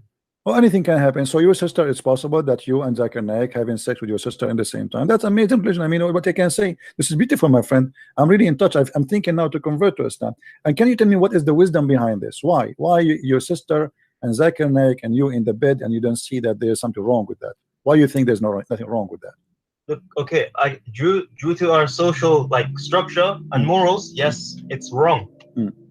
But when you get to heaven, anything can happen. Anything can happen.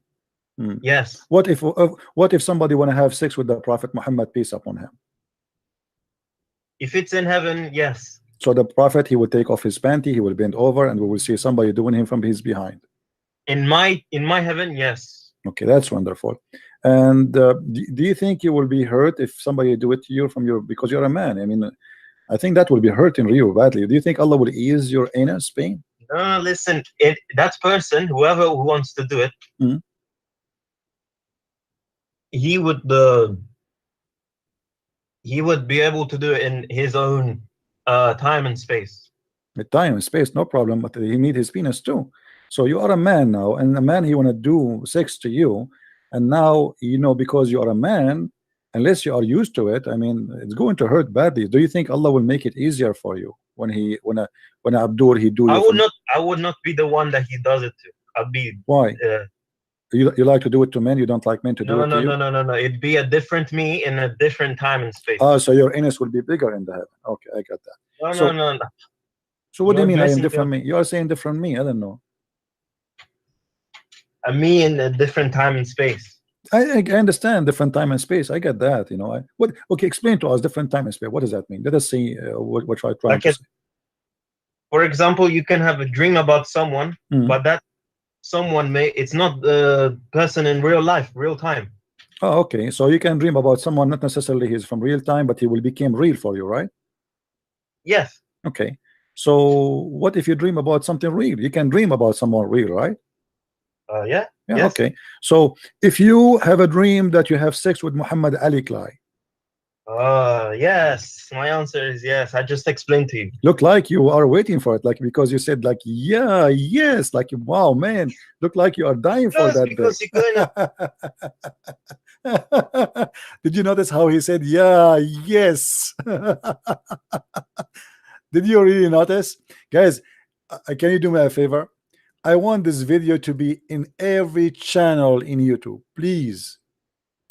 This is a guy, he posted in his channel. Subscribe to his channel to support those who do the good job. All right, download those videos here, part 1 and part 2.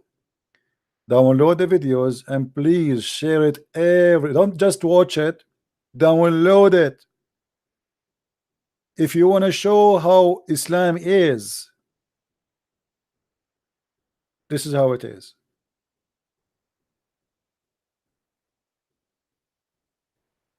This is a speaker corner. This is a guy, he claimed that he want to convert you to Islam. His name is Abbas. All right.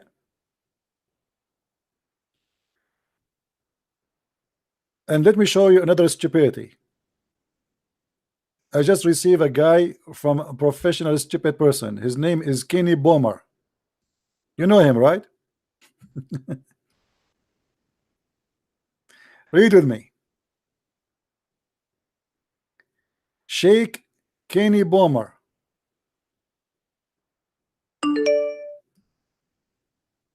Okay.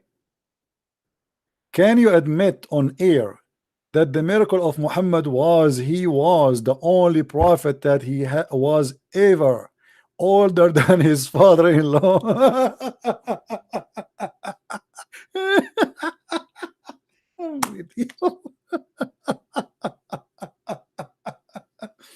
Hey, Abdul, sorry to say to you, first of all, this is the funny miracle if it's true. Secondly, he was not, because Muhammad was not older than the father of Khadija. If Khadija was 25 years older than him, you idiot, how he can be older than her father-in-law? Miracle, guys, this is a miracle.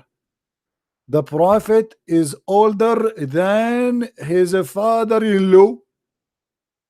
I mean, obviously it's a miracle. So if I marry now someone, he is younger, his daughter, someone he's younger than me, and his daughter, and he is like, let's say he is whatever his age, and I am older than him, this is a miracle. Or I mean, this is amazing. You see the stupidity? Do you see the lack of intellect and intelligence? This is a miracle.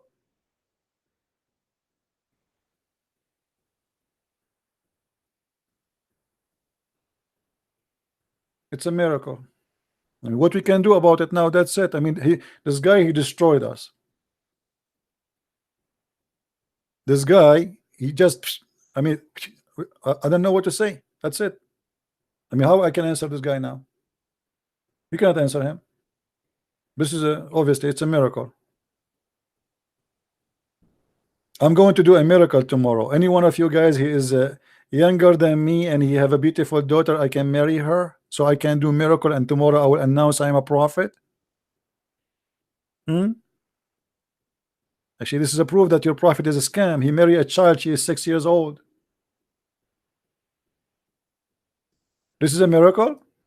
Sleeping with children?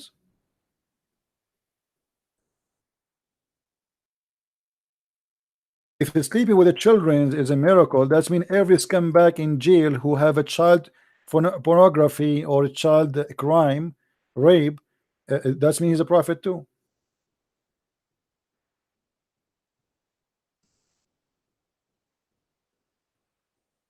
This is the miracle of your prophet? Why we have them in jail? We should call them prophet and give them salary and give them to teach us about Allah. Obviously those people believe in Allah, they are prophet of Allah too, the child molesters in jail.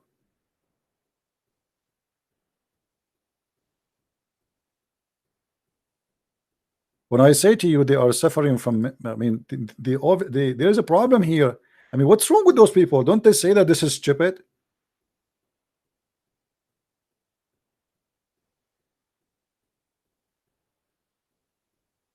You have to admit, XCP. You have to admit on air. Christian Prince, why you don't admit on air? Admit. Do you see the word admit? We have to admit what we can do. That's it. We lost it. The poor Christian Prince, 5 hours on air trying to prove Islam to be false. This guy, he destroyed his argument in 2 seconds. That you have to admit that the miracle of the prophet, that he is the only one, was younger than his father-in-law. Call him. Okay, let's call him. You want to have fun, don't you? He always use the internet of his neighbors. He call himself Sheikh too. I hate the ring of Skype. He's not answering. Forget about him. Guys, tell me, when I lower the sound from here, from my control, when I lower the sound of my speaker, does the sound change to you from your side? Like now I'm going up all the way to the maximum, and now I will go down again. Does the sound change for you, the sound level from your side? Let me know, please. Is the sound the same or change? It's change? Okay. Just wanted to know. Somebody say no. Hold on, we have a miracle here. Obviously, Jibril is involved with my speakers. Do you remember, guys? Okay, this is good. Maybe that's mean only the sound which is coming out is changing, not my microphone. Okay, that's good. Because sometimes I try to put down the ring of the speaker from Skype so it doesn't bother you. All right.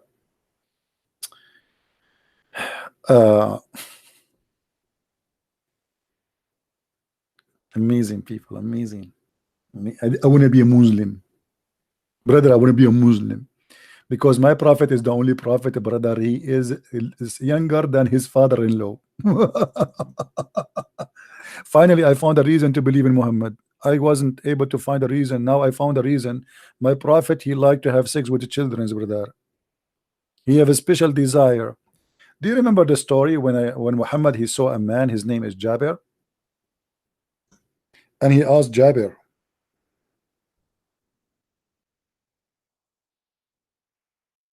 why you are rushed to go home?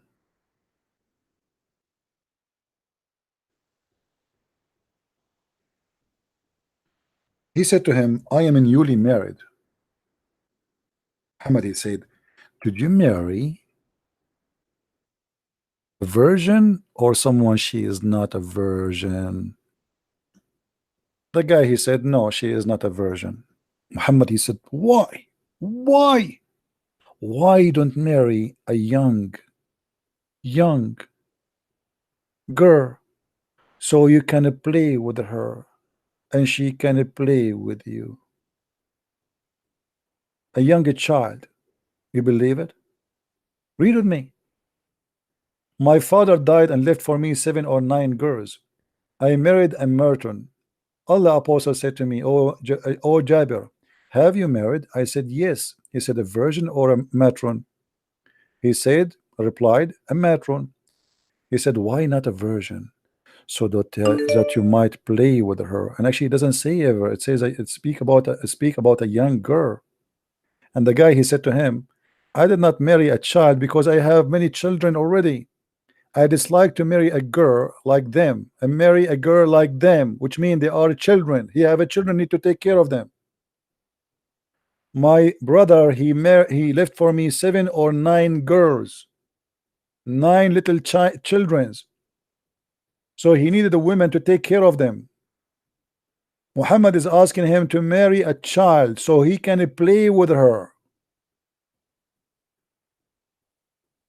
Do you see it, Muslims?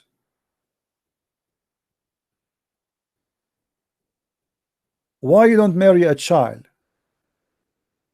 He told him, why I want to marry a child? I have already 9 children here, need to take care of them. I needed a woman to take care of them, not a child like them who need to play. Why? Why you don't marry a young girl so that you might play with her and she play with you? What?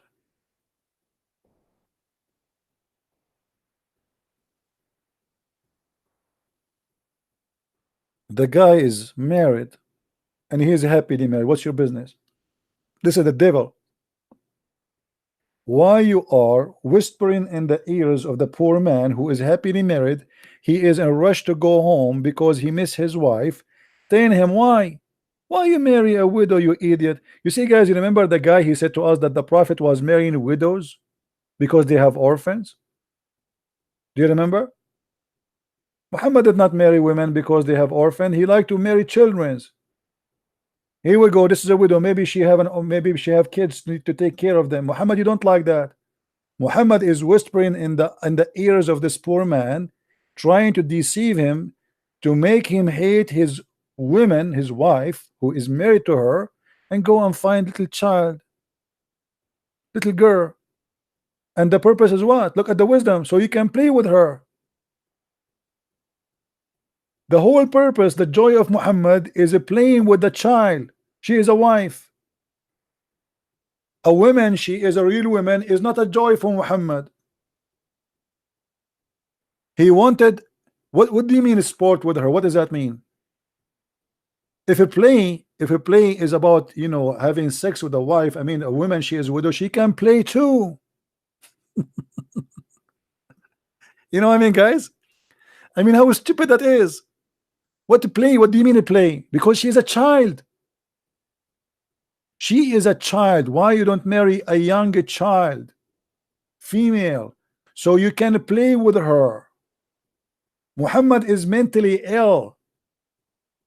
His fantasy, his sexuality is having sexual joy with the children's. The man is happily married. He have a wife. What's your business? What is the purpose of this advice? What is the wisdom of this advice? What is good that advice will bring to the life of this man? Leave your wife who is a widow and find a child girl so you can sport with her? Since when marriage is about sporting together with a child? But here you see the evil spirit inside this man. A prophet of God, he should say to him, good for you, you marry a widow woman, that's good. You know, why not? Take care of her. Don't say to him, why you don't marry a young child so you can play with her? Huh? Why? What a devilish man. And then the man, he said to him, well, you know, my brother, he died fighting for you, and he left for me 9 children, and therefore I did not approve the idea bring in a girl like them, which means she is a child. My brother, he left for me children. Do you see it, guys?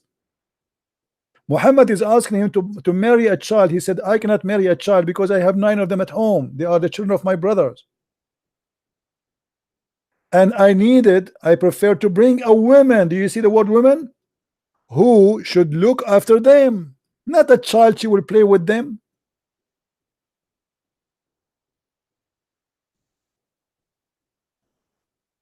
And even after Muhammad, after the man, he explained to Muhammad why, he said to him, so you might supplicate for the good and to be covered me by Allah. But doesn't say that in English, in Arabic. What is that? Guys, let me show you how the scam work. Hold on.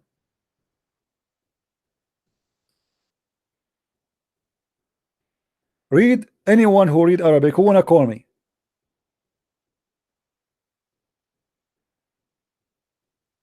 They end it off. It says تلاعبها وتلاعبك وتضاحكها وتضاحكك. They took it off. You play with her and she play with you, and she laugh with you and you laugh with her.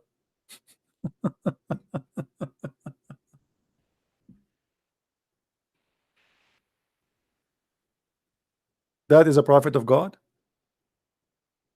If this is a prophet of God, what is the devil? Imagine if one of the apostles of Jesus saying to a man, do this, what the Muslims will say to us. Imagine. And there's no way they would do that. Go hate your wife and find a child, and the purpose of the wise prophet is to play with her. Let us play. We are looking for kids to play with them.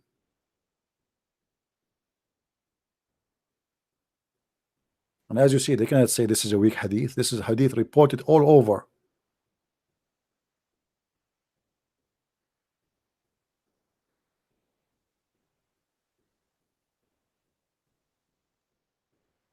And that explains why Muhammad, he enjoyed having Aisha and she was playing with her toys.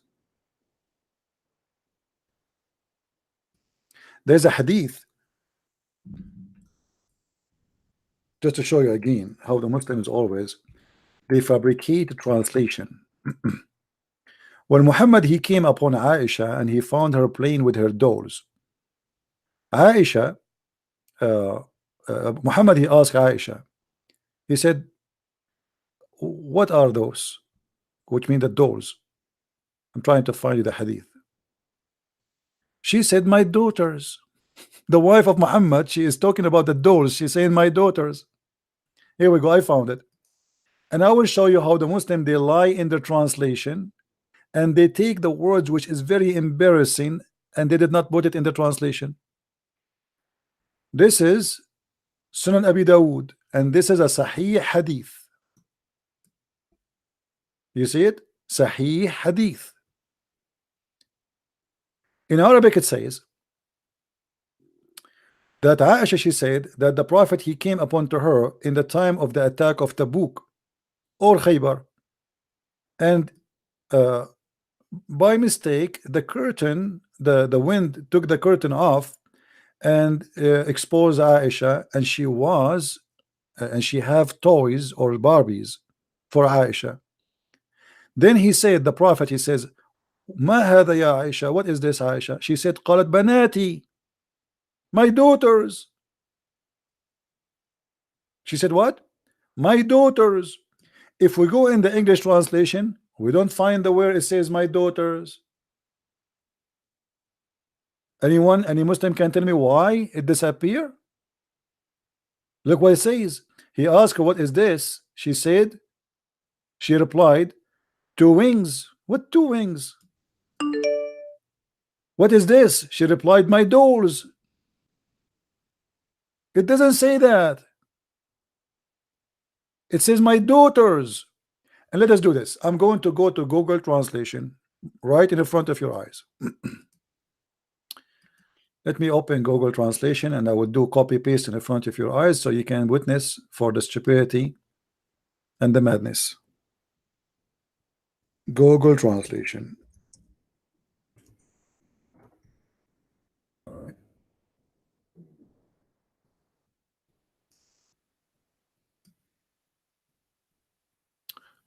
Okay.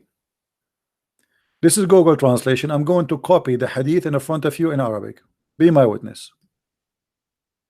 And you will see they took it off because it's very embarrassing. This is the mother of the believer. They call her the mother of the believers.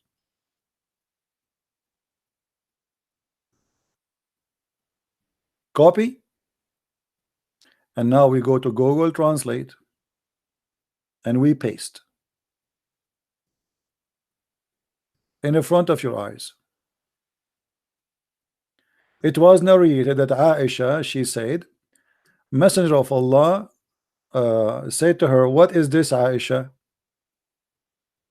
I look like the text is too much, it cannot say it. Why is not the whole rest is not appearing? Maybe it doesn't take all the text. Okay, hold on, let us go back. We will copy less text. Okay.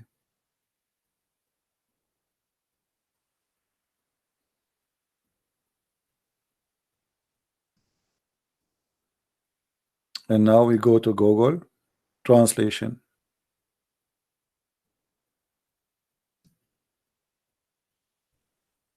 You see it, guys?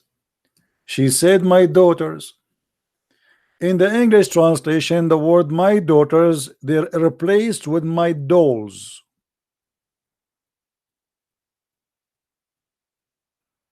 Do you know why they replaced the word my daughters with dolls? Any Muslim have an explanation why my daughters are taken off? Because it's very embarrassing. This is a wife of a prophet of God, yet she is a child. She thinks that her dolls are her daughters.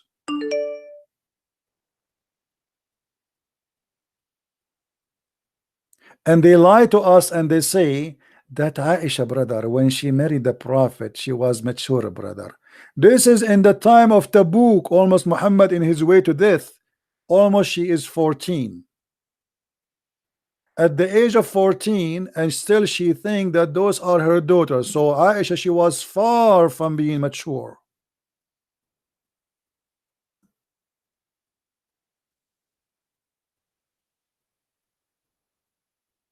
If this is in the age of 14, how about when she was 6 years old?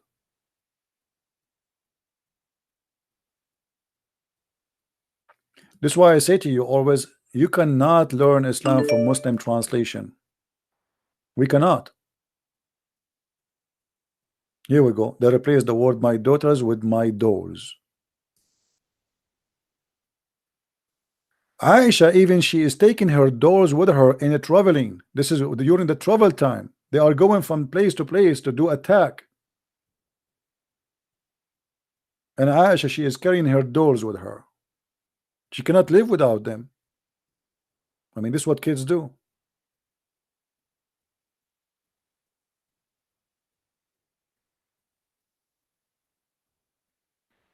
We have a kid, he's calling himself Zakir Naik. I think this is the same kid, the good guy.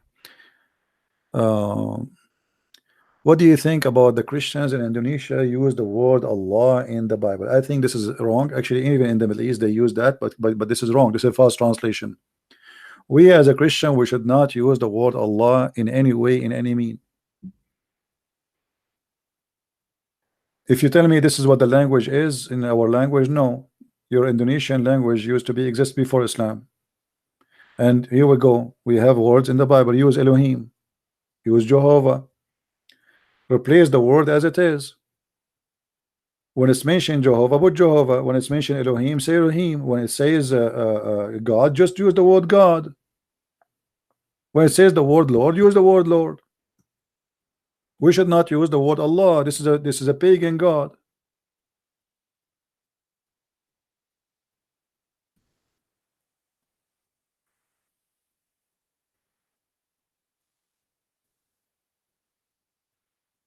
Me myself, like, you know, we grew up in the Middle East. Everybody there used the word Allah, but this is wrong. This is a false translation.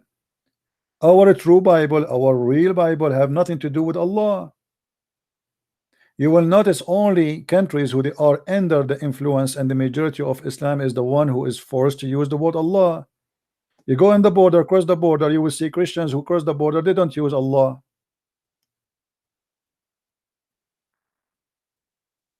Your book told you who's, if you cannot find an equal word, okay, don't use Allah, use whatever word. I mean, use the word God in English. If your language is limited, let us say. But you should not, I should not even translate. Why not translate? I use Elohim.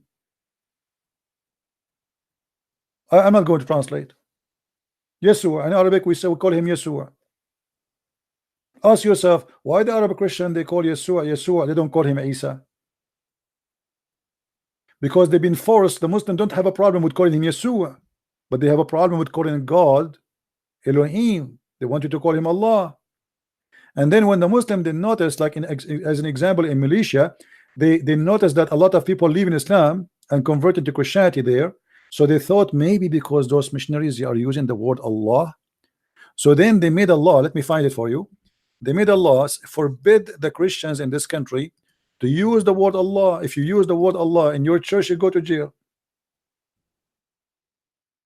Muslims, they are desperately trying to make you say Allah is your God. But when they notice that things are not working for their side, they forbid you from using Allah in your church.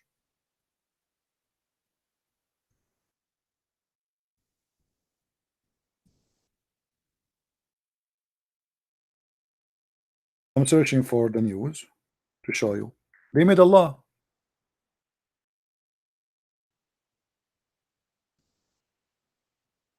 Here we go. This is the BBC. Allah is just for Muslim. You see it? The BBC News. The militia court rules non-Muslims cannot use Allah. Why? They are right. They should not use it. I agree with them. I hope tomorrow all Islamic countries will forbid any Christian from using the word Allah, because the same way they force you to use it is the same way maybe to make you not to use it. They force you one day because they are the majority to use it, and now they force you not to use it, and you will not use it no more. You have a bunch of deceivers who translate the Bible for you, lying to you. They are being hypocrite. They are doing taqiyya. If the Christians are translating a Bible, why you use a name is not there. Allah is not a word meaning God. I understand that they use it as a word meaning God, but it's not true. Allah is a name, is not a word meaning God.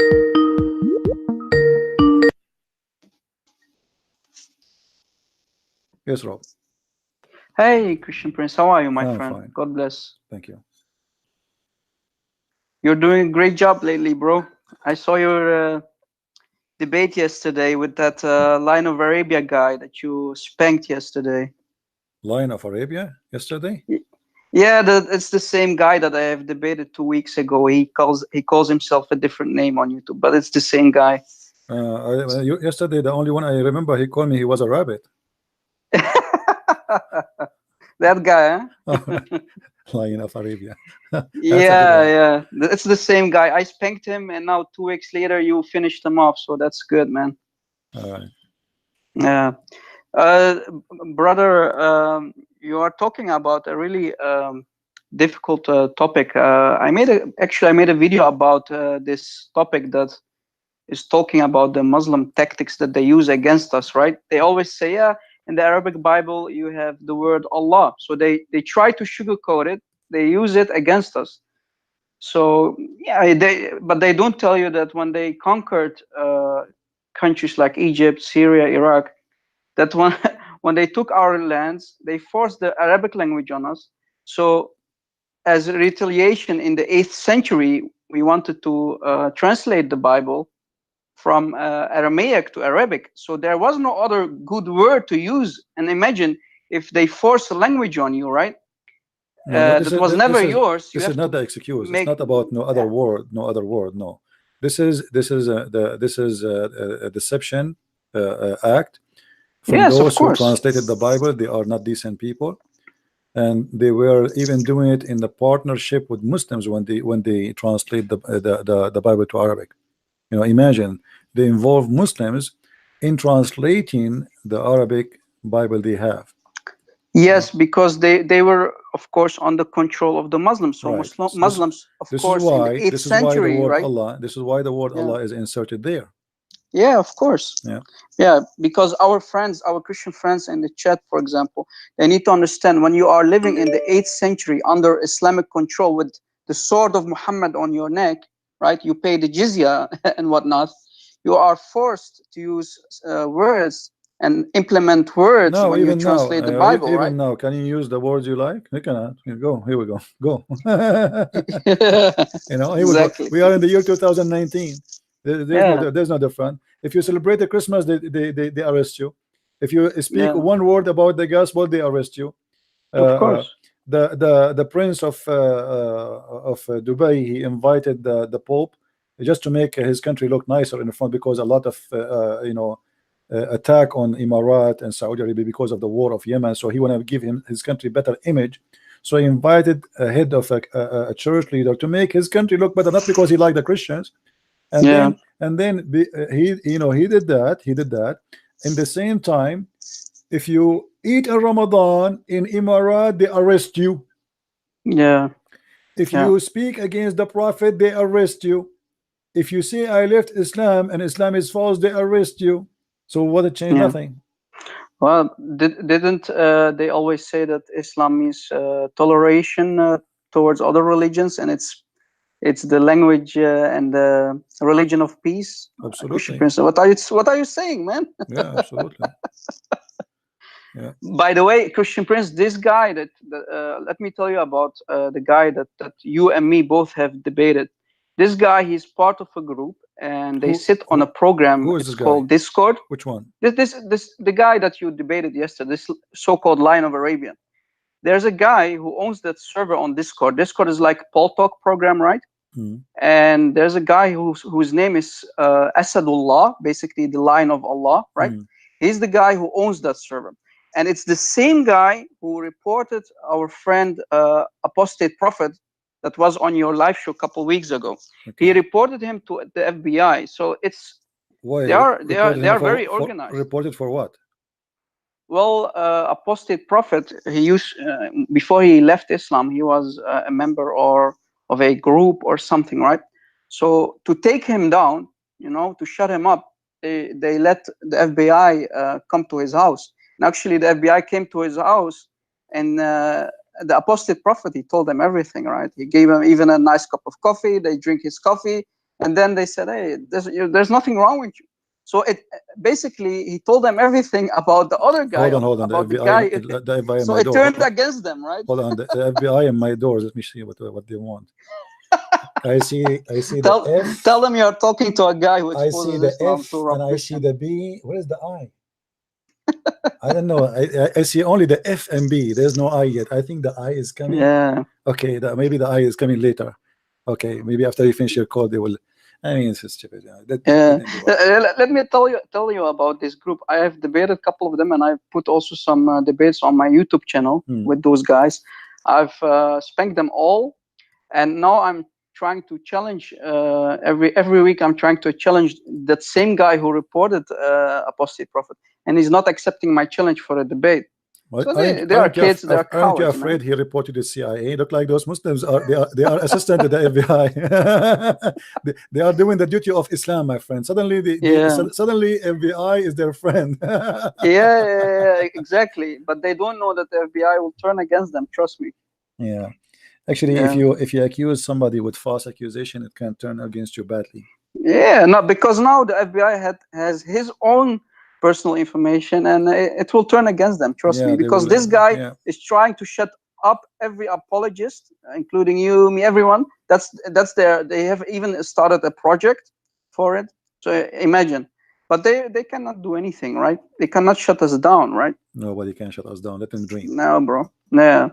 So yeah, I want to thank you, Christian Prince. I want to thank everyone who is supporting us, guys. Please keep Keep us in your prayers. Keep supporting us. Please subscribe to our YouTube channels. They cannot shut us up because we have our Lord Jesus Christ in our backs, right? So guys, please don't be lazy. Support us. Support the warriors for Christ, and so they cannot shut us down, and they will never shut us down because we will keep debating them. We will keep exposing Islam for the glory of Christ. All right, my friend. Thank you very much. Thank you. Thank you too, bro, and God bless you. Thank you. Bye-bye. Bye-bye. All right.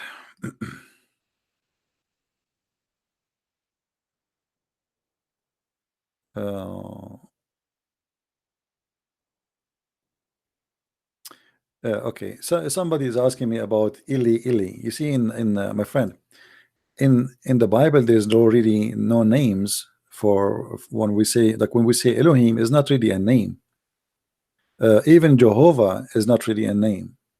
But you know, for you, if you are a foreigner person, when you hear a word in a language, you might think it's a name. The same as the Muhammad, he thought that Pharaoh is a name of the king of Egypt. But Pharaoh is not a name of any king. Pharaoh is a title. That's why the Quran says the Pharaoh. Pharaoh. Or what Pharaoh? Right? So there's no name can describe God. And there's no name can frame him. So all the words in the Bible is not really a name. Even the word Adam is not a name. Even the word Gabriel is not a name. Michael is not a name. You see, you have to take the Bible into a deep study, and you will find that there's no names there. All the sons of Adam are not names. And we showed you that in the message in Genesis 5. Just we played that yesterday. So mistakenly, some people think that those are names, but the fact they are not names. It's a statement from the Lord to say something to us. You know, I see many people trying to call me. I don't know why. I mean, why? Are you a Muslim?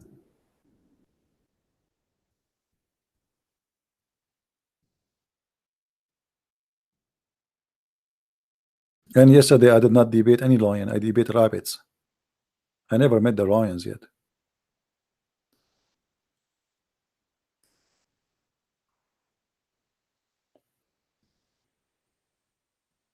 Oh, somebody calling is saying an ex-Muslim. Let us see.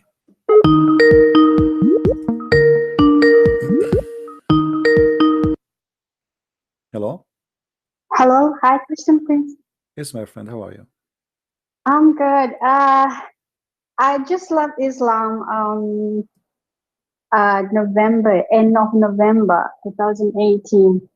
Wonderful. Yeah, when I baptized in the church, they baptized me in the name of Allah Father, Allah Son, and Holy Spirit. So should I go to another country and do another baptism, or as you say that Allah is a pagan god?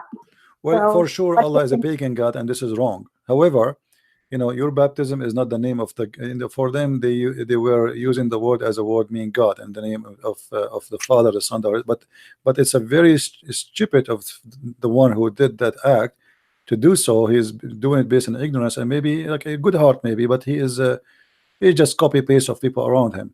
But I advise you even to redo your baptism in different church. Okay, I'll do that. Maybe I'm going to Singapore to do that because there's no way here in Indonesia like you can do like they will pray the same. They will do it the same way anyway. So yeah, I'm gonna do that. But I'm happy for you. What make you leave Islam?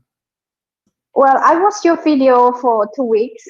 Okay. And so I don't want to wait too long. Take your time, no problem. You know, we have time. We are done with the Abdul. Take your time. Go ahead.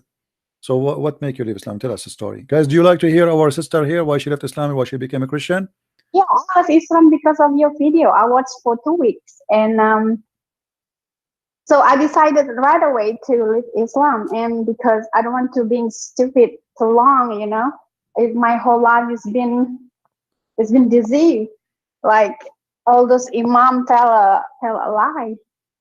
So when I ask them, they don't have any answer at all. So I decided right away to left Islam. Even my parents still Muslim, they kicked me out.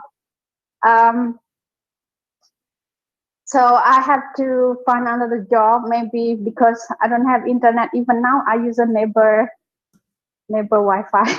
Oh. This is what Abdul usually do. This is true story. True story, I believe you. Yeah, so because I need to find a job and rent a house or something soon, so I can get Wi-Fi in my house. Because now I don't have. I stay with my friend's house. Yeah. Tell your But neighbors. it's not Tell your real. neighbors that you are using their Wi-Fi. That's so funny. Yeah. Thank you, Christian Prince, for everything you've done. So 2 weeks make you leave Islam? I mean, Yeah. I don't want to wait too long because it's everything you do there is convince me, and you put everything on a screen, and right away I learn and search in English, and you write. But So I was looking for someone who translate in Bahasa Indonesia, because some of my friends, 2 of my friends left Islam because of that video, because they don't speak English. But the thing is, they don't put a full video. Maybe I just ask them to put full video so that can learn more, because they just only put like 20 minutes, 25 minutes. It's really work, you know. Yeah, it take time to translate. I appreciate those people who they are translating. It's not easy, you know, to translate. Like, imagine how many words me and you we just said now. So translation work is not really easy. But you know, I hope we will be able to have my book translated to the Indonesian language, so people that can get the reference. When it's gonna publish? I was waiting for it. I have now almost ready the book in the Malay language, and I've been told that the Malay language is not the same as Indonesian. Is that correct? Yeah, it's same, but some word is different, but it's only some words, so you can understand in full. Yeah, we understand it. Okay, I will see how I can publish it soon, so you guys can have it, and mostly I will publish it for free for all. I need to give the book to my dad, because he's you know, he's been. Oh my God, I'm really upset. Even though they kick me out, I still love them, really. I pray for them every day. Yeah, I still love them and don't hate anyone. Yeah. Okay, well, I'm so happy. If you have more friends, they decide to leave Islam, they want to call us, let them call. And even if they don't speak the language, you can translate. You know, tell us their story. I think also maybe translate in native language, because we have a lot of different language in Indonesia, like more than 500 native language. So I was trying to make video and put in a different translation, you know. Yeah. Well, I'm happy for you, my friend and my sister. I'm so happy for you. And I saw actually a lot of Indonesian people leaving Islam watching the videos. Yeah, even my friend. Yeah. A lot of Muslims left Islam. Yeah, this is why we say that it's important to share videos and to translate those who speak other languages. Have to do that, because you know we don't know when we do it. Maybe people, maybe one person will leave Islam. So yeah, we have to do that. Yeah, actually, a lot of people leave Islam. Trust me. And not only that, when you translate like now the one who is translating those videos to Indonesian language. It is him who helped those who don't speak English to leave Islam, not me. You know, which means he will get the blessing of the Lord for because it is his work too. You know what I mean? Yes, maybe I'm the one who made the video, maybe I'm the one who have the knowledge, I'm the one who's speaking. But if he did not do that part of him to translate, then those people will not know what we are talking about, and they will stay now blind and following the pagan god of Islam. So, you know, when somebody translate, he is getting the blessing of the Lord, for he himself now is in the mission, and he himself, he brought people to Christ. Yeah. Well, thank you very much for calling, my sister, and welcome anytime to call if you have anything to say. Okay, thank you. God bless you. Take care. Bye-bye. Bye. Bye-bye.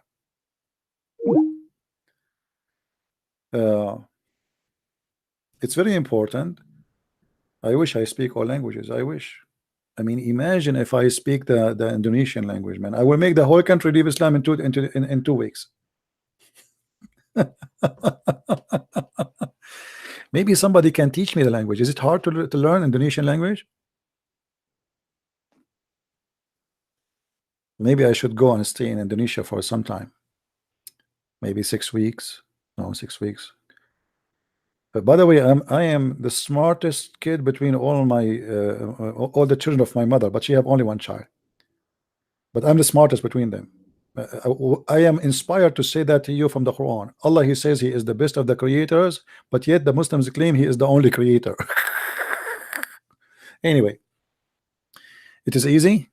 Okay, maybe somebody can teach me, and then we can make a special program in the Indonesian language. Yeah. They will harm me, my friend. When Muslims they come to me, I say inshallah you cannot touch me, and that's it. Nobody can touch me. I have the password, my friend, because inshallah that's it. My brother, I have this is a true story. I have a friend. His name is Solomon. Solomon, he wanted to have sex with 99 wives. But Solomon, he have forget to say inshallah.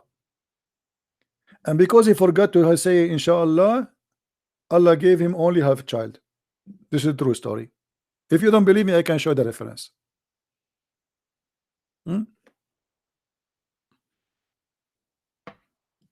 Inshallah. Religion of inshallah. What the Arab used to say God before Islam. First of all, there's nothing is called Arab, and the word God depends who they worship. As an example, those who live in in Iraq didn't use the same word. They use other word. Hello. And the word God depends who. Hello. As an example, those who live. Mute YouTube, please. Mute YouTube. In Iraq. Hello? Yes. Hi, Christian. I just want to ask about the Bible verse. I mean, the Quranic verse, or I'm not sure if it's a hadith or a Quranic verse that talks about وَحَلَّ لَهُ نِكَاحُهَا. Yeah, this is about the Prophet. You mean? Yeah. This is about you're talking about the three-time divorce, or about Muhammad?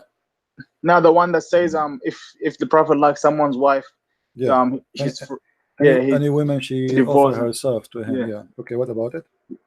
Yeah, what's the reference? Here we go. I just want to write that down. This is a chapter of Al-Ahzab, chapter 33, verse number 50. It says 350. All right, thank you so much, man. 3350, not 30. 3350. 3350. All right, thank you. Take care. See you.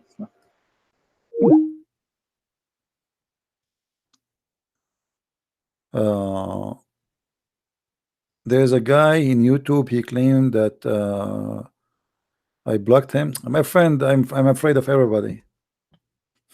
Don't you see how afraid I am? I'm really afraid of everybody. I have my Skype open. If this is the case, he can make a new Skype and call me. Let us say a Muslim. I blocked him, and sometimes I do, because you know they are annoying like kids.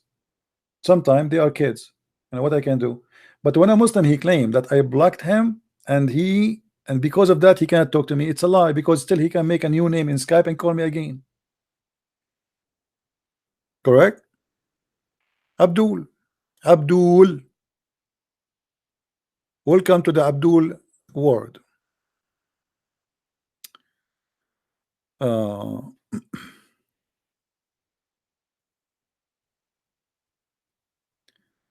right.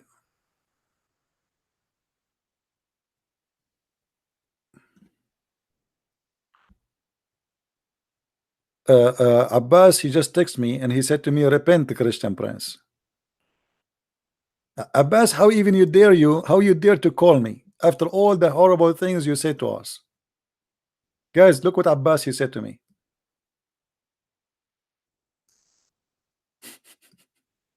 Abbas, I've been touched by your statement, my friend.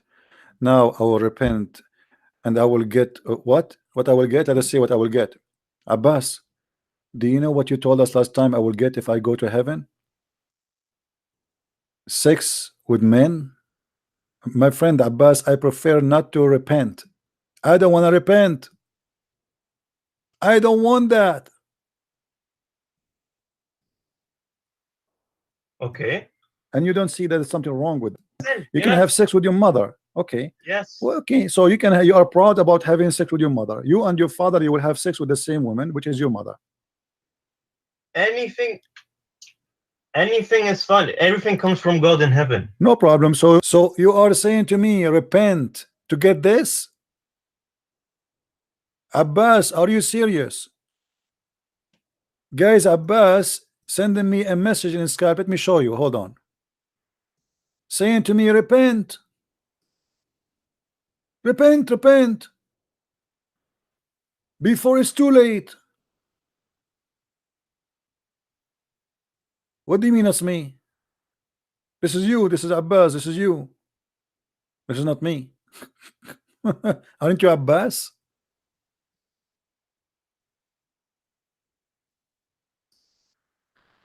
Oh boy. This is what I will get in the heaven. I will repent and get this. In the heaven of Allah, you will have a threesome, you and your father and your mother in the bed. Okay.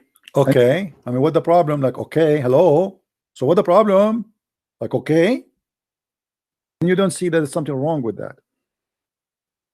What do you not understand about nothing is sin? Well, I'm just trying to understand, my friend. You see, I'm not smart like you. We think it's sin due to our social structure. If Zakir Naik, I'm not trying to insult, by the way. I'm not trying to insult. Don't take me wrong, please. You know, I don't know you. Okay, no, I'm not trying. This is not Abbas. Okay, give me the video of Abbas. When Abbas? Abbas, he talk about it too. Abbas, he talk about it. Moroccan, he talk about it. All of those, and they agree. All of them the same thing. Hold on. You are saying this is Abbas? Let us see.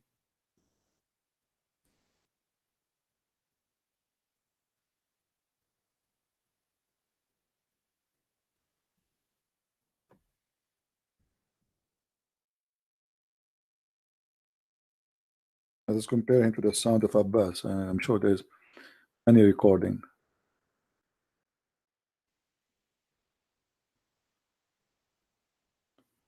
Oh, this is here. Let's see this one. Yeah, well, this is Abbas. We have Agha Abbas. He's trying to solve the problem. Let us see. Agha Abbas, he will do better.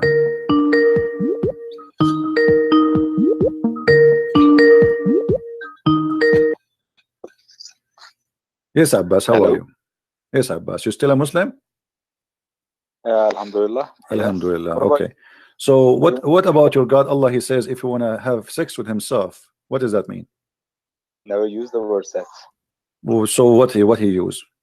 Why are you putting the word sex there? So it's not sex? But why you say Allah has sex, it's not me. Here we go. This is your interpretation saying if he want to take a partner, he will take it from the black-eyed women. What kind of partnership he will have with the women? She is a black-eyed woman. You explain to me. Go ahead. Which verse are you reading here? Chapter 21, verse 17. It says partner. Yeah, partner, spouse. This is a translation. This is a translation. In different verses, it says sahiba. Sahiba mean girlfriend. As simple as that. Sahiba doesn't mean girlfriend. Are you sure? It means companion. Companion. What kind of companion? How a woman she can be a companion to Allah? Many different meanings. Companion doesn't mean a girlfriend. No, sahiba mean a girlfriend. I challenge you to prove me wrong. So it doesn't mean companion. Companion in a sexual way. Sahiba, companion in a sexual way. Because Allah is a male God or a female God? Allah has no gender. So how he's going to take? How he's saying then? If we want to take, hold on. Okay, hold on. You see, guys, did you hear this? How much confused the Muslims are? Allah has no gender. Let's go to the Quran and see if he is if he have a gender or not. First of all the Quran keeps saying it is he. It is he. Never say it is she. Not secondly. Well, there is a reason. Hold on. No problem. The word when he says that Allah, if he want to have son, he will have a girlfriend. So what is the need of the girlfriend to have a son if you don't mean sex? I say it's not girlfriend, it's a companion. Okay, companion for what? To have a son, correct? Companion could be somebody for a company. No, my friend, that's not the question. Doesn't That's not the it doesn't question. have to- If the companion is not for sex, how he is giving us excuse that he cannot have a son because he don't have a girlfriend? Are you confusing two different verses here? I'm not asking you. No, I'm asking you why he is saying how I can have a son if I don't have a girlfriend. Did he say that or no? Which verse you quoting? Which verse you want me to which one you want? Chapter 6 verse 101 as an example. Chapter 6 verse 101. Hello? مرحبا كيف حالك؟ Yes, who is with me? مرحبا. Marhaba. What is that? Marhaba. Idiot.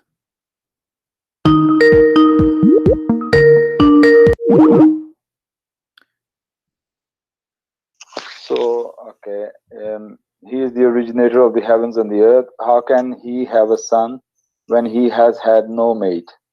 And he has created everything, and he has, yeah, that's true. On this, I mean, every one of them is specifically licensed in certain kind of stupidity. He's arguing that Allah have no gender, but yet Allah, he says, how I can have a son if you don't have a mate? Do you see it in the screen? Mate. What mate mean?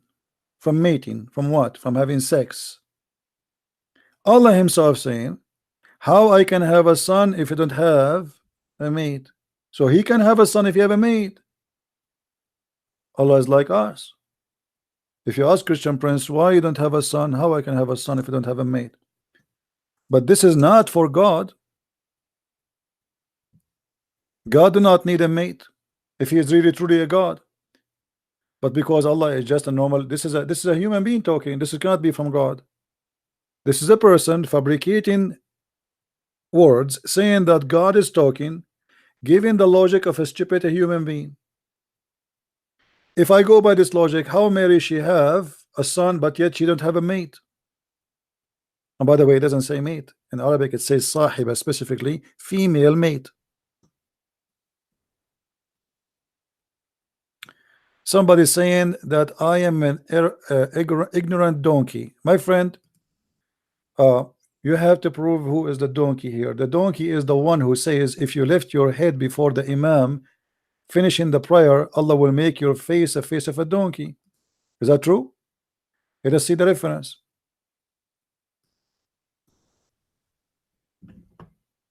Read with me. Let us see who is the donkey.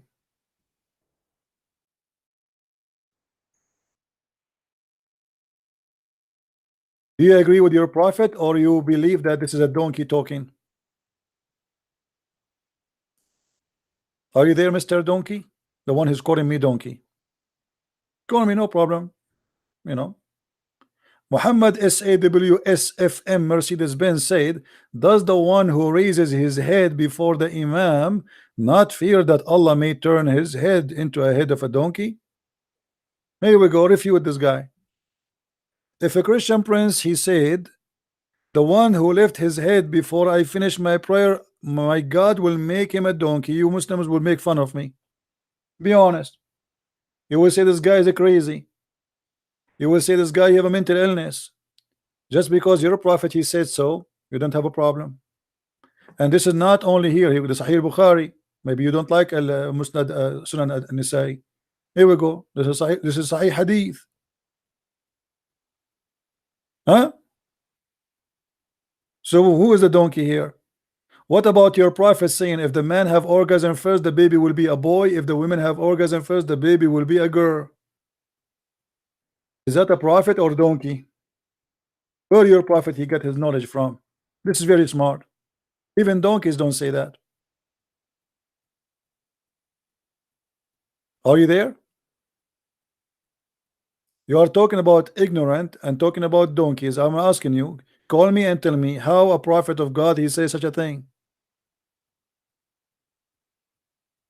And because of the advice of your prophet now, I know how to avoid, if I get married, I will never let myself have orgasm first, because I don't want my son to look like me. That's disgusting. By the help of your prophet, now we can avoid this problem. I will marry a beautiful woman so the children will look like her. Well, how? Just we make her have orgasm first. Alhamdulillah, the wisdom of the prophet. Are you there, Mr. Donkey? You're the one who's calling me donkey. Give me your opinion about your prophet. This is knowledge. This is powerful. This is like nuclear knowledge.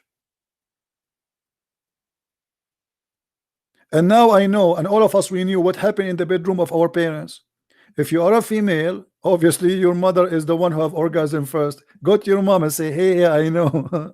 Say, what you know? I saw what happened in the night, you know, when you made me. What happened? You have orgasm first, mom. How you know? The Prophet Muhammad says so. The Prophet Muhammad, he said. And you know the Prophet Muhammad, he never lie. He knew everything.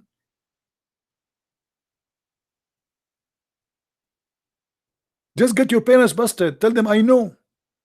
If you are a boy, go to your father and say to him, hey father, I know what happened in that night. 9 months before I get my mother, she delivered me. I know what happened. What? You have orgasm first, father. What? How you know that? It's impossible to know. Oh, the Prophet Muhammad, he taught us. Unbelievable. You see how embarrassing it is to learn from the Prophet. Now we know, each one of us, what happened in the bedroom between our parents. But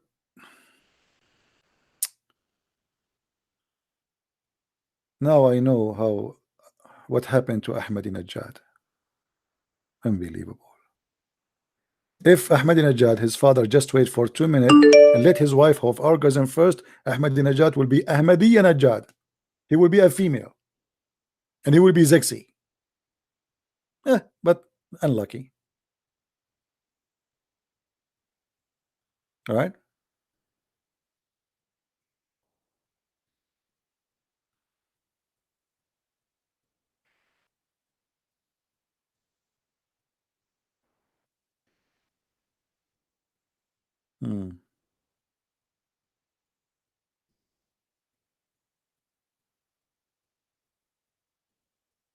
Anyone?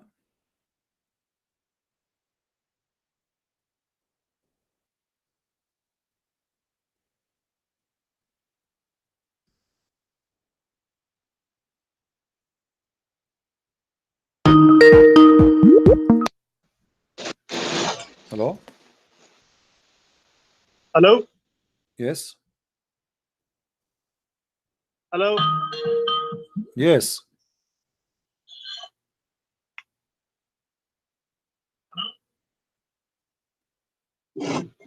Are you there? Yes. This is actually right.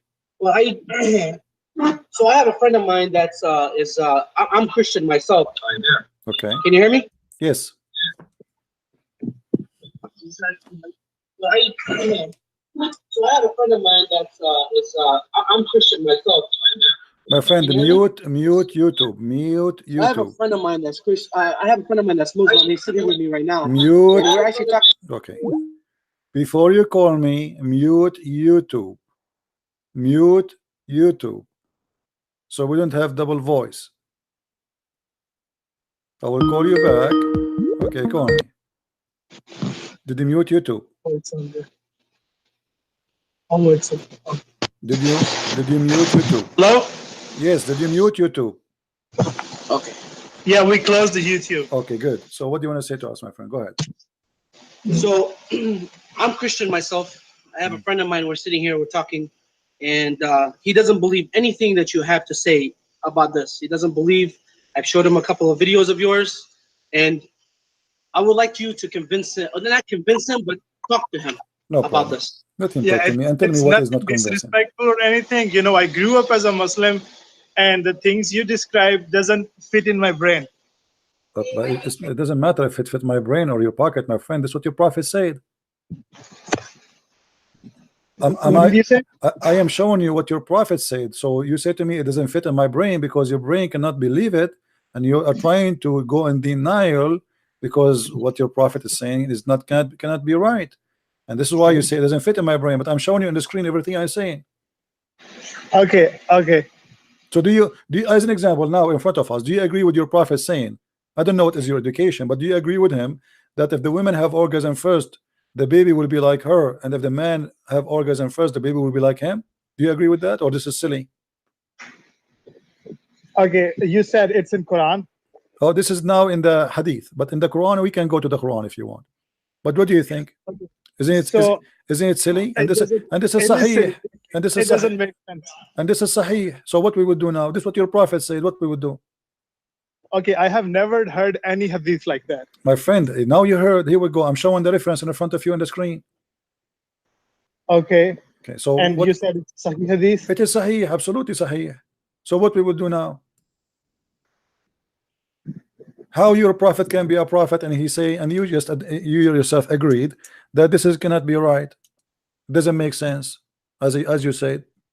Okay, so this that you pull up. Okay, I'm not Arabic, and I don't fully understand Arabic. My so friend, I'm just- showing it in the screen in English, and this is your Islamic translation. This is sunnah.com. I'm going to post the link for you in the chat. You can open YouTube still, but mute YouTube so you don't have double sound. So I will post the link. Here we go. It is sahih. So what we will do now? So okay, let me read this translation. Okay,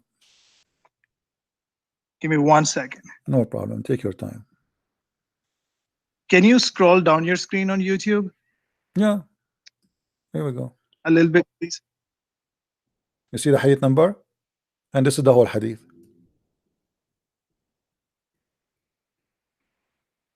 Can you scroll it up, please? Okay, I put it up. You can open the link from your side if you want. I posted in the chat. On did you? Okay. Let me post it again in the chat. Okay, you're saying the man has orgasm and women have orgasm. It doesn't say anything like that. No, it says that. It says the man water is thick and white, and the women water is thin and yellow, and whichever of them comes first. Do you know what comes first mean? Okay. Okay, comes first is the orgasm, right? Mm-hmm. Okay, so whoever of them comes So, first, the child okay. resembles the parents. Okay. Okay. See, so I mean, so you are interpreting the things however you like. No, you give me your interpretation. Go ahead, no problem. I'm listening.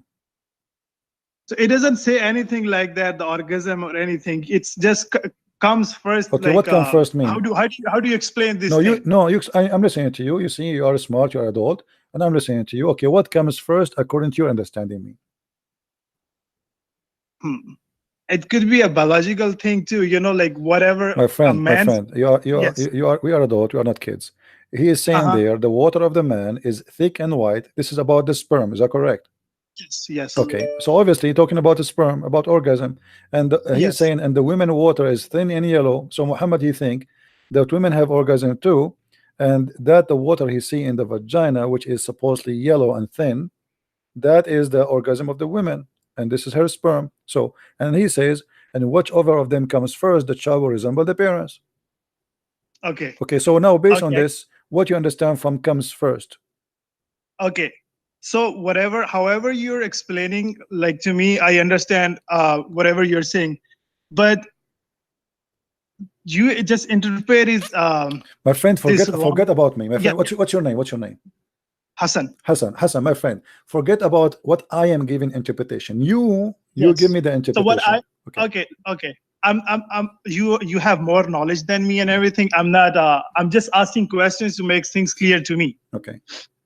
All right. And I've never heard or read this hadith anywhere before. So I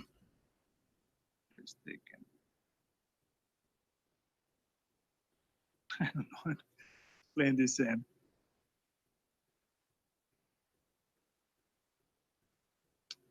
I mean, so you are saying that a prophet shouldn't explain these kind of things No, to I'm his not. ummah? I'm not saying that. I'm not saying that. I'm saying what I said to you first time that you said to me doesn't make No. sense. You're the one who said that to me, right? You said doesn't make Yes, sense. I did. Okay. I did. So But that the doesn't way make- you doesn't make sense and- explained it to me, the way you explained it to me, you talked about orgasm and vagina and friend, all that. not, That doesn't no, make sense. no, But no, no, this no, hadith no, that no. you put it on No, my here, friend, it does make sense. no, my friend, it says whoever of them, whichever of them comes first, comes about what? Is it about coming from the door?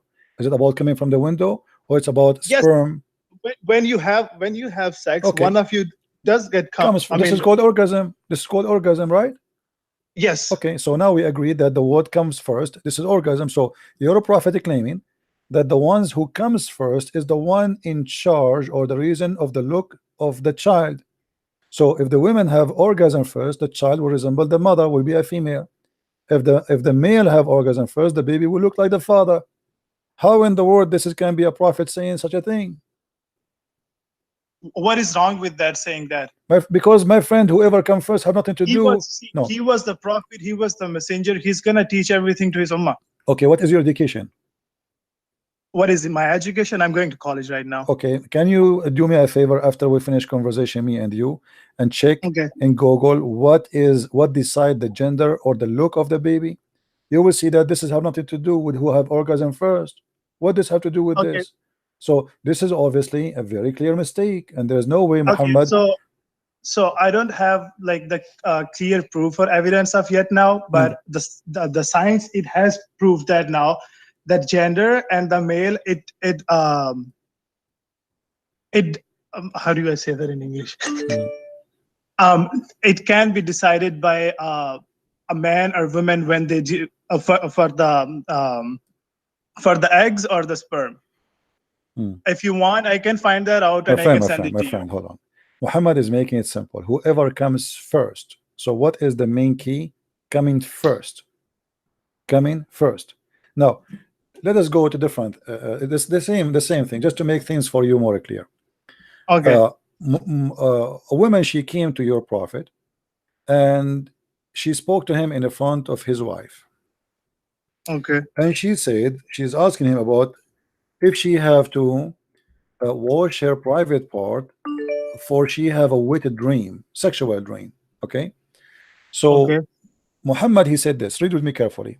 And this is, we can read in Sahih Bukhari or in Sahih Muslim. It says the following, which means this is a Sahih hadith. Salim went to Apostle of Allah and said to him, Apostle of Allah is not ashamed of the truth. Is bathing necessarily for a woman when she had sexual dream? Upon this, the Messenger of Allah said, yes, when she sees liquid in her vagina, which means this is, you have to wash. Salama, this is the wife of Muhammad, said, Messenger of Allah, does the women have sexual dream? By the way, it doesn't say that. The women, the translation is not really accurate. It says, does the women have such a thing, which means orgasm? He, the Holy Prophet, he said, yes, let your hand cover dust, which means like, don't be stupid. If this is not true, in what way does a child resemble resemble her? So your prophet claimed that the sexual liquid in her vagina, which is yellow and thin, is the reason for the child, and he is telling the woman she have to wash it. She have to wash it. This is something not internal, external. It's a liquid she can see in her vagina. Muhammad, he claimed that this yellow thin liquid is the reason for the child resemble the mother. Is that what science says?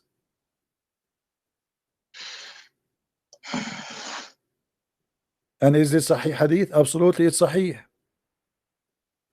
Okay, can you give me the hadith number? And sure. What do you want? Which one? You want Sahih Bukhari? You want Sahih Muslim? Which one you want? Sahih Bukhari. Okay, let's go and give you Sahih Bukhari. Here we go. This is Sahih Bukhari. And because I'm gonna ask this thing to my scholars, and I'm gonna clear with them too. All right, Sahih Bukhari, hadith number 130, or you can go by other reference, the English reference, volume number 1, book number 3, hadith number 132. All right, hadith 132. Yeah. Okay. And now let us go to the Quran. What about the Quran? Okay. Okay, in the Quran, have you ever heard about your prophet saying that the sperm coming from the ribs of the women? No. Okay, let's go to the Quran. In chapter 86, verse number 6 and 7, and you can you read tell me it. the name of the chapter? Chapter 86, At-Tariq. At-Tariq. Okay. Yeah. And as you see, I'm using only Islamic website, Islamic scholars. I'm not using my own interpretation. I don't do that, you know. But Muslim says, "Oh, go, okay, this is what it says. Let us go for it." Here we go. So this is At-Tariq, chapter 7, Tafsir al-Jalalain. I'm sure you heard of al-Jalalain before. He's a big scholar, right? Yeah. Okay. Issuing from between the loins of the man and the breast bones of the women. Okay. What kind of God he says such a thing? That women. Okay. Can you go to the you said issuing from between the lines of the man? Not the lines, actually. This is false. The translation is false. It says as-sulb. Yeah. As-sulb is the backbone. Backbone. Yeah. Yes. Can you go to the ayah or the part of the ayah before this one? No problem. We can go. Here we go. Let me show you the whole Quran, the whole chapter. Chapter Not 86. the whole chapter. I just I want know, to see I know, this. I know. It's okay. I mean, you have the right to see what is before it, what after it. I understand. It's good because Like I sometimes, said, you are more knowledgeable than me. I'm My just friend. trying to clear my things out. my friend, trust me. I'm talking to you based on your knowledge. I'm not being hard on you. I'm being like very patient, and I'm going with you. Here we go. Bismillah ar-Rahman ar-Rahim. This is not part of the Quran. This is a corruption. This is why it's not number one. By the sky, Allah, He swear by the sky and a certain planet in the sky. And وَمَا أَدْرَاكَ مَا الطَّارِقُ النَّجْمُ الثَّاقِبُ. You know. And then He says, go here. Now let the man think of what he is created. He is created from a drop emitted, proceeding from between the backbone and the ribs. Surely Allah will be able to bring it back to life. And this is like supposed to after you die. Okay, so where you are coming from, you are a drop emitted from between the backbone and the ribs. Backbone of what? Backbone of the man and the ribs of the women.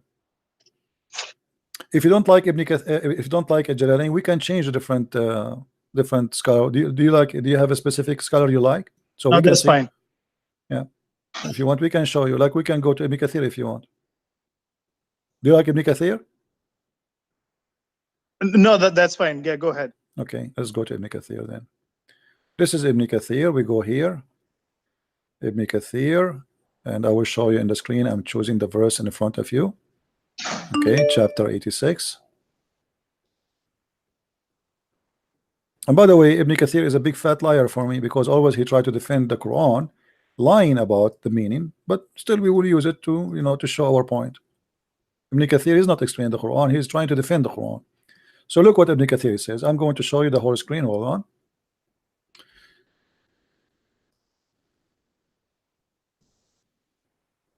Okay. So let the man see what he is created. This is alerting the man of to the weakness of his origin. Okay, and what will happen in the hereafter. And they continue here. It says, explaining the verse we're talking about. خُلِقَ مِن مَاءٍ دَافِقٍ. He is created from water gushing forth, meaning the sexual fluid that comes out bursting forth from the man and the women. Does it say out bursting forth? Does it say that? It's not something inside, it's something outside, correct? Out, bursting out, right? Bursting out. Out from where? From the men and the women. The man's sperm come out of his private part, correct? Yeah. Okay. So this has come out, is not internal. And then the women water come burst out too. And then he says, thus the child proceeded from both of them by the permission of Allah. And then he continue explaining the verse after it. يخرج من بين الصلب والترائب, proceeding from between the backbone and the ribs, meaning the backbone or the loins. This is the between two bracket. It's false. It doesn't say loins. It says backbone, more accurate. Or of the men and the ribs of the women, which is referring to the chest. This is false translation too. It's not referring to the chest. It's referring to the location of the necklace. Exactly.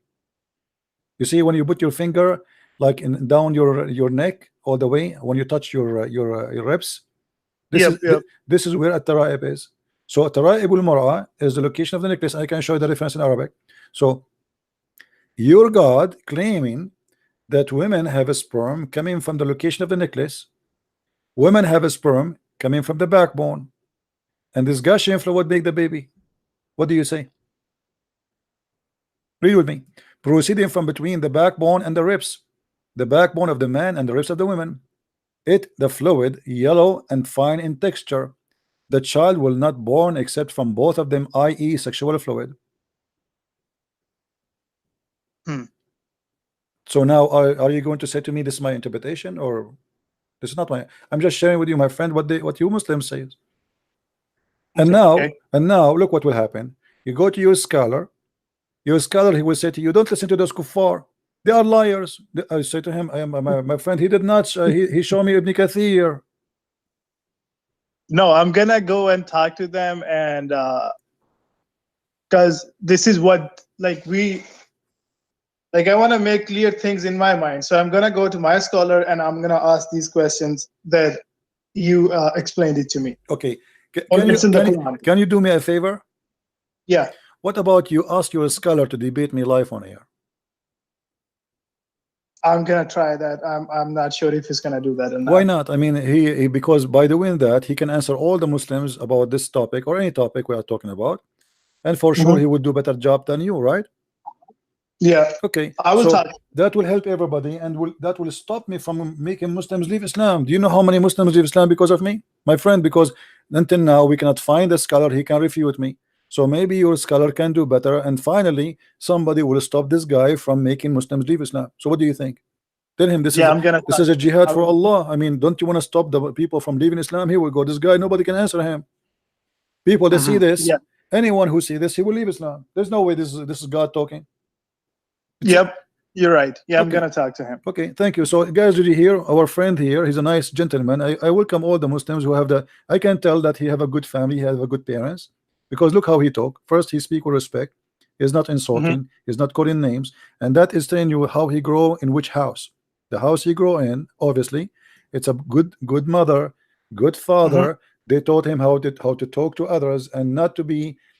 Not to go crazy and just to try to fight over being stupid. I mean, we are talking in a human being in a civil way, and this is what I like to hear from Muslims always. I wish all Muslims are like you, my friend. Yeah, that's right. That's what I was talking to my friend too. While we both listen to your videos sometimes, and I see people cursing out, and this is not the right way to debate. Nobody can learn like that. Right. Anyway, my friend, I will be happy if you can get me your scholar, and if he said no, he will not debate me, ask him why. Ask him, do you want this guy to mislead people? What isn't it your duty to show everybody that he is not telling the truth? Or maybe he himself is misled. Maybe he can convert me to Islam. Yeah, for sure. Yeah, so I can get the versions. I like versions, to be honest with you. I'm a man. Because I know that guys. I'm a man like all men. We like versions. I'm sorry, what? I'm saying maybe your scholar can convert me to Islam and make me get some virgins. Some virgins? Yeah, in the heaven, don't you know that Allah, he will give us a lot. Right now, Allah is making, he is softening the skin of females in the heaven, and he spent 1,000 years to soften the skin of each. I cannot wait, my friend. They are so soft. Look like we can do slide on them. 1,000 years to soften the skin of a woman. I mean, I don't know how in the world we can believe in such a religion. What kind of God this God is? So no, the scholar I'm talking about, he's gonna talk to you, and I will make sure that he talk to you, because the things you're explaining, there are people in Islam too that they are misleading. Like the things you are saying, you're talking about hurs, right? What is that? Is that misleading? I mean, sometimes it's exaggerating things and adding up things, but I will talk to him and I will try that he talk to you, because he's an old guy. He don't know about Skype or anything, and I am overseas, so I will try somebody can go to him and do a Skype conversation with you. Well, as long as he speaks English, he's more than welcome, and we will be happy to talk to him. And we can get a translator for him too, if it's possible. He don't speak English. Well, if you can get me somebody he speak English, then it's better, because translation might make the answer lose. Because like you were saying that, like I said, I don't have so much knowledge about. I'm being honest, not about Islam or Christianity. I am just born Muslim in a Muslim house. Just grew up like that. I understand. I understand. I'm not blaming you for being a Muslim, my friend. I'm here, my duty here, because we love the Muslims and we want them to see the truth. You see, if you love somebody, you invite him to the best. What is the best for a Christian? Ask yourself. The best for us is Jesus. Do you agree? The best for me as a Christian is we all Christ. believe in Jesus. So I am inviting you. No, you believe in the wrong Jesus. The Jesus you have in the Quran is insulted, is humiliated. You know, Quran does not respect Jesus. If he's insulted and Muslims believe in that, they're not Muslims. No, my friend, if you don't insult Jesus, you don't believe in Jesus and Islam. Let me show you. Do you want to show you? No, that's what not my parents taught me. No, your parents, they don't even know Islam the same as you. They are just born Muslims like you. Okay. So the thing you were saying, no, I will talk. Yeah, you want to show me that about Jesus? Yeah. Peace be upon him. Okay. What about the Quran says that Allah he blow in the mother of Jesus' vagina? Is that an insult? With my respect to you, I'm not trying to be a bad person. With my respect to your mother, if I say that to your mother, is that respect to you? It is disrespectful. Huh? It is disrespectful, but okay. Like, if you go straight to the translation of Quran, it's the tafsir doesn't say that. My friend, because they are lying and they didn't speak Arabic. The Arabic is very simple. It says farjaha. Farj in Arabic is the vagina. She have a farj. She is a woman. The farjul rajul is the penis. The farjul mar'a is the vagina. So when the Quran says that he blow into her vagina, I mean, obviously this is a disrespectful. He can use many thousand. Arabic language is very rich. There's a million words we can say. What blow in her vagina? What does that mean? All right. And what about Mary? She says, I am not a hooker. What kind of language is that? You know? And the Jews that said to her, you are, your parents, they were not hookers. What kind of language this language is? What about your prophet saying, the one who is proud about his inheritance, tell him go and bite the penis of your father? What kind of language this language is? Okay, so that's what the confusion in my brain is, because you explain all these things and I don't have much knowledge about these things. You explain hadiths and ayats from Quran, but like you were saying, people are so the confusion in my brain is why so many people are converting to Islam. Then they meet me, they leave Islam again. Doesn't matter. This is their bad luck because they are deceived, they lie to. Here we go. I show reference. I don't show my face. Because I see it in front of my eyes, people convert into Islam every my friend, day. Let me tell you, when somebody convert to Islam, the Muslim, they will make tens of thousands for him. That a person he left Islam. But when somebody leave Islam, he hide his face. Correct? Nobody talk about it. Nobody did dare to call. They don't even dare to mention their names. So the story is different. The fact the ones who leave Islam is a lot more than those who convert to Islam. And not only that, those who convert to Islam, they stay a year or 2 or 3 and then they leave Islam. They find that the Muslims, they did lie to them when they converted to Islam. They told them something and they found Islam to be something else. That doesn't make sense. It makes sense because when I did, like now, how many videos you saw in the internet saying the Quran is full of miracles, scientific miracles? How many? Thousands, right? But do you know that not a single one of them is true? That's not true. Okay, choose one for me and I will get it busted right now in front of you. Which one? Okay. Can you go the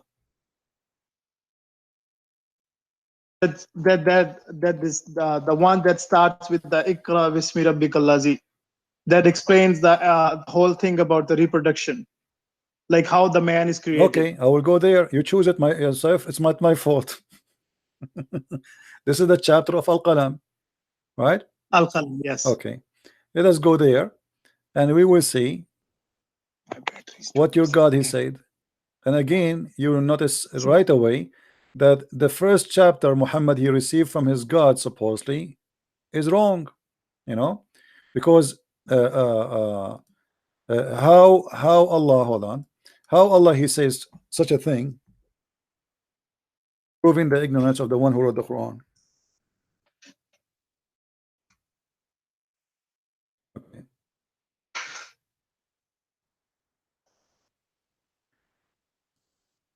The Muslim, they call this in the Quran today al-alaq. Read with me carefully. You're the one who chose this chapter, right?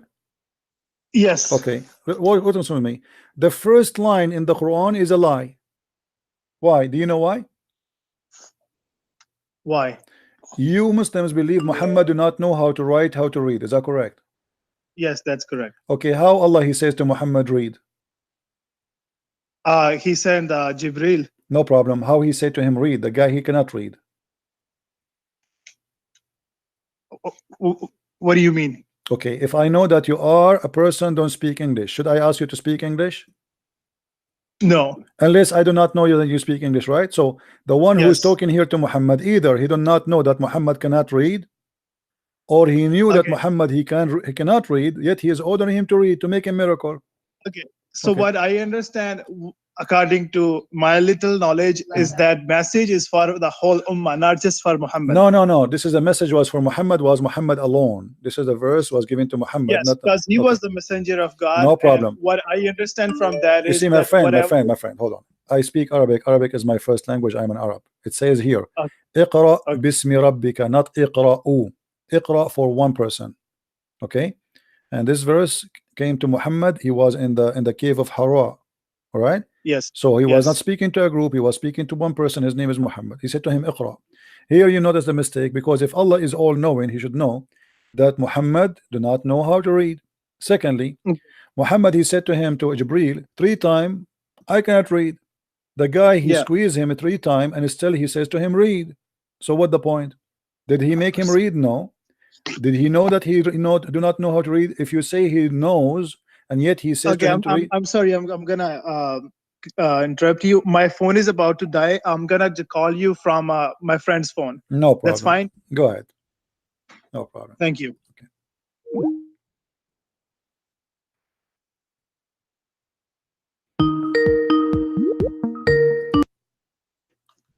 Hello. Yeah, babe. Hello. Hello. Yes. Yes, sir. Okay, this is you again, huh? Yes. Okay. Now look with me. So this is the first mistake, and then he says, okay, he created the man from a cloth. Do you know what a cloth mean? Yes. What a cloth? Tell me what a cloth mean. A cloth. See, English is not my first language either. My friend, this is Quran in Arabic, not in English anyway. So what? Yes. So what the cloth mean? The cloth is like how do you explain it to you? It's a dead blood, my friend. Yes. Okay. How such a mistake can happen? A human being is created from dead blood. You said what is cloth? Dead blood. Dead blood. Okay. Okay. Alaq is dead blood, and this is your Islamic translation in front of you. Okay. Create the man out of mere clot of congealed blood. How in the world anyone can believe in that? This is a mistake. This is not science. Okay. A human being is not created from blood. He is created from a sperm, which is going to the egg, and the egg will going to multiply. Not even the sperm. The sperm deliver the DNA, activate the egg, and the egg itself start multiply. So what a congealed blood is talking about? So Allah first he created the blood, and then the blood started growing. No. Okay, so this is a mistake. Another mistake. You see, this is the chapter you gave me. Let us see how many mistakes. Yes, I'm listening. Okay, here the Muslims, they said proclaim. It doesn't say proclaim. It says Iqra. Iqra in the name of your Lord. Okay, he is the one who taught by the pen. What pen? Who is the one who learned by the pen in Islam? Muhammad learned by the pen. See, like I told you that I understood this thing, this whole ayah and everything. This is for not just for Muhammad, it's for the whole ummah. My friend, doesn't matter. Allah taught nobody by the pen. This is a lie, because simply the pen is not even an Arabic word. Is not created by Allah. The pen is something created by nations are not Muslims, not even by the Arab. The word qalam, the Quran says وَجَعَلْنَاهُ قُرْآنًا عَرَبِيًّا, we made it a pure Arabic, but the word qalam is not Arabic. So how he claimed that he taught Farsi, right? Huh? It's Farsi. Well, there is many origin for it. I don't want to go in details, but for sure is not an Arabic. Even the Muslim scholars agree that the word qalam is not Arabic. So Yes, it's even the word Quran is not Arabic. I mean, Quran itself is not Arabic, it's Aramaic. So he taught the use of the pen since when? What is that? You know? So Muhammad here, all what he's doing, he's trying to make Arabic music has no meaning. Look what he says. اقرأ باسم ربك الذي خلق خلق الإنسان من علق. So he's trying to keep the same rhythm in the music. So because he's doing that, the verses come with no meaning. Now, as long we are talking about this, you asked me to go here to talk about this one specifically, that he created him from cloth, right? Yes. Okay. If we go to different verse in the Quran, we will see the following. Okay.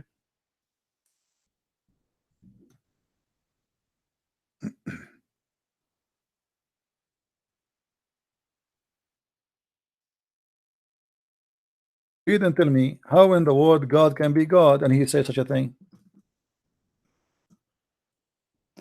We made the sperm into a clot of a congealed blood. Sperm will turn into dead blood. What is that? It's not so.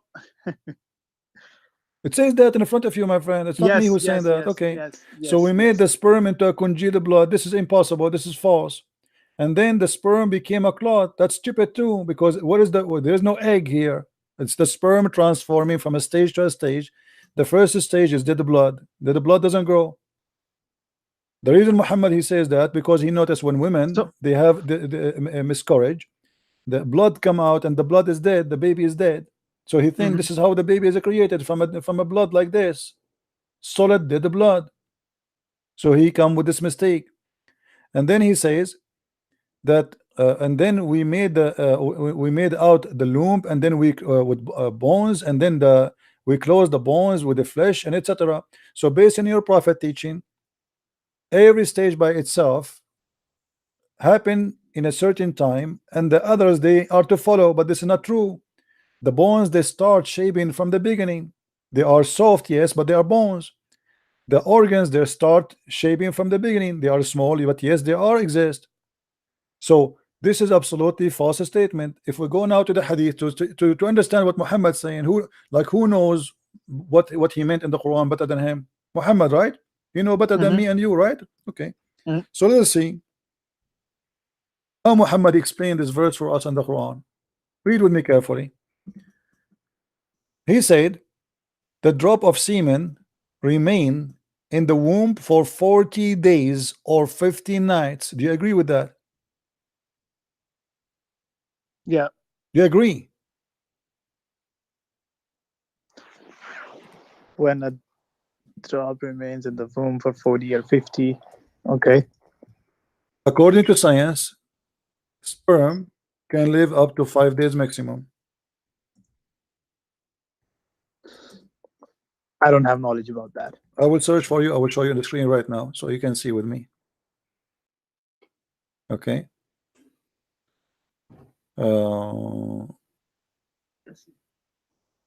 Let us see.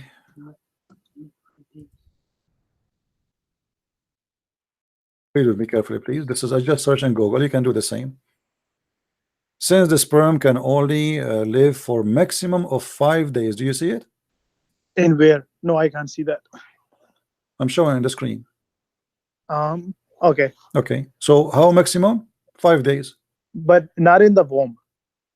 My friend, the sperm doesn't go. What womb? The sperm. What womb? The sperm can live inside the woman for maximum for 5 days. Inside. No, that's.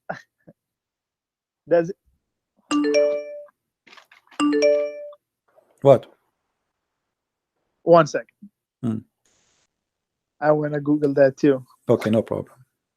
Take your time. Congratulations.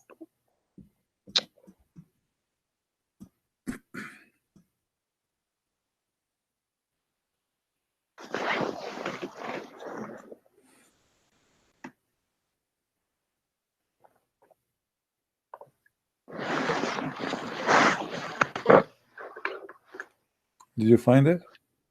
Yeah, just 1 second. I'm sorry.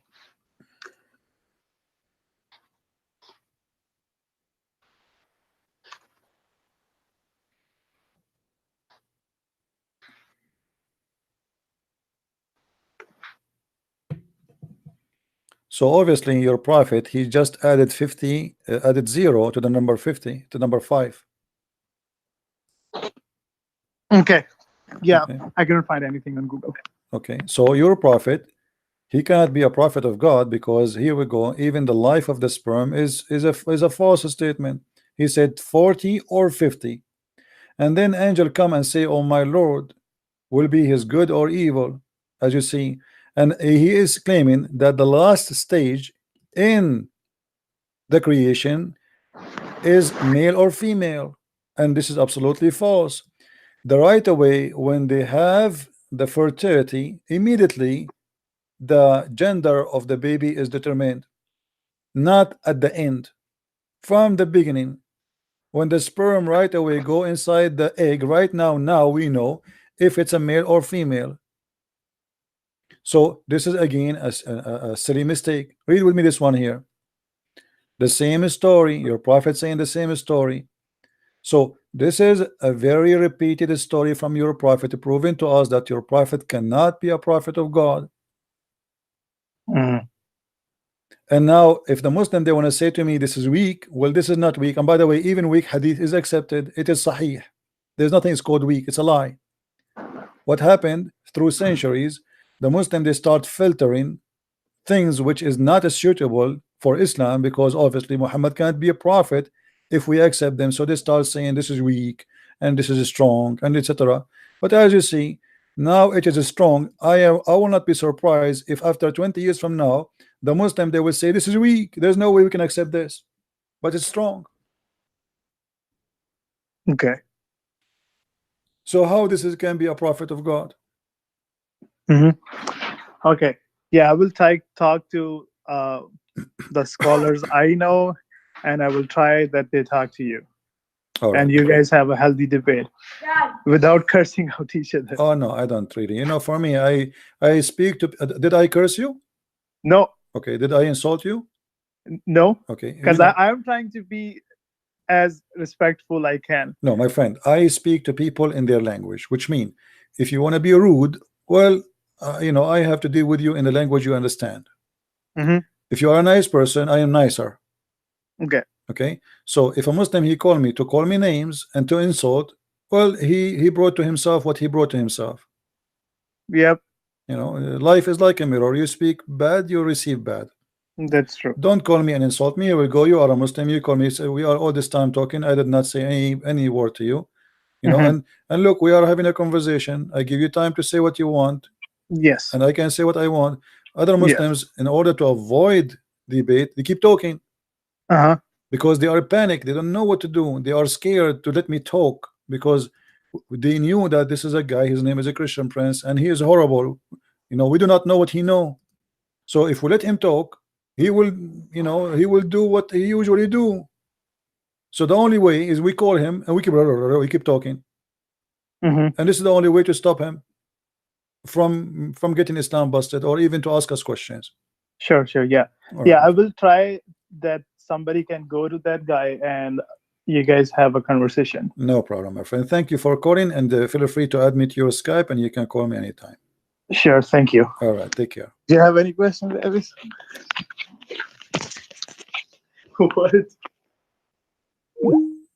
All right.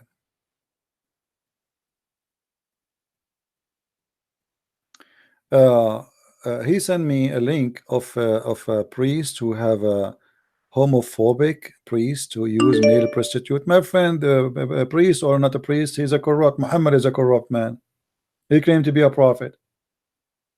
The Bible says that every human being is a sinner, and priest is not a different person for us. We don't worship priest. So if a priest is a bad person, he is the same as Muhammad. As simple as that. Let us see what this guy he was trying to do.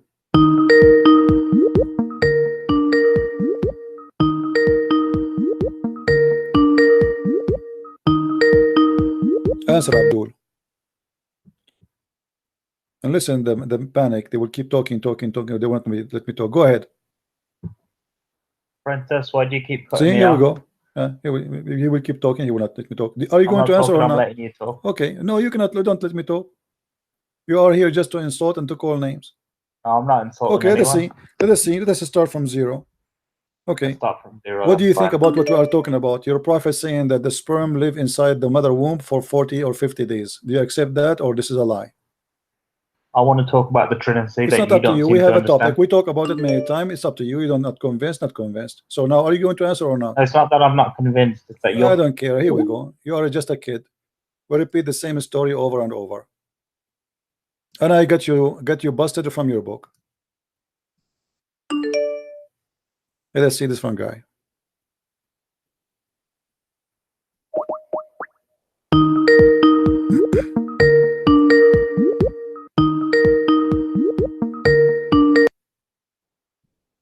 You are here just to insult and to call names.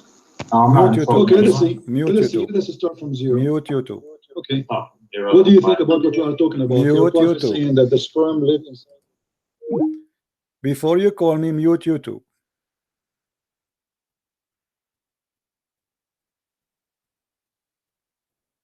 And if you are a Christian, don't call me.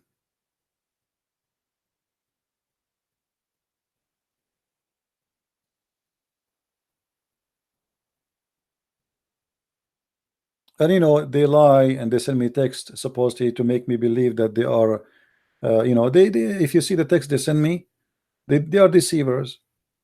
I want to leave Islam, and then we call and we see somebody making fun and making jokes and etc. You know, let us see.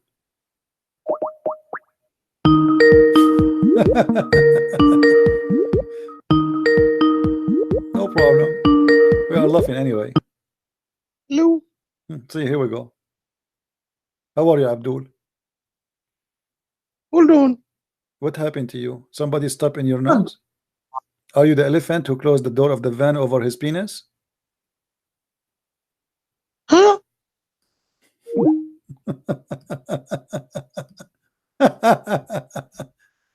Stupid people. You know, this is why I don't, you know, like I am just taking your call just for a laugh. I know that you are a scam.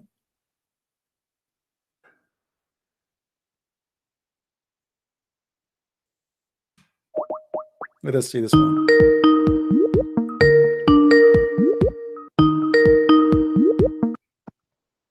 Yes. I want to apologize on behalf of all these idiots that are calling you. It's okay. You don't have to. You don't not do wrong. So how you can help you, my friend? Brother, I got a really big problem. My girlfriend is Christian, and I'm so Muslim. you are, so supposedly you are better than them. Yeah. Oh yeah. Well, Okay, well, I'm not here to. Your wife, your girlfriend, her name is Khadija or Sophia? No, man, it's Fadwa. Fadwa. And Okay. Yeah. Okay. Basically, and so you have a girlfriend now, bro. Listen. I'm not here to joke and fuck about it. I'm being serious. Don't use a bad language, please. Go ahead. I need your help. Basically, you know, you know, in Islam, I told her, you know, that violence against women is not allowed and stuff. And she's been showing me videos of yours where you say that, you know, in Islam, actually violence is encouraged and all those sort of things.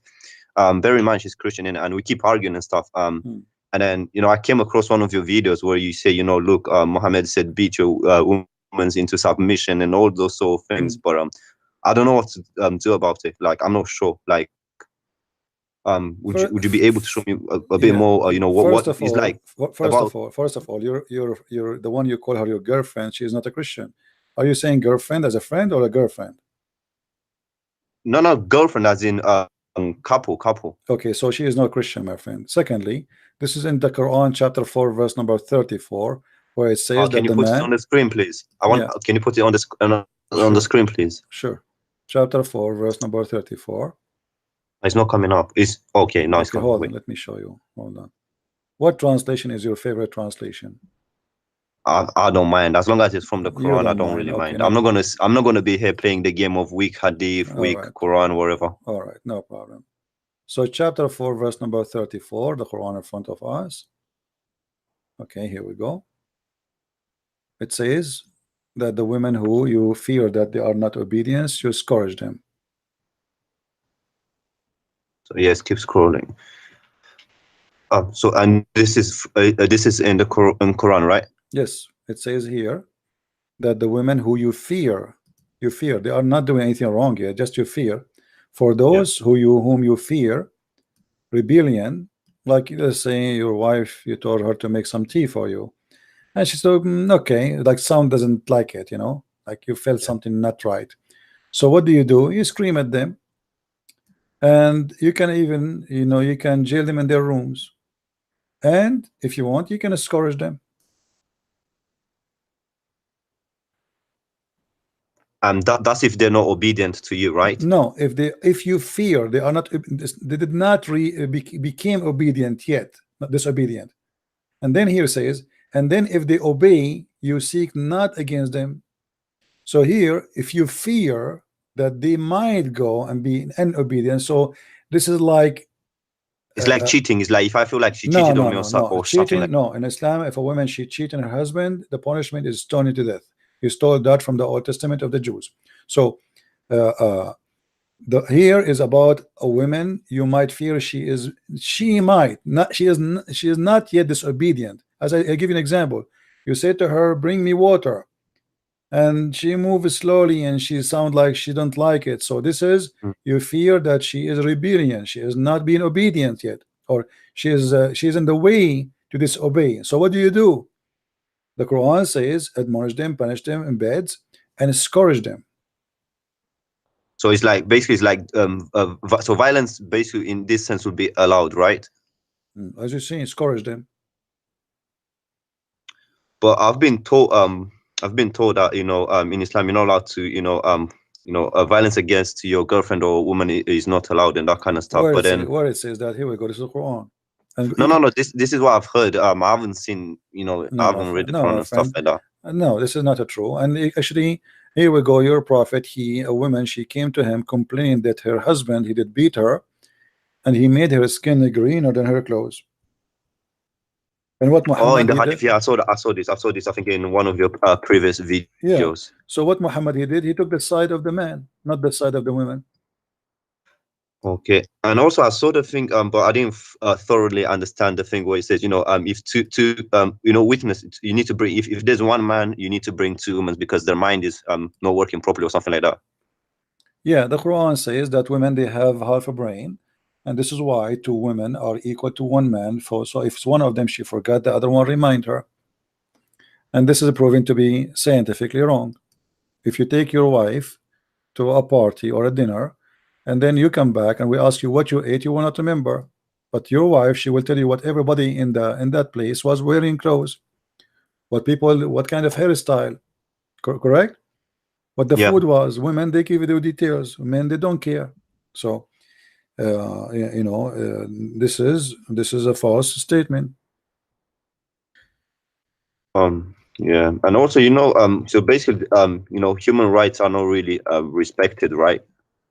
You see, there's nothing is called human rights, you know, because you see all these feminist movements. You know, Islam is a religion for equality. Human right is something flexible. Even those who they call themselves feminist are funny, because it's up to them to decide what is a human right now, and it's up to them to say what is not a human right, right?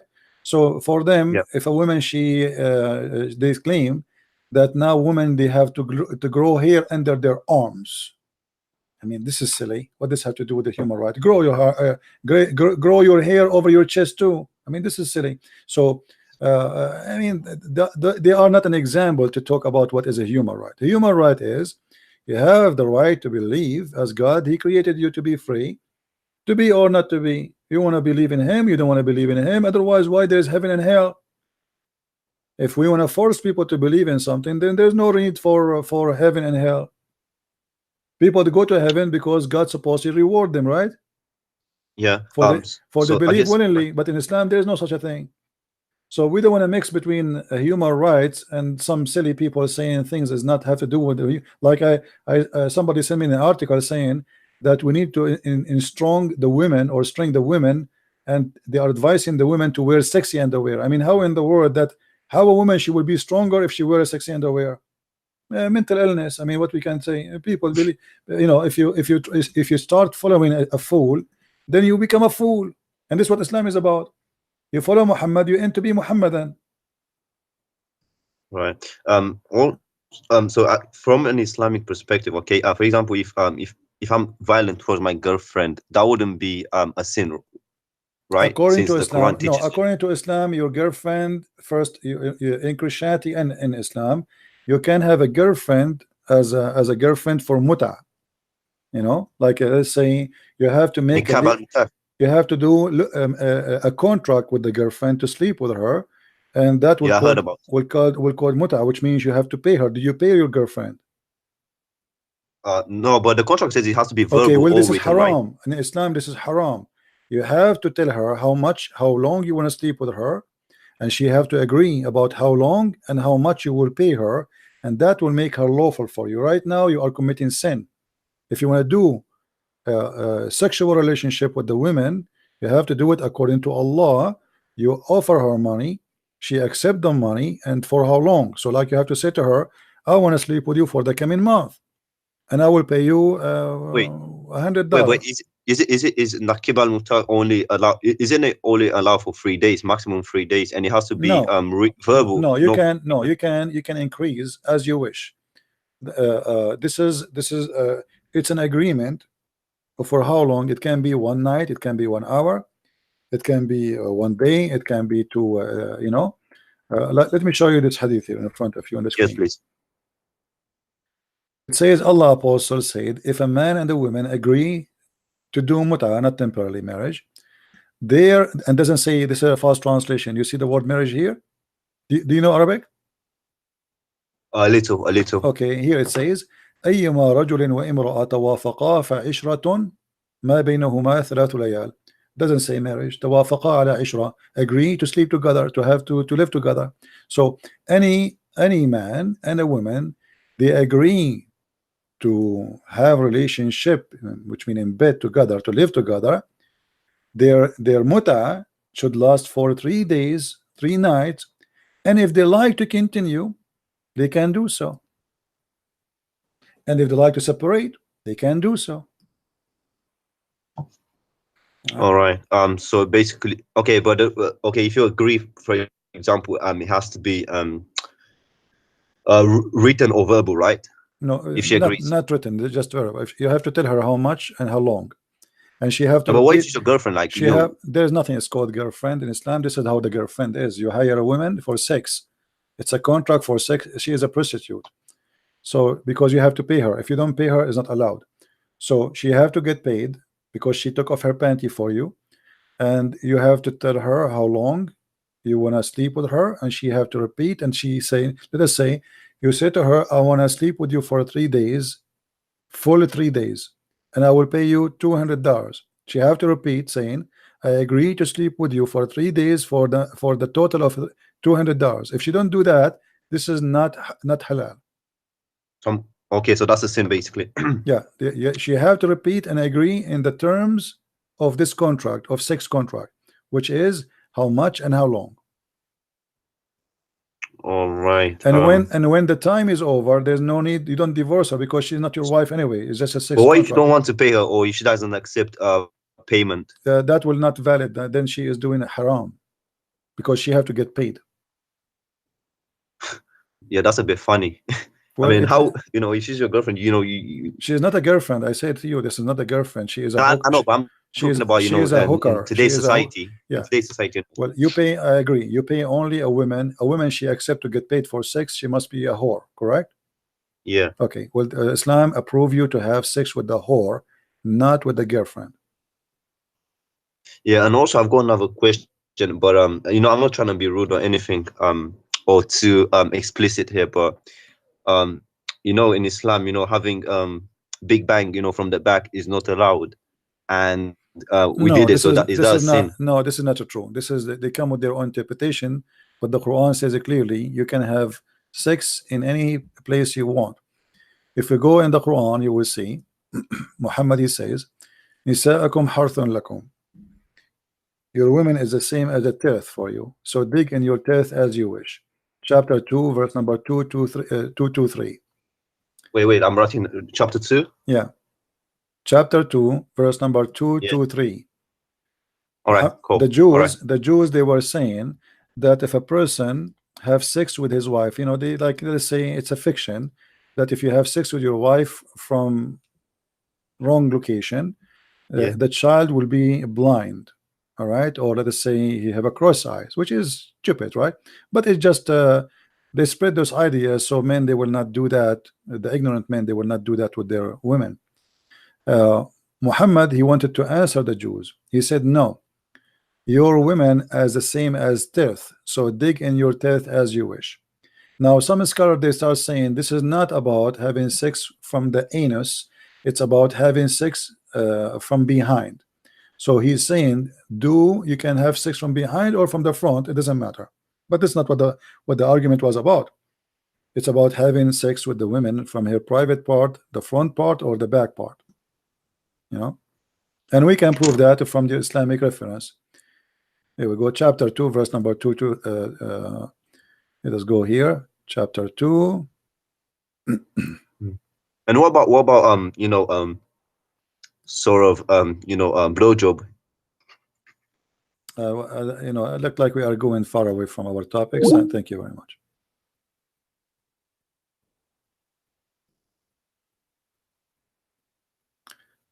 Any Muslim?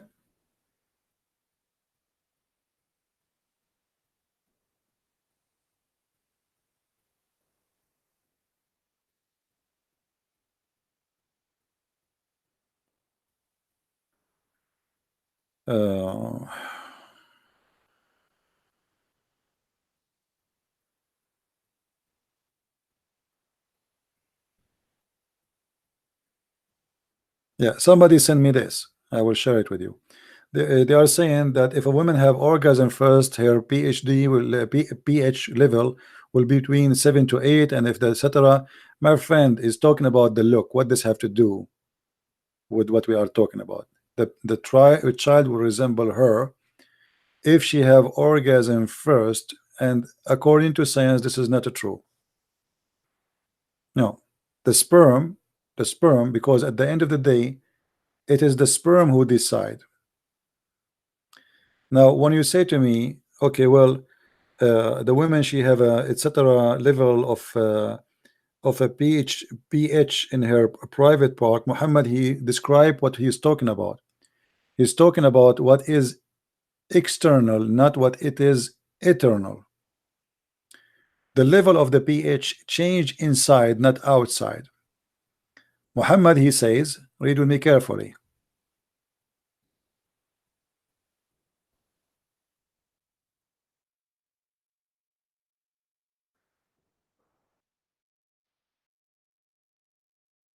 You have to focus. Muhammad, he described what is the liquid he's talking about.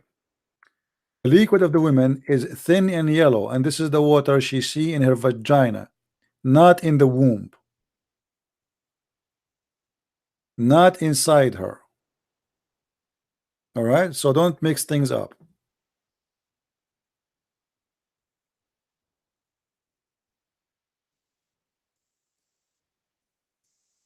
This is not inside, this is outside. The sperm is outside, and the water of the women is outside. This is why Muhammad, he said to her, the woman, she is asking him, if she see that, she have to wash. See what? The thin yellow water. And I am not really expert in what women they have in their vagina, but somebody texted me before and says women, they will have such a color in their private part only if they have infection. Now, I don't know. I'm not a doctor. I have no idea, and I am a single, so I cannot examine that. After I get married, I will let you know. Any Abdul? So Muhammad here, he made it clear that this is a water a woman she see in her private part, and she can wash it, not in her womb, not inside her, not, you know. As you see, it is something you see. You see, you see. It's not something inside you don't see. It is something you see.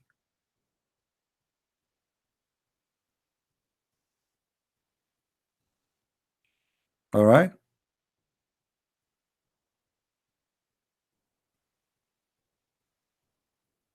I am single by my choice.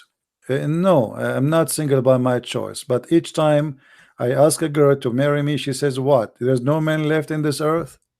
Like, hello? True story, Sahih Bukhari.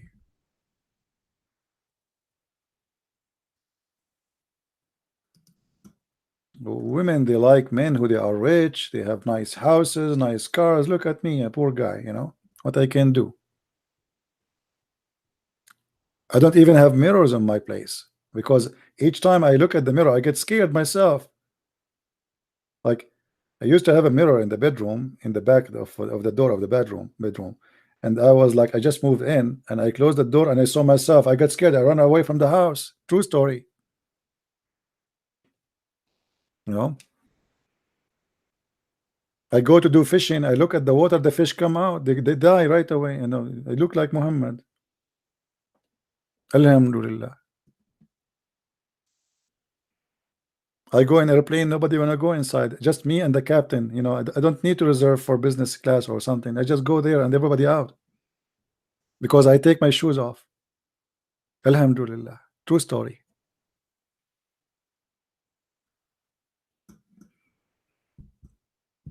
Do we have any Muslim?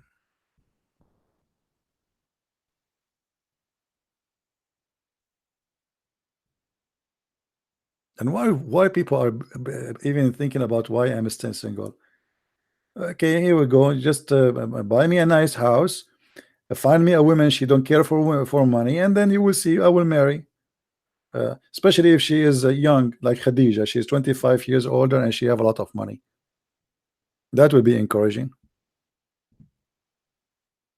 First, I marry Khadija. Second step, I announce myself as a prophet. Third step, I look for Aisha.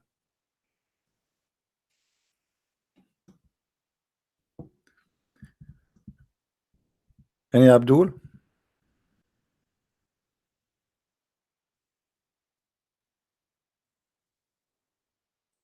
If you want a genius, you think I'm not genius yet?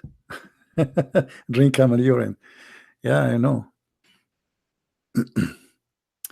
All right, guys, I'm just joking with you. I wish if one day I met someone she is good. You never know, you know. But because of what I do, I mean, who in the world, when I marry a man, he stay for all those hours talking to computer and screaming and shouting? I mean, she will go crazy. She will, you know. It's not easy, right? Imagine you have a husband like this every day, every day, every day. I mean, you will get sick.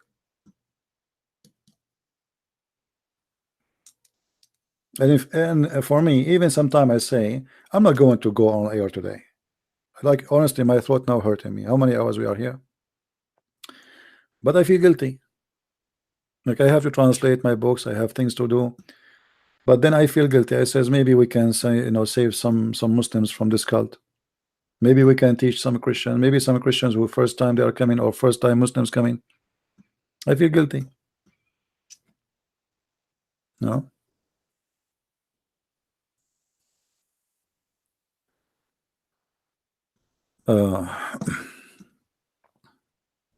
She will be happy because she will have me under control. Here you study the what is saying, the inner of every human being, their words. She will be happy because she will have you under control. Man, look at this. This person, he want to control. Okay, this woman, she like to control her husband. Okay, I got that.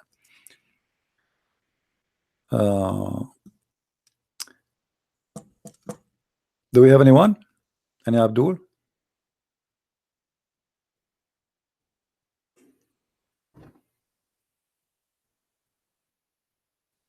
Nobody? Thank you, Nadine. Anyway, guys, I think we have enough for today. My throat is going dry, and it's time to say goodbye. Did we have a good time? Did we have a good time? Did we learn? Did you see why the Muslims cannot answer? Not because he's a Christian prince, nobody can debate him, because Islam is stupid. It's not my fault. It's not my fault, my friend. Those are your prophet words. If your prophet don't keep talking and saying stupid things, then Christian Prince, he have nothing to do. He cannot. How he can refute Islam? You know. But your God, which is Muhammad, he cannot keep his mouth shut. And the more he talk, the more he do poo poo. And then what CP do? Islam is like a zoo. CP, he walk in the zoo, and we go in the zoo. Wherever he go, he found poo poo.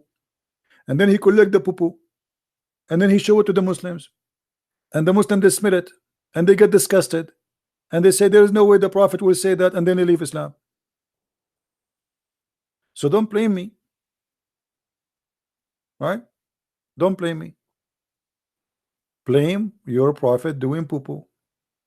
Keep him, tell him, somebody talk to him and say, stop talking. Stop talking, man. Like in the Middle East, you know, we have a tradition. If somebody want to get married, you know, you don't go and talk to the family yourself. You take your parents, right? So if they have a son who is like, let's say, he doesn't know how to talk, or he's silly or stupid or whatever.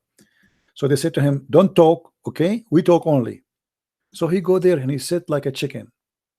Same for the daughter. If the daughter, she is a person who have a stupid or silly or something, they forbid her from talking. You bring the coffee and you sit. Don't talk. You cannot talk, because if you talk, they will know that you are stupid, and then they will not ask for your hand, or they will not approve the husband because he's stupid too. So the best way for a stupid ones is not to talk. But who can explain that to Muhammad? He keep talking.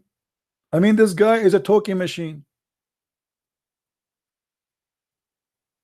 If somebody tell him, I mean, right?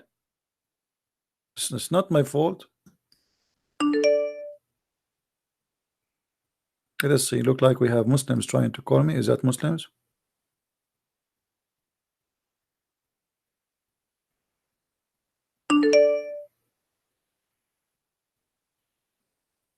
Okay.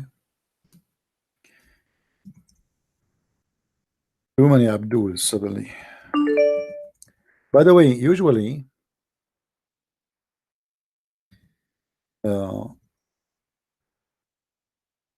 if I say goodbye, I'm leaving, you suddenly all of the Abdul wanna call me.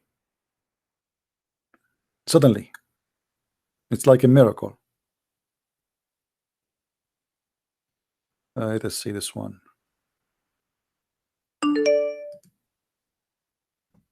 Do you hear it? Maybe sure first.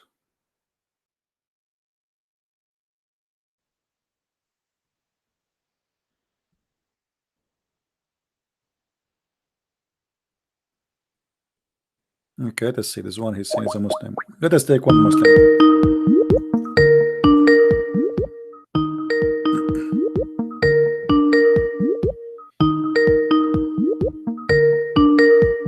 Answer. Hello? Hello. Yes. I'm Zahra. Sorry? I'm Zahra. Welcome, Zara. How I can help you? I just wanted to comment on the hadith. What hadith? Which one? The one with the, I don't know, like the discharge. Okay, go ahead. Well, that hadith, I think it means when the women, they have discharge. Okay. It's usually white or yellow. Okay. But when it's sexual, it comes like a fluid, like white fluid. And that hadith, I think, is more like, by the way, English is not my first language. No problem. It's okay. So you see, let us read together, me and you, Zahra. Let us read together. It says, the man water is a thick and white. What is that water? Wait, can you repeat it? It says in the front of me, and this is your Muslim translation, the messenger said, the man's water is thick and white. What is that thick and white water? Isn't it the semen? I don't know, the semen. Yes, maybe. this is the man's sperm. Okay, now we move to the women, and you are a lady, with my respect to you. And the women water is a thin and yellow. What is that water? It depends. Like some women, it comes in various. Some women have white, some women have yellow. I don't know what's. But what is that? Is that an orgasm thing? No, like women have like discharge. Like before, usually they have the menstrual. They have like discharges. It's common for women. Yeah, but your prophet here is speaking about something happening in the moment. Which one of them comes first? The child will resemble the parents. So he's talking about coming first. What do you mean? The comes of a man is his orgasm. The comes of the women is her orgasm. This hadith in particular is just to differentiate, because some women, they don't know, like if they should wash themselves. Like as Muslims, after we have sexual intercourse, we wash ourselves. So that's, I think it's related to, like, if the woman does she have to wash herself because she doesn't know, like for the prayer, like you have to shower. Okay, no problem. But your prophet here, let us go to the hadith. Your prophet, when a woman, she asked him about she having sexual dream. Okay, his sexual dream is the same as normal sex. It's common for human beings to have sexual dreams. No problem. My and friend, then my you friend, wake up. I am not judging. I'm not judging anything. I'm not saying. I'm just discussing what it is. So, this is a woman. She came to your prophet saying that she had a sexual dream, and she noticed a water discharge. And your prophet, he is the one who described that this water is yellow and thin, right? So should she wash it? She should wash it. So this is something is washable, right? This is something washable. Yeah. Okay. So how the washable liquid in the vagina is the one who will make the baby female? In that particular sense, I'm not sure. I'm not like a scholar. But I just know that in this particular hadith, it's related to purification. No problem. But as you see here, your prophet is claiming that the child resembled the parent or the mother because of that yellow. But can I just ask you a quick question? Sure. I don't know why, like, I think as Muslims, we believe in everything is destined. And I don't know why this was recommended to me, but I just, as a Muslim, and you're an ex-Muslim, I don't understand why you have like the urge to talk badly about our prophet. Like, just as a human being, like even me, even if I don't believe in Buddha, I wouldn't dare to be like, oh, he's not a good, I don't, just nasty names. I just understand like a human being. Okay, you're from Saudi Arabia. Can I answer you? You probably have Muslim families. And then I don't understand. That's just like as a human being. Can I answer you? Yes. Okay, first, I'm not an ex-Muslim. I never was a Muslim. I'm too smart to be a Muslim for a second. Second, your name is? My friend, listen. I don't know. Okay, is it ex-Christian, whatever? I don't My ex-Muslim. name is a Christian Prince. No, Christian Prince. Listen. Now, if somebody says that you are najis, you are filthy, you are the worst of the creatures, you are dirty, you are a kafir, you are evil, you are evil doer, you know, kill the Christians, kill the Jews. So why you are saying to me, why you are speaking against Muhammad when he say all those things about me as a Christian? Why you don't ask your prophet to do the same? If your prophet don't say we are kuffar, we are najis, we are filthy, we should be killed, we should be slaughtered, humiliate them, destroy them, so then we will not be, I will not be talking. Why you don't talk about the Hindus? The Hindus don't believe in Christianity too. But you do know that in Prophet peace be upon him time, when he ruled, the Christians, I mean the Jews, they lived there in peace, and then later when this is a big fat companions ruled, your prophet, they didn't destroy the churches, and they didn't destroy the synagogues. They actually helped them. Do you know what there's a treaty? Okay, just look up Treaty of Umar. He says that you are not allowed to destroy any churches or any places of worship or other faiths. Okay, my friend. And there is no way that there's nowhere that's written that Muhammad or any of the companions they converted. I mean they spread Islam by this word. Okay. As many people Did you mention to us the Pact of Umar? Did you just say the Pact of Umar? Yes. Okay. Do you have the courage to read it for me? The Treaty of Umar. I don't have it. Should I Google it? Yes, Google it and read it for us.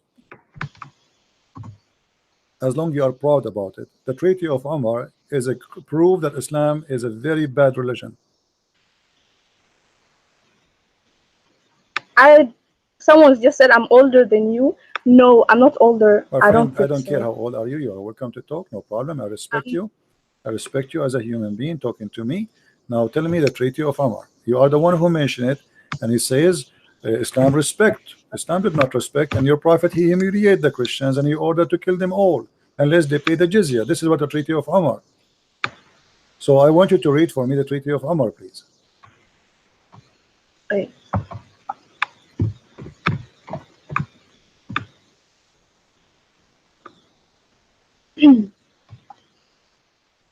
Is it called the Pact of Umar, right? The Pact of Umar. The Pact of Umar. He forbid them from building new churches. He forbid them from repairing churches. He forbid them from knocking the bells. A Christian, he have to wear his weight of a cross in his neck if you want to wear a cross. If you ride a donkey, you have to ride it in the wrong direction, which means your butt to the back. And what are you talking about? This is what Muslims do to the Christians. They have to be humiliated. You cannot even teach the children Quran.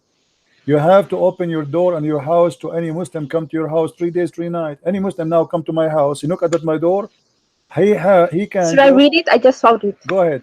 A little bit long. Go ahead, no problem. In the name of God, the merciful, the compassionate, this is assurance of safety, which the servant of God, Umar, the commander of faithful, has given the people of Jerusalem.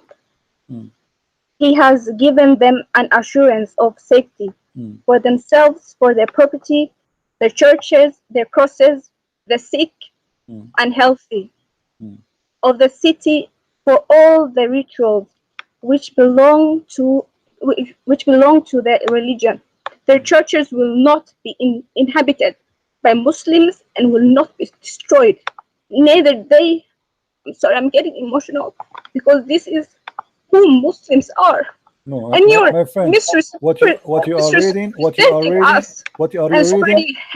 are reading is not the Pact of Umar, and you are lying. It's in the front of me. This is the Pact of Umar. If you just search it, the Pact of Umar is in the front of me in the screen. It's hanging today. It's even hanging. The Pact of Umar is in the front of me in the screen. Lady, read it. No, this is not the. Just Google it. Everyone can Google it themselves. So what is this? This is not. I don't know what you found it. So what is this? What is this? What is in front of me now? Just Google for yourself. My friend, I am using Google too, like you. This is the Pact of Umar. In the name of Allah, the most merciful, the compassion, the letter of the servant of God, Umar al-Khattab. I don't know what you're the talking. commander what of the faith. Read with me. Read with me. Here we go.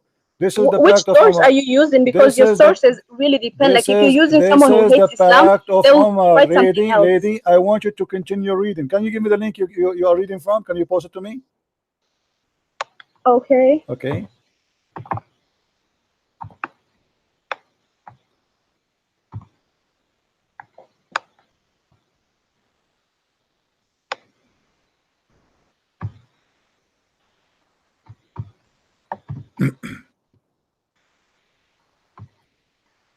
Give me the link. Okay, this is the link you gave me. I'm going to show it in the screen. You have to scroll down a little bit. No problem. Here we go. Tell me where to stop. Here we go. This is the Treaty of Umar, right? Here. This is the Treaty of Umar. This is all the treaty. This is not a treaty. Yes. This is not a treaty. What is the treaty? This is false. What is the conditions? There's no conditions. This is not Treaty of Umar.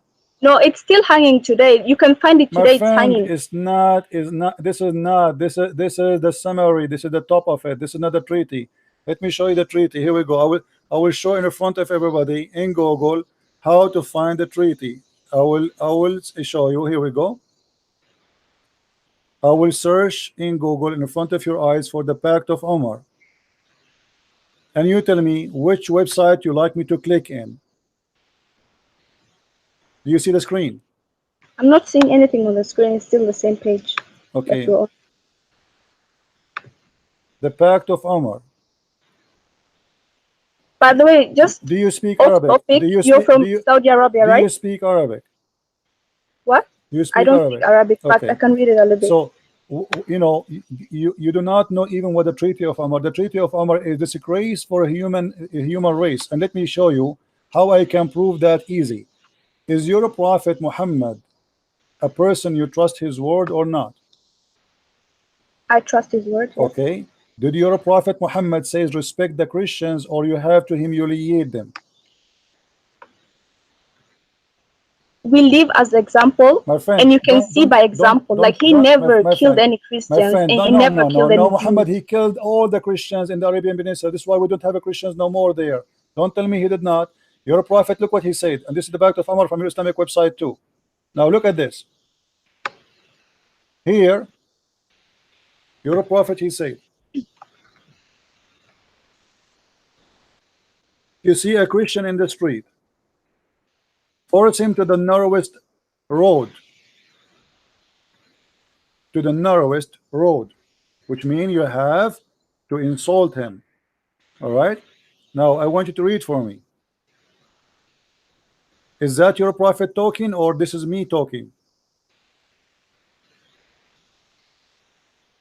I have no idea what you're talking about, but read with me carefully. Abu Muslims, Hurairah, don't tell me as Muslims. No, this is a lie. You don't know what Islam then. You are a Muslim by name, maybe, but you are just an emotional person who is crying for nothing. Abu Hurairah, he said, I am the one should be crying. It's your Prophet who killed my family. It's your Prophet who took my land. It's your Prophet who destroyed my churches. It's your Prophet who forced us to pay jizya. It's your Prophet who slaughtered us. It's your Can Prophet. I just ask Let you? me ask you. Let me ask you. Live in Saudi Arabia? Who is Safiya? Who is Safiya? Didn't he kidnap her after killing her family and her husband? Who is all those women he kidnapped from their husbands? What are you talking about? Now read for me. Your Prophet said, narrated the message of Allah, said, do not initiate salam to the Jews and the Christians if you meet them, and if you meet them in the road, force them to the most narrow part of the road. Do you know what does that mean? I think you just have so much hate for Muslims. You are the one who have hatred. The Quran in chapter 4 verse number 14, Allah, he says, I spread hate and enmity between the Christians. So if you want to blame me for hate, go and claim your God Allah. Don't be a hypocrite. How can your God can be God, yet he is spreading hate between the Christians? And now why you don't answer? What kind of a prophet? He says, if you meet a Christian in the street, spit in his face and force him to walk in the sewage. Okay, can you just show me that hadith? It's in front of you. If you see him in the street, force him to walk in the most narrow alley. This is the sewage. Can you go down and see if this is sahih? Everything we show is a sahih. What do you mean it's a sahih? I've never heard about this hadith. Well, you never heard anything. You never heard of the Back of Umar before. You just have a title, but you know, go and read the Back of Umar. You don't want to read for me. You start reading something to me, have to do nothing to do with. Here we go. This is Sahih Muslim. Are you going to say to Sahih Muslim is weak too? Hadith number 2167a. Let us go to a different one. What about the Quran? Do you want to show you the Quran? The Quran says you have to humiliate me. So why you are crying? Can you read for? Can you read for me? Can you read for me chapter 9 verse number 29, please?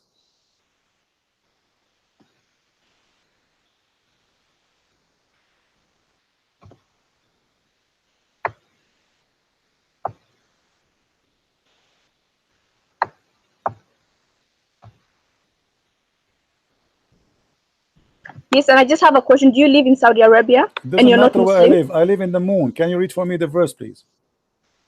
I don't have it in front of me. Okay, you have the chapter, Quran. Chapter what? Chapter 9, verse number 29.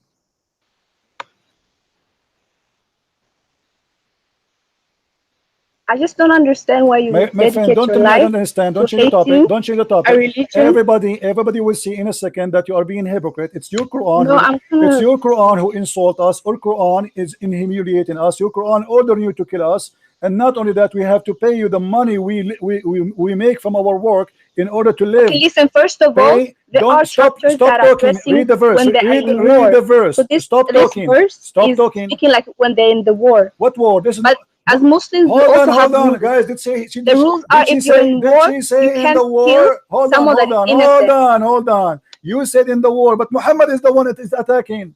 Muhammad, he says, fight those who believe not in Allah. So why he want to fight us? Because we don't believe in Allah. From who? From the Christian and the Jews. The Christian, they never fought Muhammad. The Christian, they give him asylum. They give him refugee in Ethiopia. Why you want to kill them? Because you don't believe in him. And then they pay the jizya. So what the problem? If you pay Muhammad money, he will not kill you. And not only I'm not a scholar, but I don't care if you are a scholar or not. Your prophet, he says you are half a brain according to Islam. Fighting in this sense, it doesn't mean like they're gonna fight like it's in not war. up to you. Can you? I just read the verse. Hold on. Do you like me to show you the interpretation for the verse?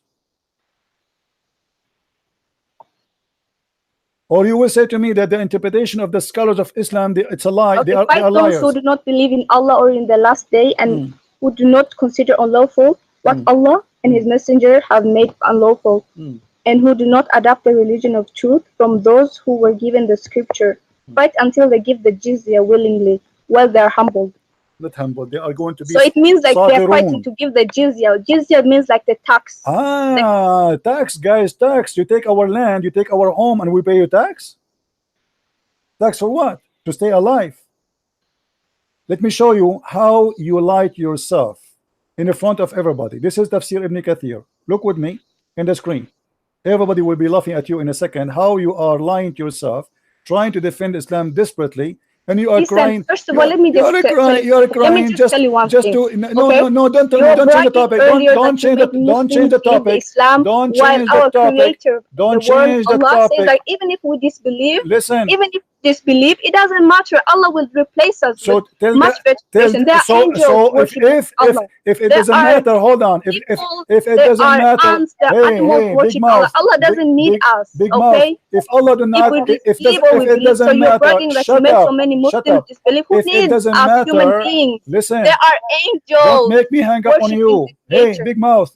If it doesn't matter if we believe or not, why Muhammad says kill them wherever you find them? Why he wanna kill us It's then? for our own good. Why he It's wanna for kill our own us? Why he wanna kill us if it doesn't matter? Allah will judge us in the judgment day. You're making money right now. Okay, here we go. Here we go. This is the only Let's see who's reason making money. You're making money. Everyone's making money because they're You're a talking bad about prophet. Islam. Your prophet is the one is become a making money, millionaire. and you are a scumbag like your prophet. And let me get your busted big mouth.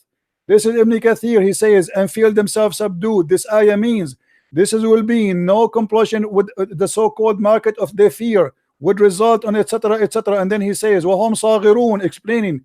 Go ahead and read. Big mouth. She's afraid. She will not let me talk. This is about money you will take from the people of the Dhimma. What is the jizya? Let us see what the jizya is. Go down. All of this is explanation for what the jizya. It is nothing but to humiliate them and to steal their money. Fight against those who believe not in Allah in the last day. Don't forbid what forbidden by Allah and the Messenger, who acknowledge not the religion of Islam. So why he is fighting them? Because they don't acknowledge Muhammad to be a prophet. This is the reason. And then he continues saying, let us read. Hatta yu'tu jizya, until they pay the jizya, and not to choose. Why they are paying jizya? Because they refuse to embrace Islam, you liar. This is not a tax. And then he says, with willing submission and defeat. And then he says, and feel themselves subdued, disgraced, humiliated, belted, and therefore the Muslims are not allowed to honor the people of the Dhimma or elevate them above the Muslims, for they are miserable, disgraced, humiliated. You are a scumbag like your prophet. You are crying, showing emotion that you are a decent poor woman who don't know what's happening. Why you are insulting our prophet? And your prophet is ordering the Muslims to spit in our face, to take our houses, to rape our women, to kidnap our women, our children, and to sell them as slaves, as sex slaves in the market. And even after that, if you take our land, and after you force us to convert to Islam or we die, okay, you don't want to convert to Islam, pay me. I will let you live. Do not initiate the Salam and the Jews and the Christians. And if you meet any of them in the road, force them to the most narrowest alley. And this is why, guys, read carefully. Did she mention the Pact of Umar? Did she mention the Pact of Umar? Let me get you busted. And this is why the leader of the faithful, Umar ibn al-Khattab, may Allah pleased with him, demand his will, knowing the condition to meet by the Christians. And what is the condition? That ensured to be continued humiliation. Guys, do you see it? Do you see it? She said to me, Umar ibn al-Khattab, Umar ibn al-Khattab, he protect the Christian. Look, we protect the Christian. What a liar you are. This is Ibn Kathir. Is that Ibn Kathir or this is Ibn Jarir? To ensure what? to continue the humiliation, the disgrace. The scholar of the hadith narrated from etc. Abdul Rahman, etc. He says, I recorded Umar al-Khattab, may Allah say to him, in the terms of the treaty of peace conducted with the Christians of Asham, which mean the people of Syria, in the name of Allah, the most gracious, the most merciful, this document of the servant of Allah, Umar, the leader of the faithful of the from the Christians such and such of the city. And then he says, come to us, we request safety. Safety from what? Safety from the Muslims. You see, the Muslims come into our town and they say to us, if you pay us and you agree with our condition, we will not kill you all. And she is saying that is merciful. This is merciful. What Umar Khattab have to do with Jerusalem? Why you came there? There's no Arab. And look what happened. For their property and of their self and our religion, may the conditions of ourselves. This is what the Christian they forced to agree. This is not an agreement. This is a forcement agreement. Otherwise, you will die. Here we go. Read with me carefully. We will neither react to our areas of ministry, churches or sanctuaries, or for monks, nor restore any place of worship that need restoration, nor use any of them in the purpose of enmity against Muslims. And we will not prevent any Muslim from resting in our churches, whether he come in the day or the night. A Muslim can come anytime and he can sleep in the church. He can bring his horse and he can sleep inside. And we will open our doors, our horses of our worship for the warfare and etc. Read with me. A Muslim, he can enjoy sitting in your house for 3 days. He can come to any Christian. You have to open your house for 3 days or 3 nights. She said to me,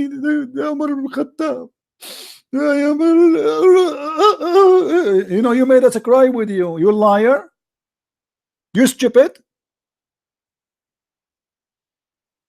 And not only that, continue read and see how garbage this. We will not teach our children the Quran. Anyone knows why?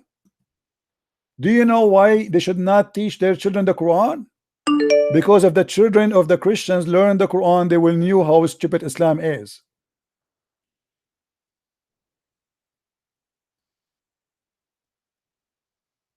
This is the pact of Umar. Even he decide what kind of a clothes they will wear to humiliate them. We will not imitate their clothing, the cups, the turban. We cannot dress like Muslims. We are not allowed to dress like Muslims. You cannot wear shoes like them. You cannot wear hairstyle like them. You cannot speak like them. You cannot have nickname like them. Do you see it?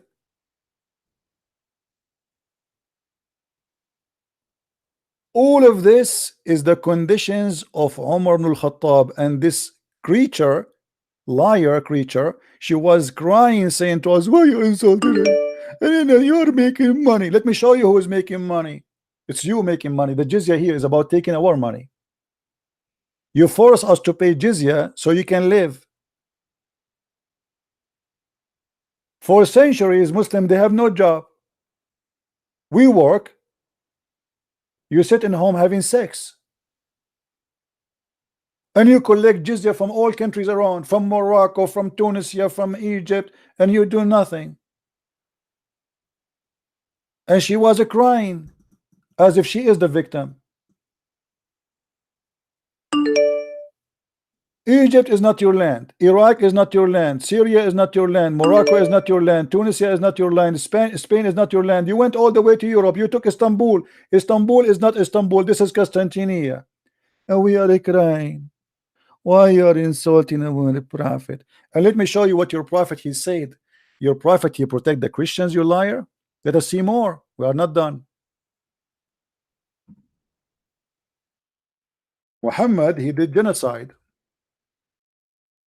And this is why there's no Christians, no Jews in the Arabian Peninsula.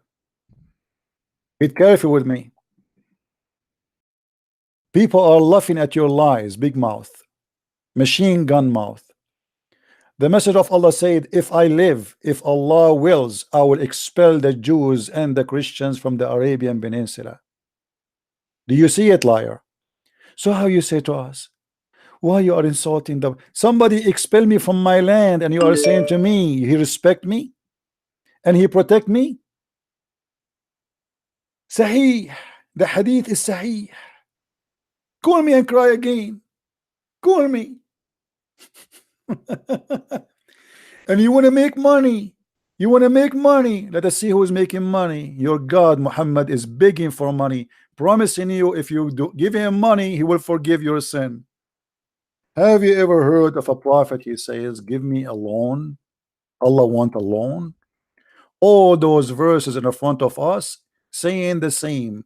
Chapter 2, verse number 245.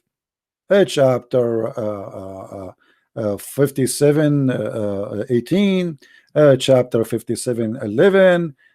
Chapter 64, 17. Let's see 64, 17 so we can laugh. Read. If you loan Allah a beautiful loan, he will double your credit and he will grant you forgiveness. The biggest scam in earth. God need money. And if you give God money, which is Muhammad, he grant you forgiveness. Is not an option that maybe. Do you see Christian Prince saying to the Christians, if you make donation to me, I grant you forgiveness? I am not a scam lady, and people, I'm not asking them for money. If people make donation, they make donation. You're a prophet here saying to you, if you want to be grant forgiveness, he's forcing you, terrifying you. You want to go to hell or you want to go to heaven? If you want to go to heaven, give me your money. I grant you forgiveness. That is the scam. So look what happened. She called us and she started reading something have nothing to do with the Treaty of Umar, and we got her busted from Ibn Kathir itself. This is the Treaty of Umar. Unless they want to say that Ibn Kathir is a Christian and he is paid by the Christians. Was he? Looked like he was. And not only that, Ibn Kathir, he says that paying jizya is a sign of disrespect and disgrace.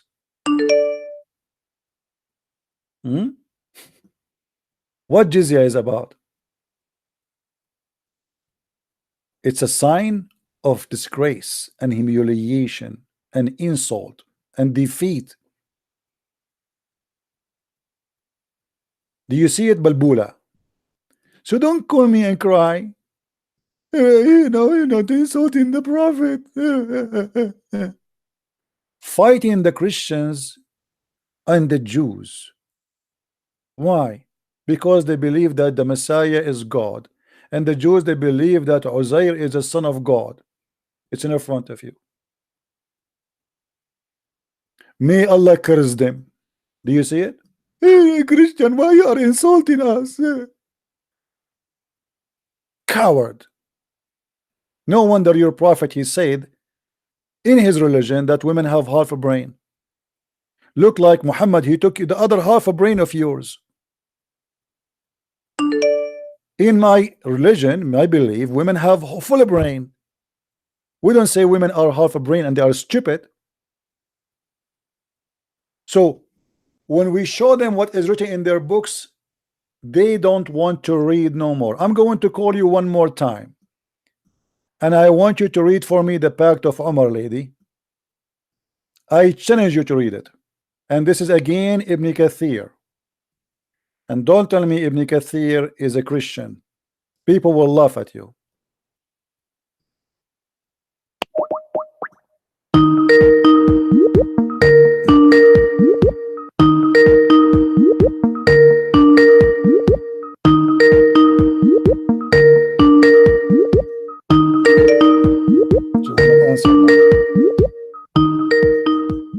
Do you think she will answer?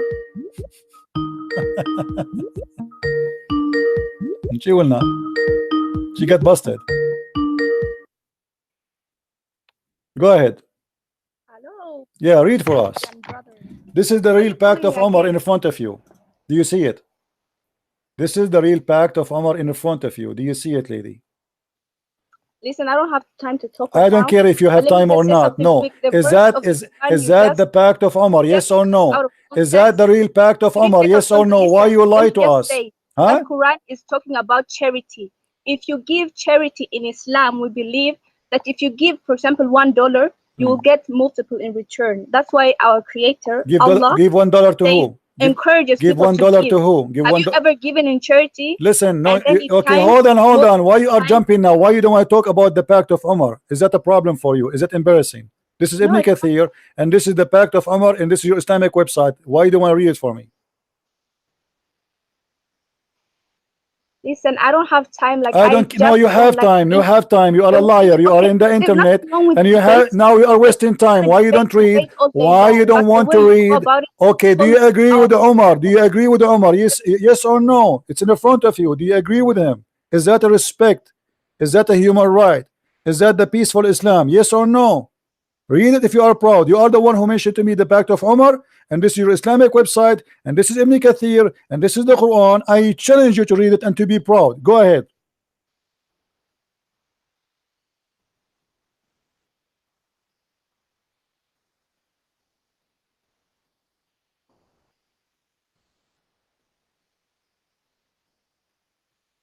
I don't hear you. What happened? Heart attack? Is this the treaty? Yes, this is the treaty. And this is your Muslim. This is your Muslim website. Yes, this is the treaty. So you were lying to me. Apologize. This is the treaty. This is Ibn Kathir book. The treaty is hanging, like you can Abdullah, don't play games with me. This is the book of Ibn Kathir. This is the book of Ibn Kathir. This is Quran, and this is the book of Ibn Kathir. Stop playing games. Read it for us. You know what? You know what? You know what? You know what? You are a coward potato. Get lost. Don't call me again. You know what? You don't dare to read it. You know what? You got busted. You know what? Your prophet is a criminal. You know what? Your prophet is a thief. And you know what? You are ashamed to read it. And you know what? This is Ibn Kathir. And you know what? This is not a Christian Prince words. And you know what? You accuse me to be a liar, and we discover that you are the liar. And you know what? You are the one who mentioned to me that this is the pact of Omar, and here we go. It's in front of us. You are the one who were proud about it 5 minutes ago, and now you are not proud no more. I will tell you what. You know what? You know what? You thought I do not know. You know what? You thought I am ignorant, like many Christians who have no idea what Islam is about. You know what? You thought you can lie to us, and you can put some tears in your eyes, and you can cry, and everybody will take your side. You know what? You are a scam. What a charity. Charity by stealing our money and giving it to the Muslims? That a charity? You force me to pay jizya in my land, and you take my home, you take our churches. All the biggest churches in the Middle East, they used to be, now they are mosque, they used to be churches. From Hagia Sophia all the way to Damascus, all the way to Cairo, all the way everywhere. They are not mosque.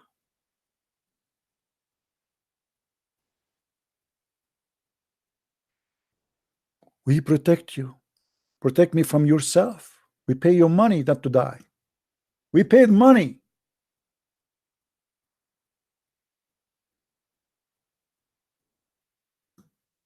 What a filthy cult. They kill you, and then they go in your funeral and they cry.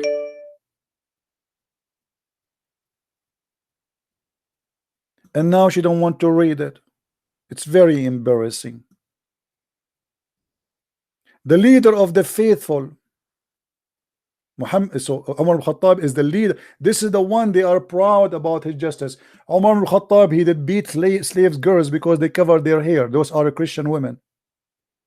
They cover their hair. They want them to walk naked between them. They kidnap them from their husbands, and now they are forcing them not to wear clothes like Muslims. So she cannot even cover her hair. This is why in the treaty it says you cannot wear clothes like the Muslims. You cannot even make hairstyle. You cannot even use names like them. You cannot even use nicknames like them. You cannot pray loud in your churches. You cannot knock the bell of your church. You cannot fix the faucet of your church. You cannot fix the wall of your, which means if the church collapse. That's it. You cannot build a new one. Do you see it?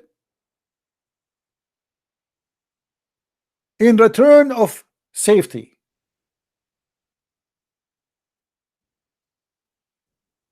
And actually, those Christians at that time, they were coward for allowing Umar ibn Khattab to enter. It's better to die and not to let this idiot to get in and humiliate them like this. Cowards.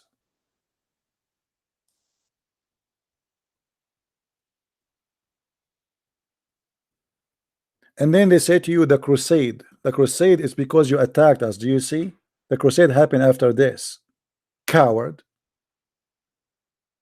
We became a crusaders because you attacked us, not because we attacked you. So you attack us, you take our land, you take our churches, you force us to humiliate us, and then you say why we attack back. What a scam.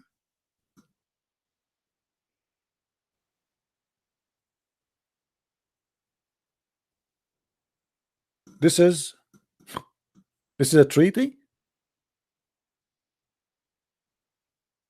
We will not sound the bells of in our churches except discreetly, or raise our voices while reciting our holy book inside our churches. So you have to read the Bible like this. Jesus said, you cannot raise your voice in the presence of Muslims, nor noise of our voices in a prayer, or even in a funeral. When you go in the funeral in the street, you have to be mute, or light a torch in the funeral. We will not bury our dead next to Muslims dead.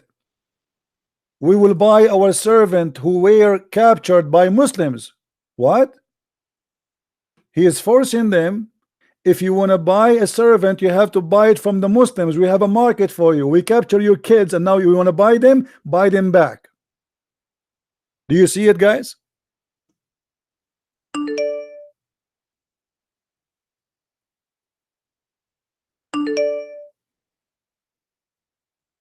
You cannot buy them back. We took them now from you.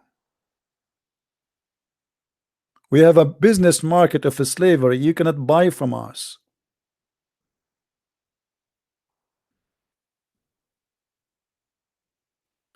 You cannot even preaching in your houses in private. Even inside the house, you cannot teach your children about your religion. And by the way, this is not all of it. In the book of Ibn Kathir, this guy is just mentioning what they remember. The Pact of Umar, it's a lot more horrible than this.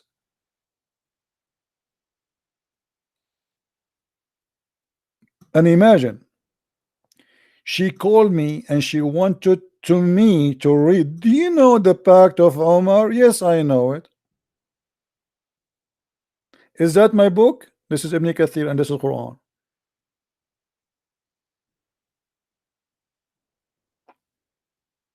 And by the way, why your Muslim website saying donate? Donate to what? I thought you are against money. Your prophet, he said in the Quran, the fifth from every attack goes to Muhammad. Why Muhammad need the fifth? So if you steal from the Christians $10,000, Muhammad, he take 1/5 to him and 1/5 to Allah. That's mean $4,000. And the rest will go to all the Muslims. Muhammad, you don't care for money, right? وَعَلَمُوا,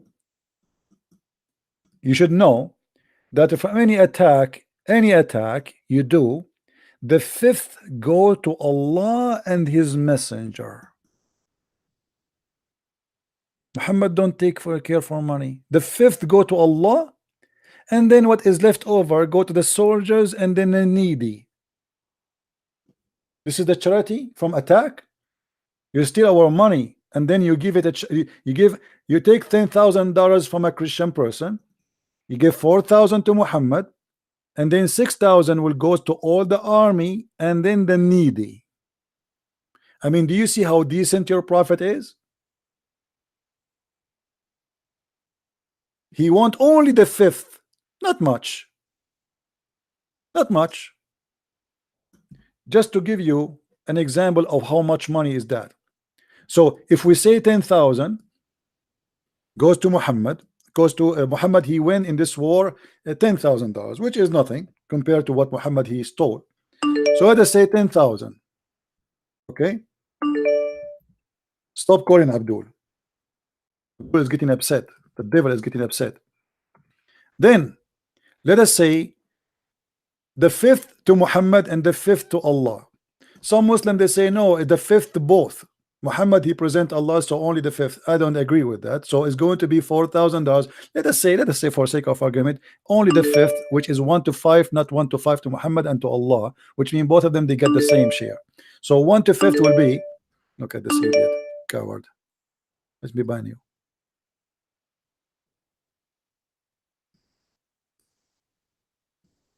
You must be having mental illness. Okay, get lost. So now we go. $10,000. Let us say Muhammad he have 10,000 army member.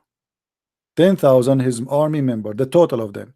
Okay, how much the Muslim, if Muhammad he got alone $4,000,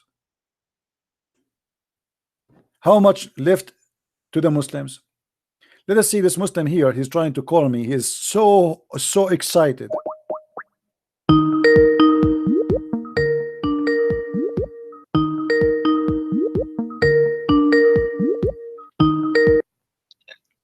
Yes, Abdul.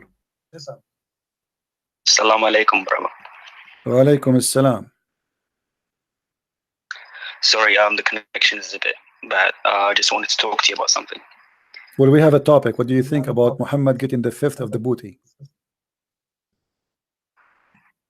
So I have this problem. Basically, it's been bothering me for a while. Actually, we have a topic, my friend. Are you going to talk for 3 days? Okay. You're stupid. I don't have time for kids. So $10,000, and Muhammad he take 2,000 at least. The fifth, let us say, is not the fifth to him, fifth to Allah, which means 2 to 5. We will make it 1 to 5 only. So if Muhammad he took only 2,000, that means there's 8,000 left. 8,000 left. So now we say minus 2,000 to the pocket of Muhammad.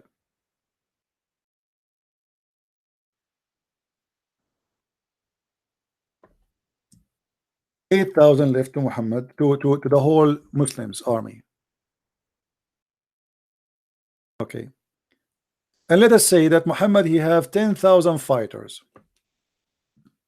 If we divide the 8,000 on the 10,000, how much everyone will take? Guess what? I mean, do you see how much Muhammad don't care for money? So if we divide the 8,000 into 10,000, every Muslim will get $8. $8 for every Muslim, while Muhammad taking $2,000 to his pocket. I mean, can't you tell Muhammad he don't care for money? It's obvious. It's very clear.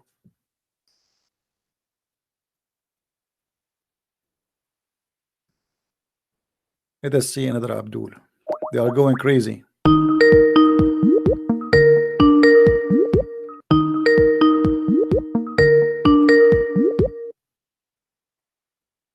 Yes, Abdul. I drank urine and okay, you go and drink Cameroon. You have mental illness. I don't have time for kids. You're stupid. Get lost. Some people they have mental illness. I mean, I don't know what to do with those people. So you see, when they speak about money, they try supposedly to make you look bad. What money? What money are you making here? I'm staying here for 8-10 hours. I have a master's degree. Do you know how much an hour if I work for 8 hours or 10 hours non-stop, shouting and screaming, how much money I can make? You stupid idiot. What money? Do you know how many people want to kill me because of what I do? So they try to make you look bad. This is always about money. Islam is about money. You believe in Allah to get what? A river of wine. This is money. A river of milk. Money. Endless penis. When you need a surgery, you have to go to Thailand to have such a penis. 70 years orgasm. Islam, all of it is about sex and money. It is 80 cents, sorry, 80 cents. Yeah, you are right. 80 cents, not $80, sorry. So Muhammad, he get $2,000, and the Muslim, he will get 80 cents. You believe it? And Muhammad don't care for money. And not only that, Muhammad, he made verses saying that the best of the booty have to go to his pocket.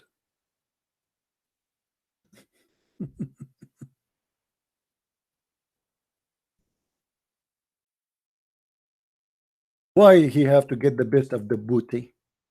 Because the Prophet is very humble. He don't care. He don't care. Muhammad is a very decent man. The best of the booty.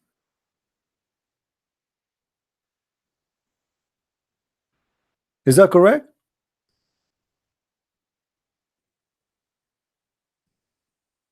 Actually, Ibn al-Arabi, he says that the Prophet, he been favored in 16 things, but he count actually more than 21. And one of them, if the Prophet, his eyes fail into a woman, her husband must divorce her immediately. And this is exactly what happened with his own son wife, Zainab bint Jahsh. He went to her house. The Prophet is very humble. Very humble. He don't care for money. He care only for sex and women and gold and silver. What Muhammad, he said, what is his favorite things in this life?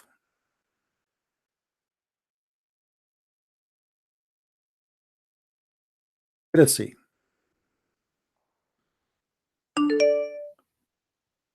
Let's see the hadith.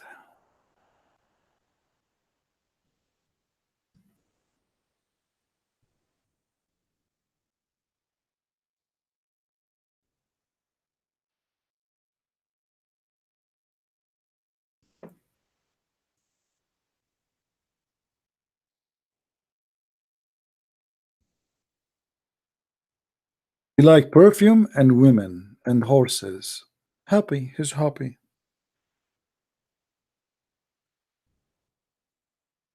I'm just trying to find the hadith in English.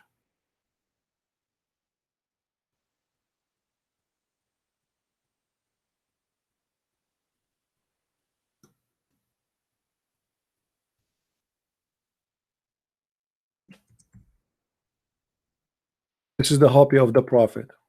I mean, what we can say. Read with me. We found it. The Messenger of Allah said, women and perfume have been made dear to me. But isn't it, this is Muhammad who said, if a woman, she wear a perfume not in the front of her husband, she is committing adultery. So how come he wear a perfume each time he go out? He is a adulteress by wearing perfume. Hypocrisy. Muhammad, he's saying clearly, I love women. That's why he have unlimited numbers of them. Unlimited slaves. It's really amazing how they try to make you, that's, you know, if you notice how the last caller, this woman, how she tried to buy the emotion of the listeners, crying, why you are insulting my Prophet? They kill us, they rape our women, they took our land, they force us to pay jizya, they force us not to preach the gospel, we cannot even say a prayer aloud, and they come to our houses, they sleep in our house for 3 days 3 nights, we cannot say no. 3 days 3 nights, poor people, they cannot even feed their children. How they can feed a Muslim and come in? They can come as many as they want, not one, not two, and they can sit and they can make fun of you and they can touch your wife and they can humiliate you, and if they want they can rape your wife. And what you can do about it?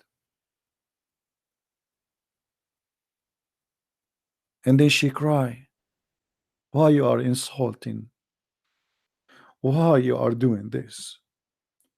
We are pigs, we are monkeys, we are filthy, we are worst of the creatures, we are dogs, we have to be humiliated, we have to be spit at, we have to walk in the sewage. It does not make her cry. It make her cry to say Muhammad is a false prophet. What a hypocrite woman you are.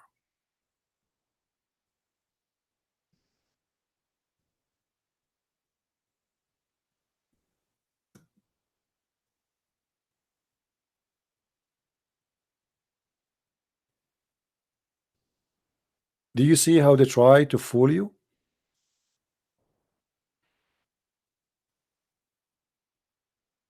And then when we show them what the Pact of Umar, what she mentioned, she don't want to read it no more. Suddenly the Pact of Umar is not something she want to read. She don't have time.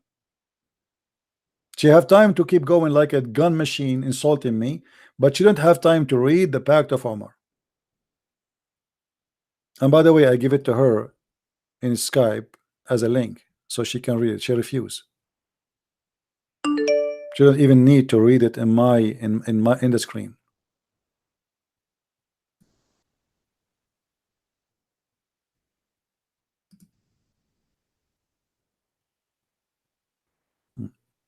Muslim kids, they change their name and they come with different name. They think I do not know that this is the same people. Hey, this guy, you want to debate?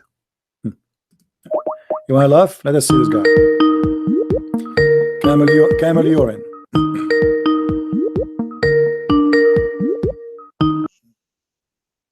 Yes. Christian Prince. Camel urine is a problem these days. Yeah, go ahead. Yes. Why don't you at least be man enough to debate big people? Why are you debating kids that tell you? Are you a kid or a big? Are you a big people or a kid? I'm just asking you. I'm asking you. Are you a big? Are you a big people or you are a kid? Who is holding you from calling me and debating me? Go ahead. This is ultimate truth here. Okay, still you are a kid too. Okay, and you've been spanked many times before. So now you call me for what? Debate you. Okay, go ahead. If you're man, did you hear what we're talking about? I already talked to you earlier. Did you hear? Did you hear what we talk about? I talked to you for 2 hours. You don't know you was talking to me. That's how dumb you are. This is how stupid you are. I speak to thousands of people, and you are no one for me. Go ahead. Who are you? I whooped you on the polygamy. You remember me. You remember me because I am someone. I don't remember you because you are no one. This is the whole story. Now, okay, let us go on polygamy. What do you want to talk about it? All right, I got one question for you. Did your God said that He regretted by creating people? Did my God? He says He regret. He feels sorry for them that they are doing that to themselves. This is what it's mean. It's not up to you to explain the verse as you wish. Now I will ask you the same question. I answered you. Can I ask you the same question? No, you didn't answer me. Okay, I answered you. I said to you, this is what it's meant. It's meant that He feels sorry for them for what they did to Himself. He created them to live in heaven, but they did something bad to themselves. So He feels sorry for them. So now, can I ask you the same question? You see, it's not up to you. It's not up to you. This is my answer. You don't like. You like it to take it. You take it. You don't like it. Say I don't agree. You are afraid of pulling a verse. Okay, you can pull. I have the same question. It's equal opportunity. This is a debate. This is not one-side monologue. So look what happened. Look what happened. You don't want me to talk. Is that right? Because you don't want to pull the verse. No, I just answer you. I know what verse it is, and we are done. I said to you, what does that mean? Listen, Abdul. You are just a kid. You don't even dare to let me talk, and you don't want. Here we go. I just answer you. God, He feels sorry for them for what they did to themselves. Now, why your God? He said the same thing. Did your God hold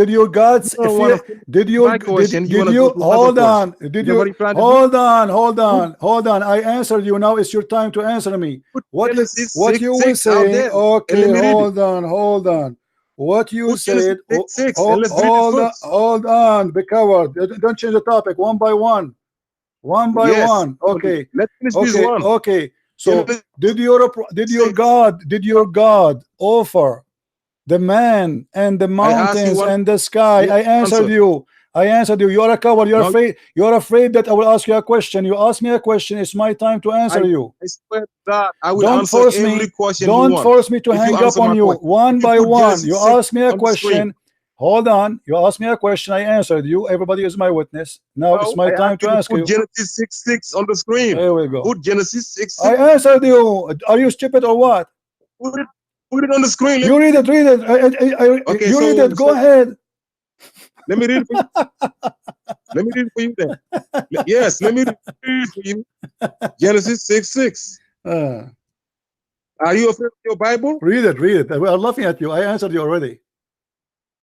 Are you afraid of your Bible? Stop being stupid. I answered you. Read it. Go ahead. Okay, I'm about to read it right now. It's okay, go ahead. The Lord regretted, he regretted that he had made human being on the earth, as his heart was deeply troubled. And are you done? So your God regretted to create it. Okay, you want my answer or you want to be stupid now? You keep repeating the same thing. Yes, I'm okay. Why? Because it says there, because they did harm to themselves. If you're sorry for them, I answered you. Now let us go to your God. He's saying, don't tell me I answered you. Here we go. You see, you are scared. You are scared. The same question I'm going to ask you from the Quran. إنا عرضنا الأمانة على السماوات والأرض والجبال فأبين أن يحملنها وأشفقن منها وحملها الإنسان وكان الإنسان ظلوما جهولا. We offer the trust. Shut up, you coward. You will not let me talk. You will not let me talk because you are afraid. You gave me an answer. I gave you the meaning. Now I give you the meaning for this. Your God saying that the one who trusts Allah is a foolish and he is unjust. Explain to us. Give me the verse number. I gave you the verse. It's in front of you on the screen. Chapter 33, verse number 72. 33:72. Okay. Can you read for me? I just read it for you. إن عرضنا الأمانة على السماوات والأرض والجبال فأبين أن يحملنها وأشفقن منها وحملها الإنسان وإنه كان ظلوما جهولا. Read it in English for people. So you are stupid who do not know Arabic. Is that correct? Read it in English. So you do not know Arabic, correct? Say yes or no. You remember before you told me you know Arabic? You remember? I remember you very well now. You lied to us and you say you speak Arabic. Do you remember? Everybody told you. Did you say to me before that you speak Arabic, you coward? So why now you don't understand? Why now you don't understand the Arabic? You said to me you speak Arabic. I never said that in my life. You said we have it recorded. It's in my videos. Okay, me telling you that Abdul. Okay, read for me. So now why Allah saying the one who trusts him is a fool? You said 33:72, right? 33:72 says we have offered the responsibility to the heavens and the earth. What responsibility? Where it says, where it says responsibility? What translation you are reading? What is the word responsibility, you liar? Where is the word responsibility? No, you need to show me. You need to show me where is the word responsibility. Yes, I'm about whatever you want, Christian Prince. I'm not gonna let you lie on Islam. It says offer the trust. Everybody is laughing at you. It says we offer the trust. I said. So do you know what responsibility means? No, I do not know. You tell me. Okay. So you don't know what if I said I give you responsibility, that means that I do more than trust you. That is more than trust. See, okay, I'm going over what you're saying. Okay, no problem. I'm making you responsible for what you're doing. I'm trusting you. Okay, so now Allah he offer. Explain to us how Allah he offer the trust to the heaven and the earth. Explain to us. Who is the foolish here? No, he said I gave. Yes, if you would have listened, let me finish it. Go ahead. You wouldn't have a problem. Okay, go ahead. So nowhere in this verse Allah said he regret. Your God probably don't didn't change know the topic. Let us see if you regret or not. Let us see if you regret or My not. God does not regret. Oh, don't change the topic. Don't change the topic. Answer. Why you are switching back to zero? Why you are an idiot? You said to me why you debate kids. You are a kid. You are a kid. You are a kid. Okay, now read the verse. Okay, read it. Go ahead. We have offered the responsibility or the trust, if you want to, it's higher to the heavens and the earth and the mountains, but they refused to bear it and were afraid of it. But the human being accepted it. He was transgressing, ignorant. Where did you see over here that my God said he regretted? Okay, hold Why on. You hold on. Let everybody laugh at you. Where is the regret your God saying that the man is a fool for he accepted his responsibility. And the mountains, and yes, and you said yes. And the mountains and the sky and the earth, they refuse because they are smart. So Allah now he is explained to us that how and why he is going to torture a human being, because he was a fool. He trusted Allah. No, he was a fool because Allah trusted him. Allah gave him responsibility. Okay, hold on, guys. Allah trusted the man. The man was a fool. So who is the fool here? It's Allah. So Allah regret being a smart ass because now he got himself busted. Okay, hold on. You are the one who says that Allah trusted him and the man was a fool. So how God he trust a fool man? Allah showed you what happened when he first started.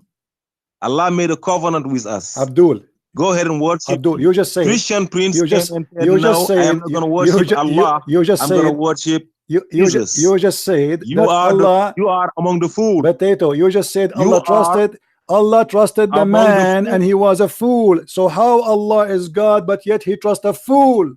Answer. I said you become a fool. Doesn't matter, but Allah he trust. Hold on. But Allah trusted the fool. Don't Allah know that he's a fool? Christian Prince, you told me my God said the same thing. It is the same thing. Oh no, it's not the same thing. No, my friend, I'm not saying the same thing. This is a stupid. The Bible is not a stupid. Where Allah said he is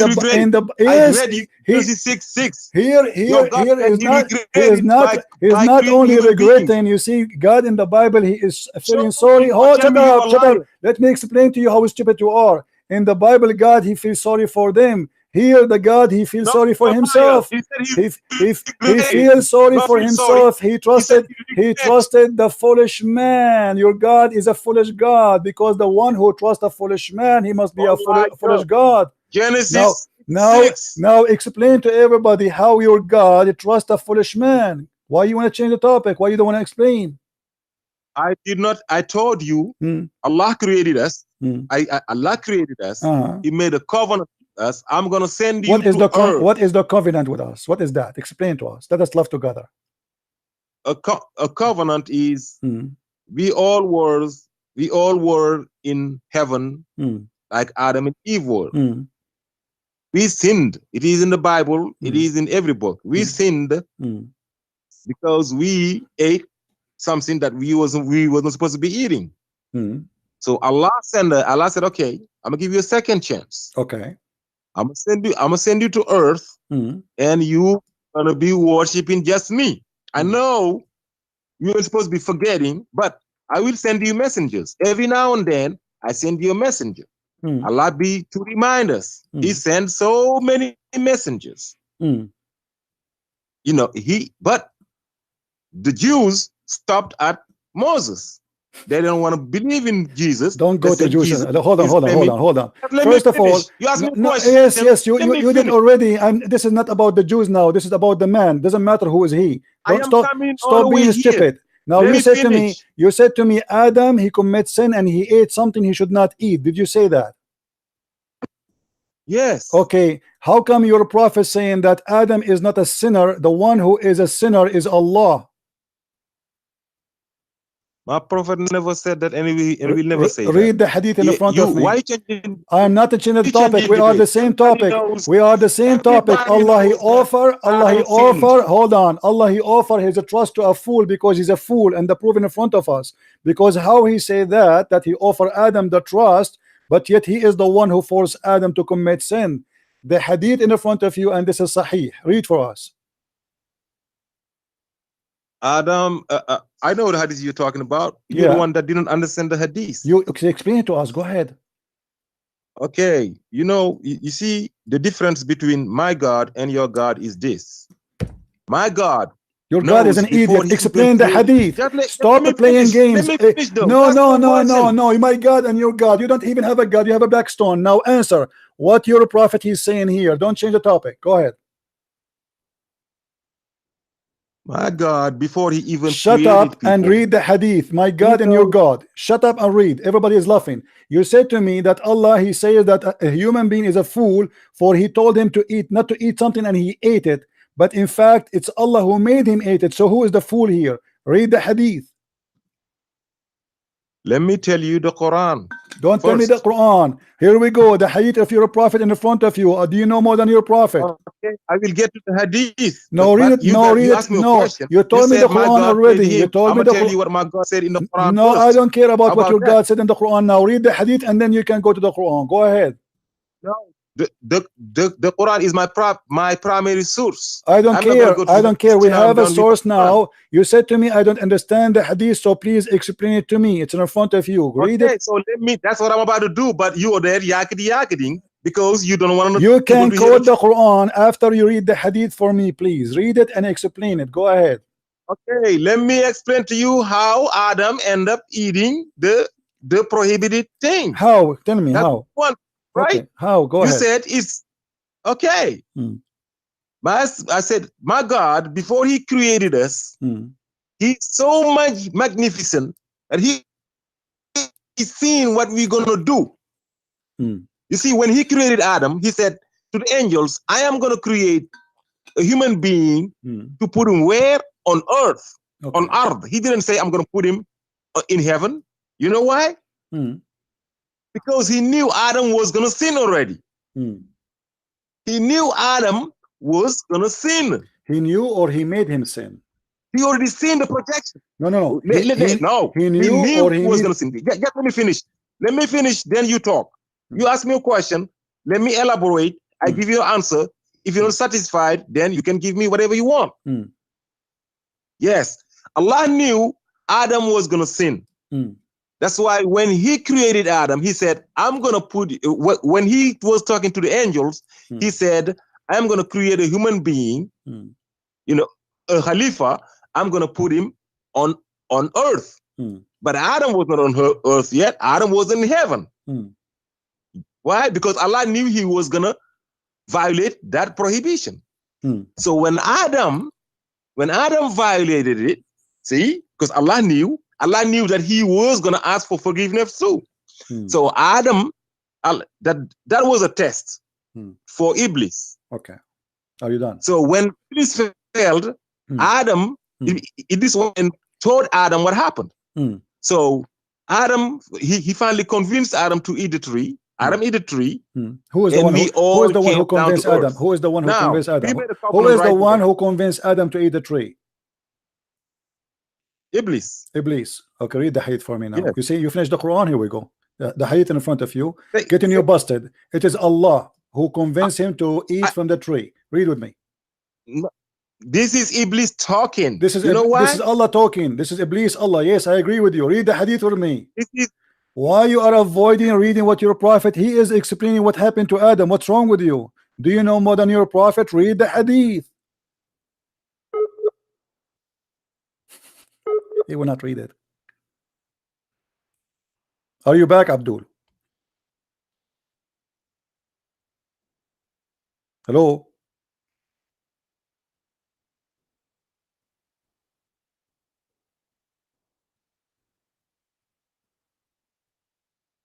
You see, they go in circle, like you have to force them. It's like, you know, it's a game.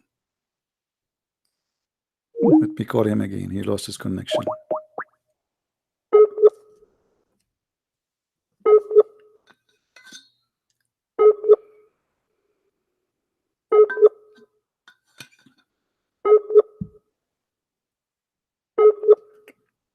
Stop watching version websites about the heaven of Allah. No, you have a bad internet, obviously.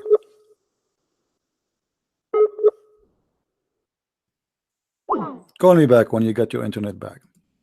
And you will see how long he will play the game. He will avoid reading the hadith. He says that Allah, because he knew, this is not what the hadith is saying. Because Allah, he knew that Adam will commit sin. This is not what your prophet is saying. You're a potato. Call me back.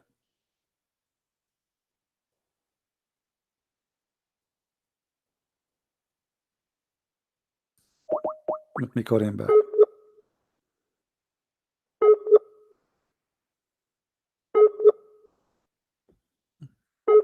He's not answering. So do you see how they lie? Allah, he says, I trusted the man, he was a foolish. So Allah regretting his trust. In the Bible, God, he feels sorry for the man. He didn't say he made a wrong decision. I feel sorry for you, what you did to your heart, for what you did to yourself. I created you to be in heaven, but you choose. We believe in a free will. In Islam, they don't believe in a free will. And this is why when a Muslim, he says, oh, because Allah, he knew. It's a stupid answer, because you Muslim believe in Al-Qadr, which is not a free will, and the proof in front of your eyes. Now let us see how long it's going to take him to call me again. And he called himself ultimate truth. Supposedly he's a big guy. Why you are debating little ones? I am ultimate truth.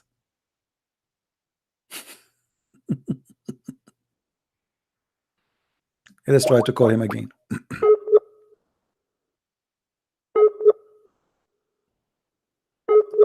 Using the internet of the neighbors, maybe. Do you see, guys, how we get them busted? They quote a verse from the Bible saying how your God is there. It says there why it says they feel sorry for them for what they did to themselves. They put themselves in trouble. God created man to be in heaven. Sorry for them. All right, Abdul. So yes, you said to me that Adam, he commits sin and he ate from the tree, and this is why he was rejected from heaven. Is that correct? Absolutely. And you said to me because Allah, he knew. This is why he decided to put him in earth. Is that correct? No. He knew. You are twisting. I said that's why he said he go into earth.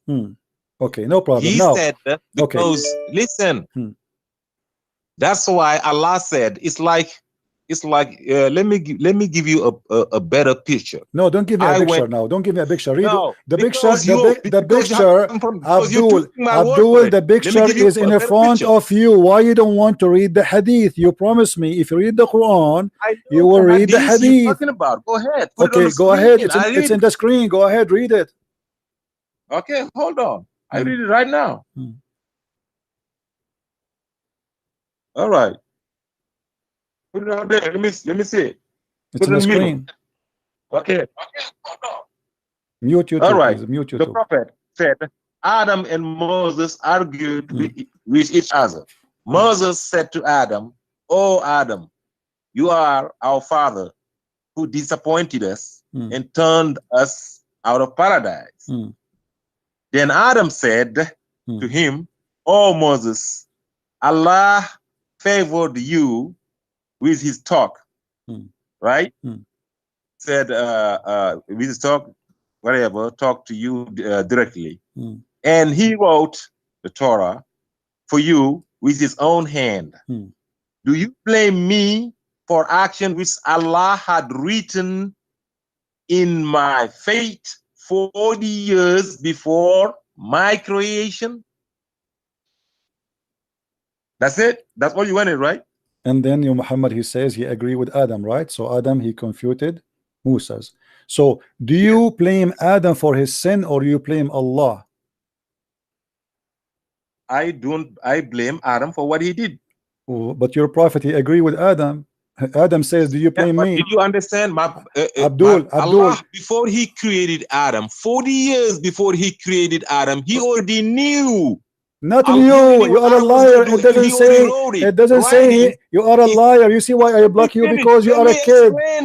No. Explain. It says here. Do you blame me? Do you blame me? Do you blame me? You donkey. Stop lying. So you cannot blame him. For what? Because this is written in his fate. It is not about him knowing. It's about a fate. You are a liar. Do you know what fate means? Yes, I know what fate means. It's a destiny. It is not about knowing. It's about I write your fate. I write your destiny. It is something I have to do. I have no choice because Allah wrote it for me. And now you are getting busted. You say this is about knowing, but in fact he says, do you blame me? Which means you cannot blame me.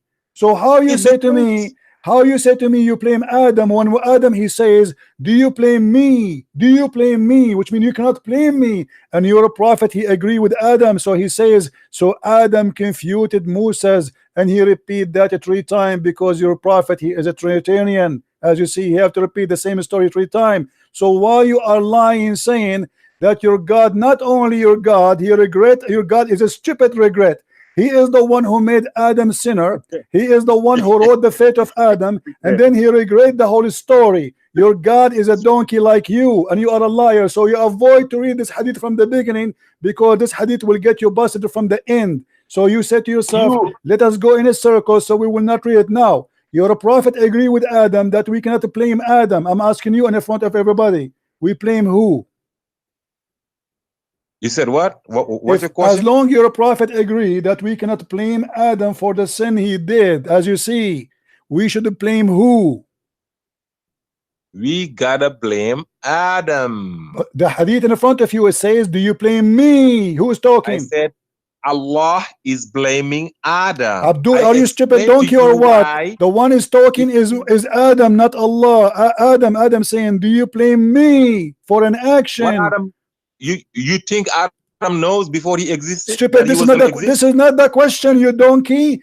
Adam saying, do you blame me? What does that mean? It means you cannot blame me. You cannot. Why? Because this is what Allah he written in my fate 40 years before my creation, which means this is a fate. I have nothing to do with it. It's not my sin. We have a God. He is a scumbag. His name is Allah. He played games with us. So he wrote my fate, and now you cannot blame me. This is what the hadith is saying. And you are a scam, and you are not even an honest man to be respected. This is why I block you always, because you are a donkey. Everybody is laughing at you. How dare you even to say that we blame Adam, if Adam here saying, do you blame me, and your prophet agree with him?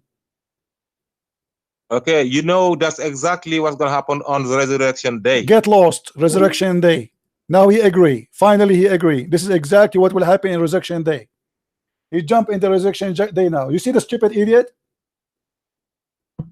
And you are the big guy supposed to want to debate me, you donkey. So look at this. Allah created Adam. Allah told Adam not to eat from the tree. Allah he wrote a story 40 years before Adam is created. And the story says, I will make Adam commit sin. Adam have a debate with Moses in a chat room in YouTube. Moses, he took the microphone. He called Adam. He says, Adam, you are our father. Because of you, we are out of paradise. Which means Moses, he is a Christian person who believes in the original sin. Muhammad don't believe in the original sin, because the sin is the son of Allah, not the son of Adam. So Adam, he said to him, oh Moses, you are the one who Allah spoke to him. Allah refused to speak to Muhammad. And yet you are blaming me for an action which Allah wrote to me in my fate, which means you are stupid or what? You blame Allah, not me. The filthy God Allah is the one who made me do this. You cannot blame me for that. And Muhammad agreed with Adam, not with Moses. And this is stupid fool, he said, why you debate kids? The answer is the following. I don't debate kids. And this is why I get rid of you. You can claim to be in the front of the Muslim that you are not a kid, but you are a kid. Everybody is watching the hadith. Everybody see the meaning, and it says it clearly. Adam says, do you blame me? For what? For what is written for me. So you cannot blame me. Coward. And you claim that you have knowledge. And then you go and you take a verse from the Bible and you want to show me that I'm wrong. This is the same hadith repeated again, and this is sahih. Read with me carefully and laugh at the stupidity of Allah and Muhammad. Do you blame me for doing deed which Allah had decreed? Do you know what decreed mean, you donkey? Actually, donkeys will be insulted. That I should do. I should do. Guys, does it say that? Do you blame me for doing a deed which Allah had decreed that I should do, which means I have no choice? That's it. Allah, He decides for me to do it 40 years before my creation. So all this game to say to me that Allah knows. Sure, Allah knows. He is the one who made the scenario. Adam is a victim. Islam is a stupid religion. So Allah, He made Adam do sin, and then He kick him out from heaven for he commit sin, and Allah will judge him, and Allah will punish us. And why? Because the whole story is a scenario written by Allah.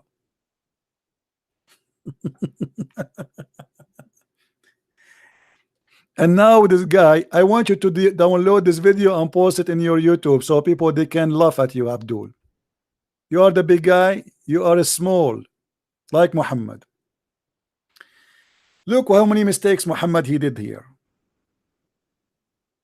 Muhammad he claimed that deeds of every one of us is written before we are made. So why you want to punish us for deed is written for us as a fate and we should do? Let me show you another hadith which will get Muhammad and Muhammadan busted. Muhammad he claimed that what is written by Allah is going to take over, is not your deeds. It's the deed of Allah. So he said that a person he do when he is in the womb of his mother, Allah he sent angel and he wrote there everything, his belief, his disbelief, his perversion, his age, his worth, everything. And then look what Muhammad explained what happened. What does that mean? The destiny is written now. Muhammad he said,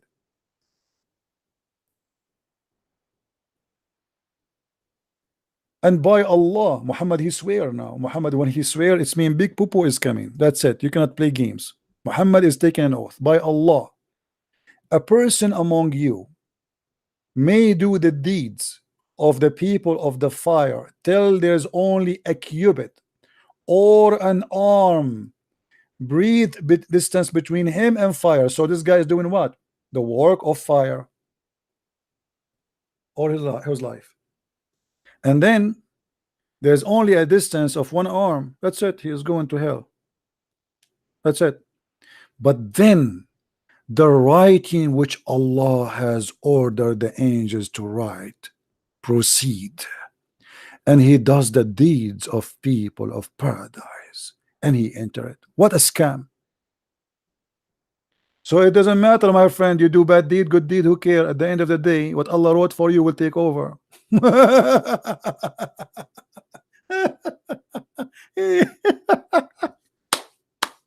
So I pray, I don't pray, I convert to Islam, I don't convert to Islam, who care? It's written already. My deed by Allah will take over. Here we go. This guy is a Christian Prince, maybe. He is doing the deed of the hellfire according to Islam, making fun of Muhammad, making fun of Allah, etc. And then what is written by Allah will take over. Not your choice. It's not your choice. Your choice doing the hellfire deeds. And then what is written by Allah, which is not your choice, the choice of Allah, will take over. And Muhammad continues saying, same vice versa will happen to a man. He do the deed of heaven. Read with me carefully. Let us change the color so we can separate between them. And the man may do the deeds of the people of paradise till there is only a cubit or two between him and paradise. And then that written proceed, and he does the deed of people of fire and he enter it. What the heck? The poor guy doing the deeds of heaven all his life, but unfortunate, Allah he wrote different deed for him, and the deed Allah wrote take over, and he go to hell and he enter it. Goodbye. This is an official stupid cult. So why we pray? Why believe or not to believe? At the end of the day, what is written by Allah will take over. Is that a Sahih Hadith? Yes, this is Sahih Bukhari. The same what happened to Adam, the poor Adam, Allah he wrote for him. Any one of you have the video where the guy he said to us that Allah he chose Adam to be victim because Allah wanted to be known?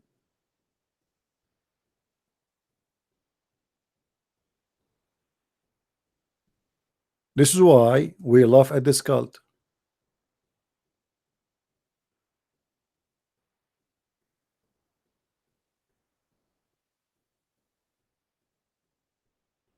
Okay, somebody he have somebody for me from Nigeria.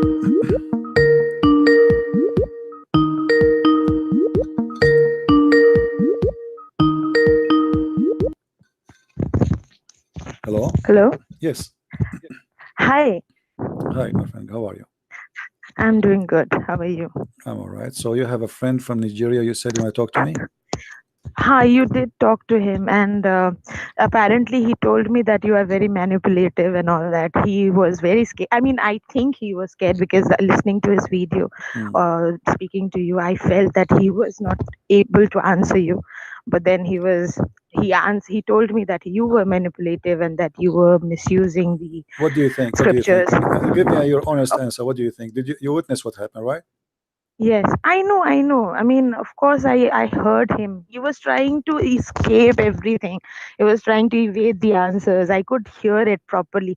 He is denying the fact because obviously he could not answer it. And he wants to question you on Bible. Of course, he wants to answer. He doesn't want to answer anything about Quran, and he wants to go back to Bible because he thinks that if he does that, he would evade all the question of Quran. It's a way to run away. But I answer him. He asked me the question. I know what the verse. I right away I said to him, God, it says there that because they did the trouble to themselves. So God, he is not. It's not about God regret because he is for why our God will go to hell.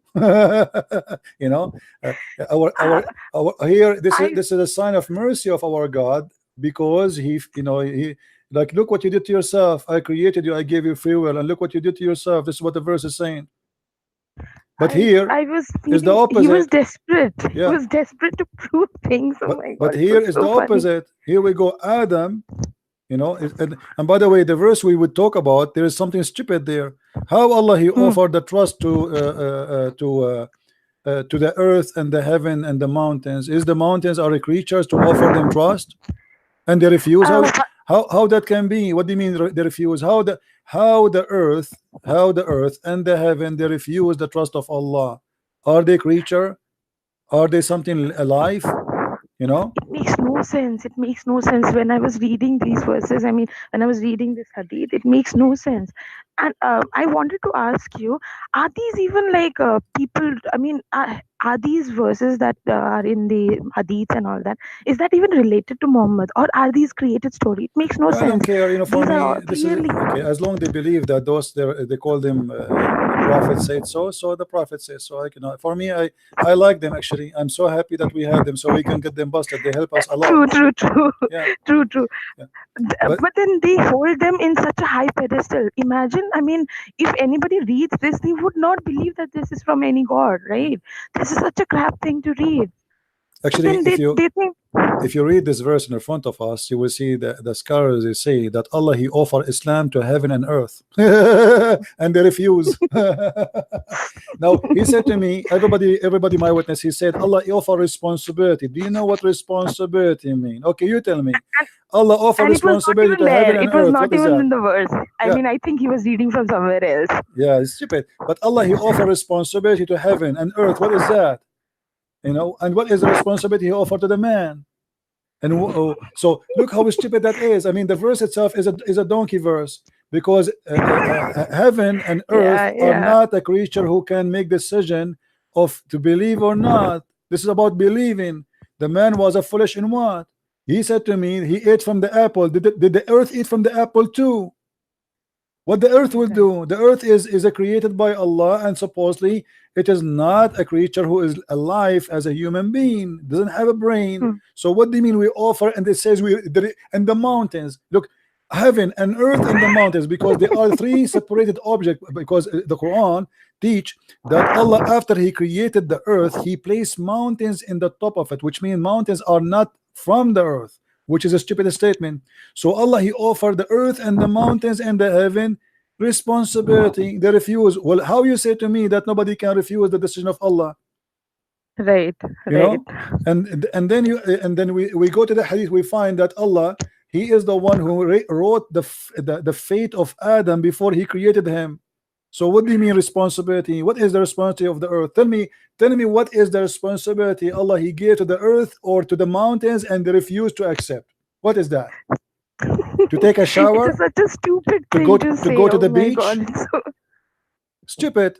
I mean, this exactly. is, and in order, as you said, in order to avoid answering, he have to go back to the Bible every 2 seconds so he can escape, and saying to himself, oh, maybe Christian Prince, he will let me still keep going there so we can not go back to the Quran, which is he knew I was going to seriously happen. agree. Yes, this is how they evade the question. I mean, you asked Simple to answer it, and he was like, answer me. You have not answered me. Go back to the Bible. Go back to the Bible. You see, and he said, and it is more than trust, it's responsibility. Allah gave responsibility. So if Allah he trusted the foolish man, Allah must be a fool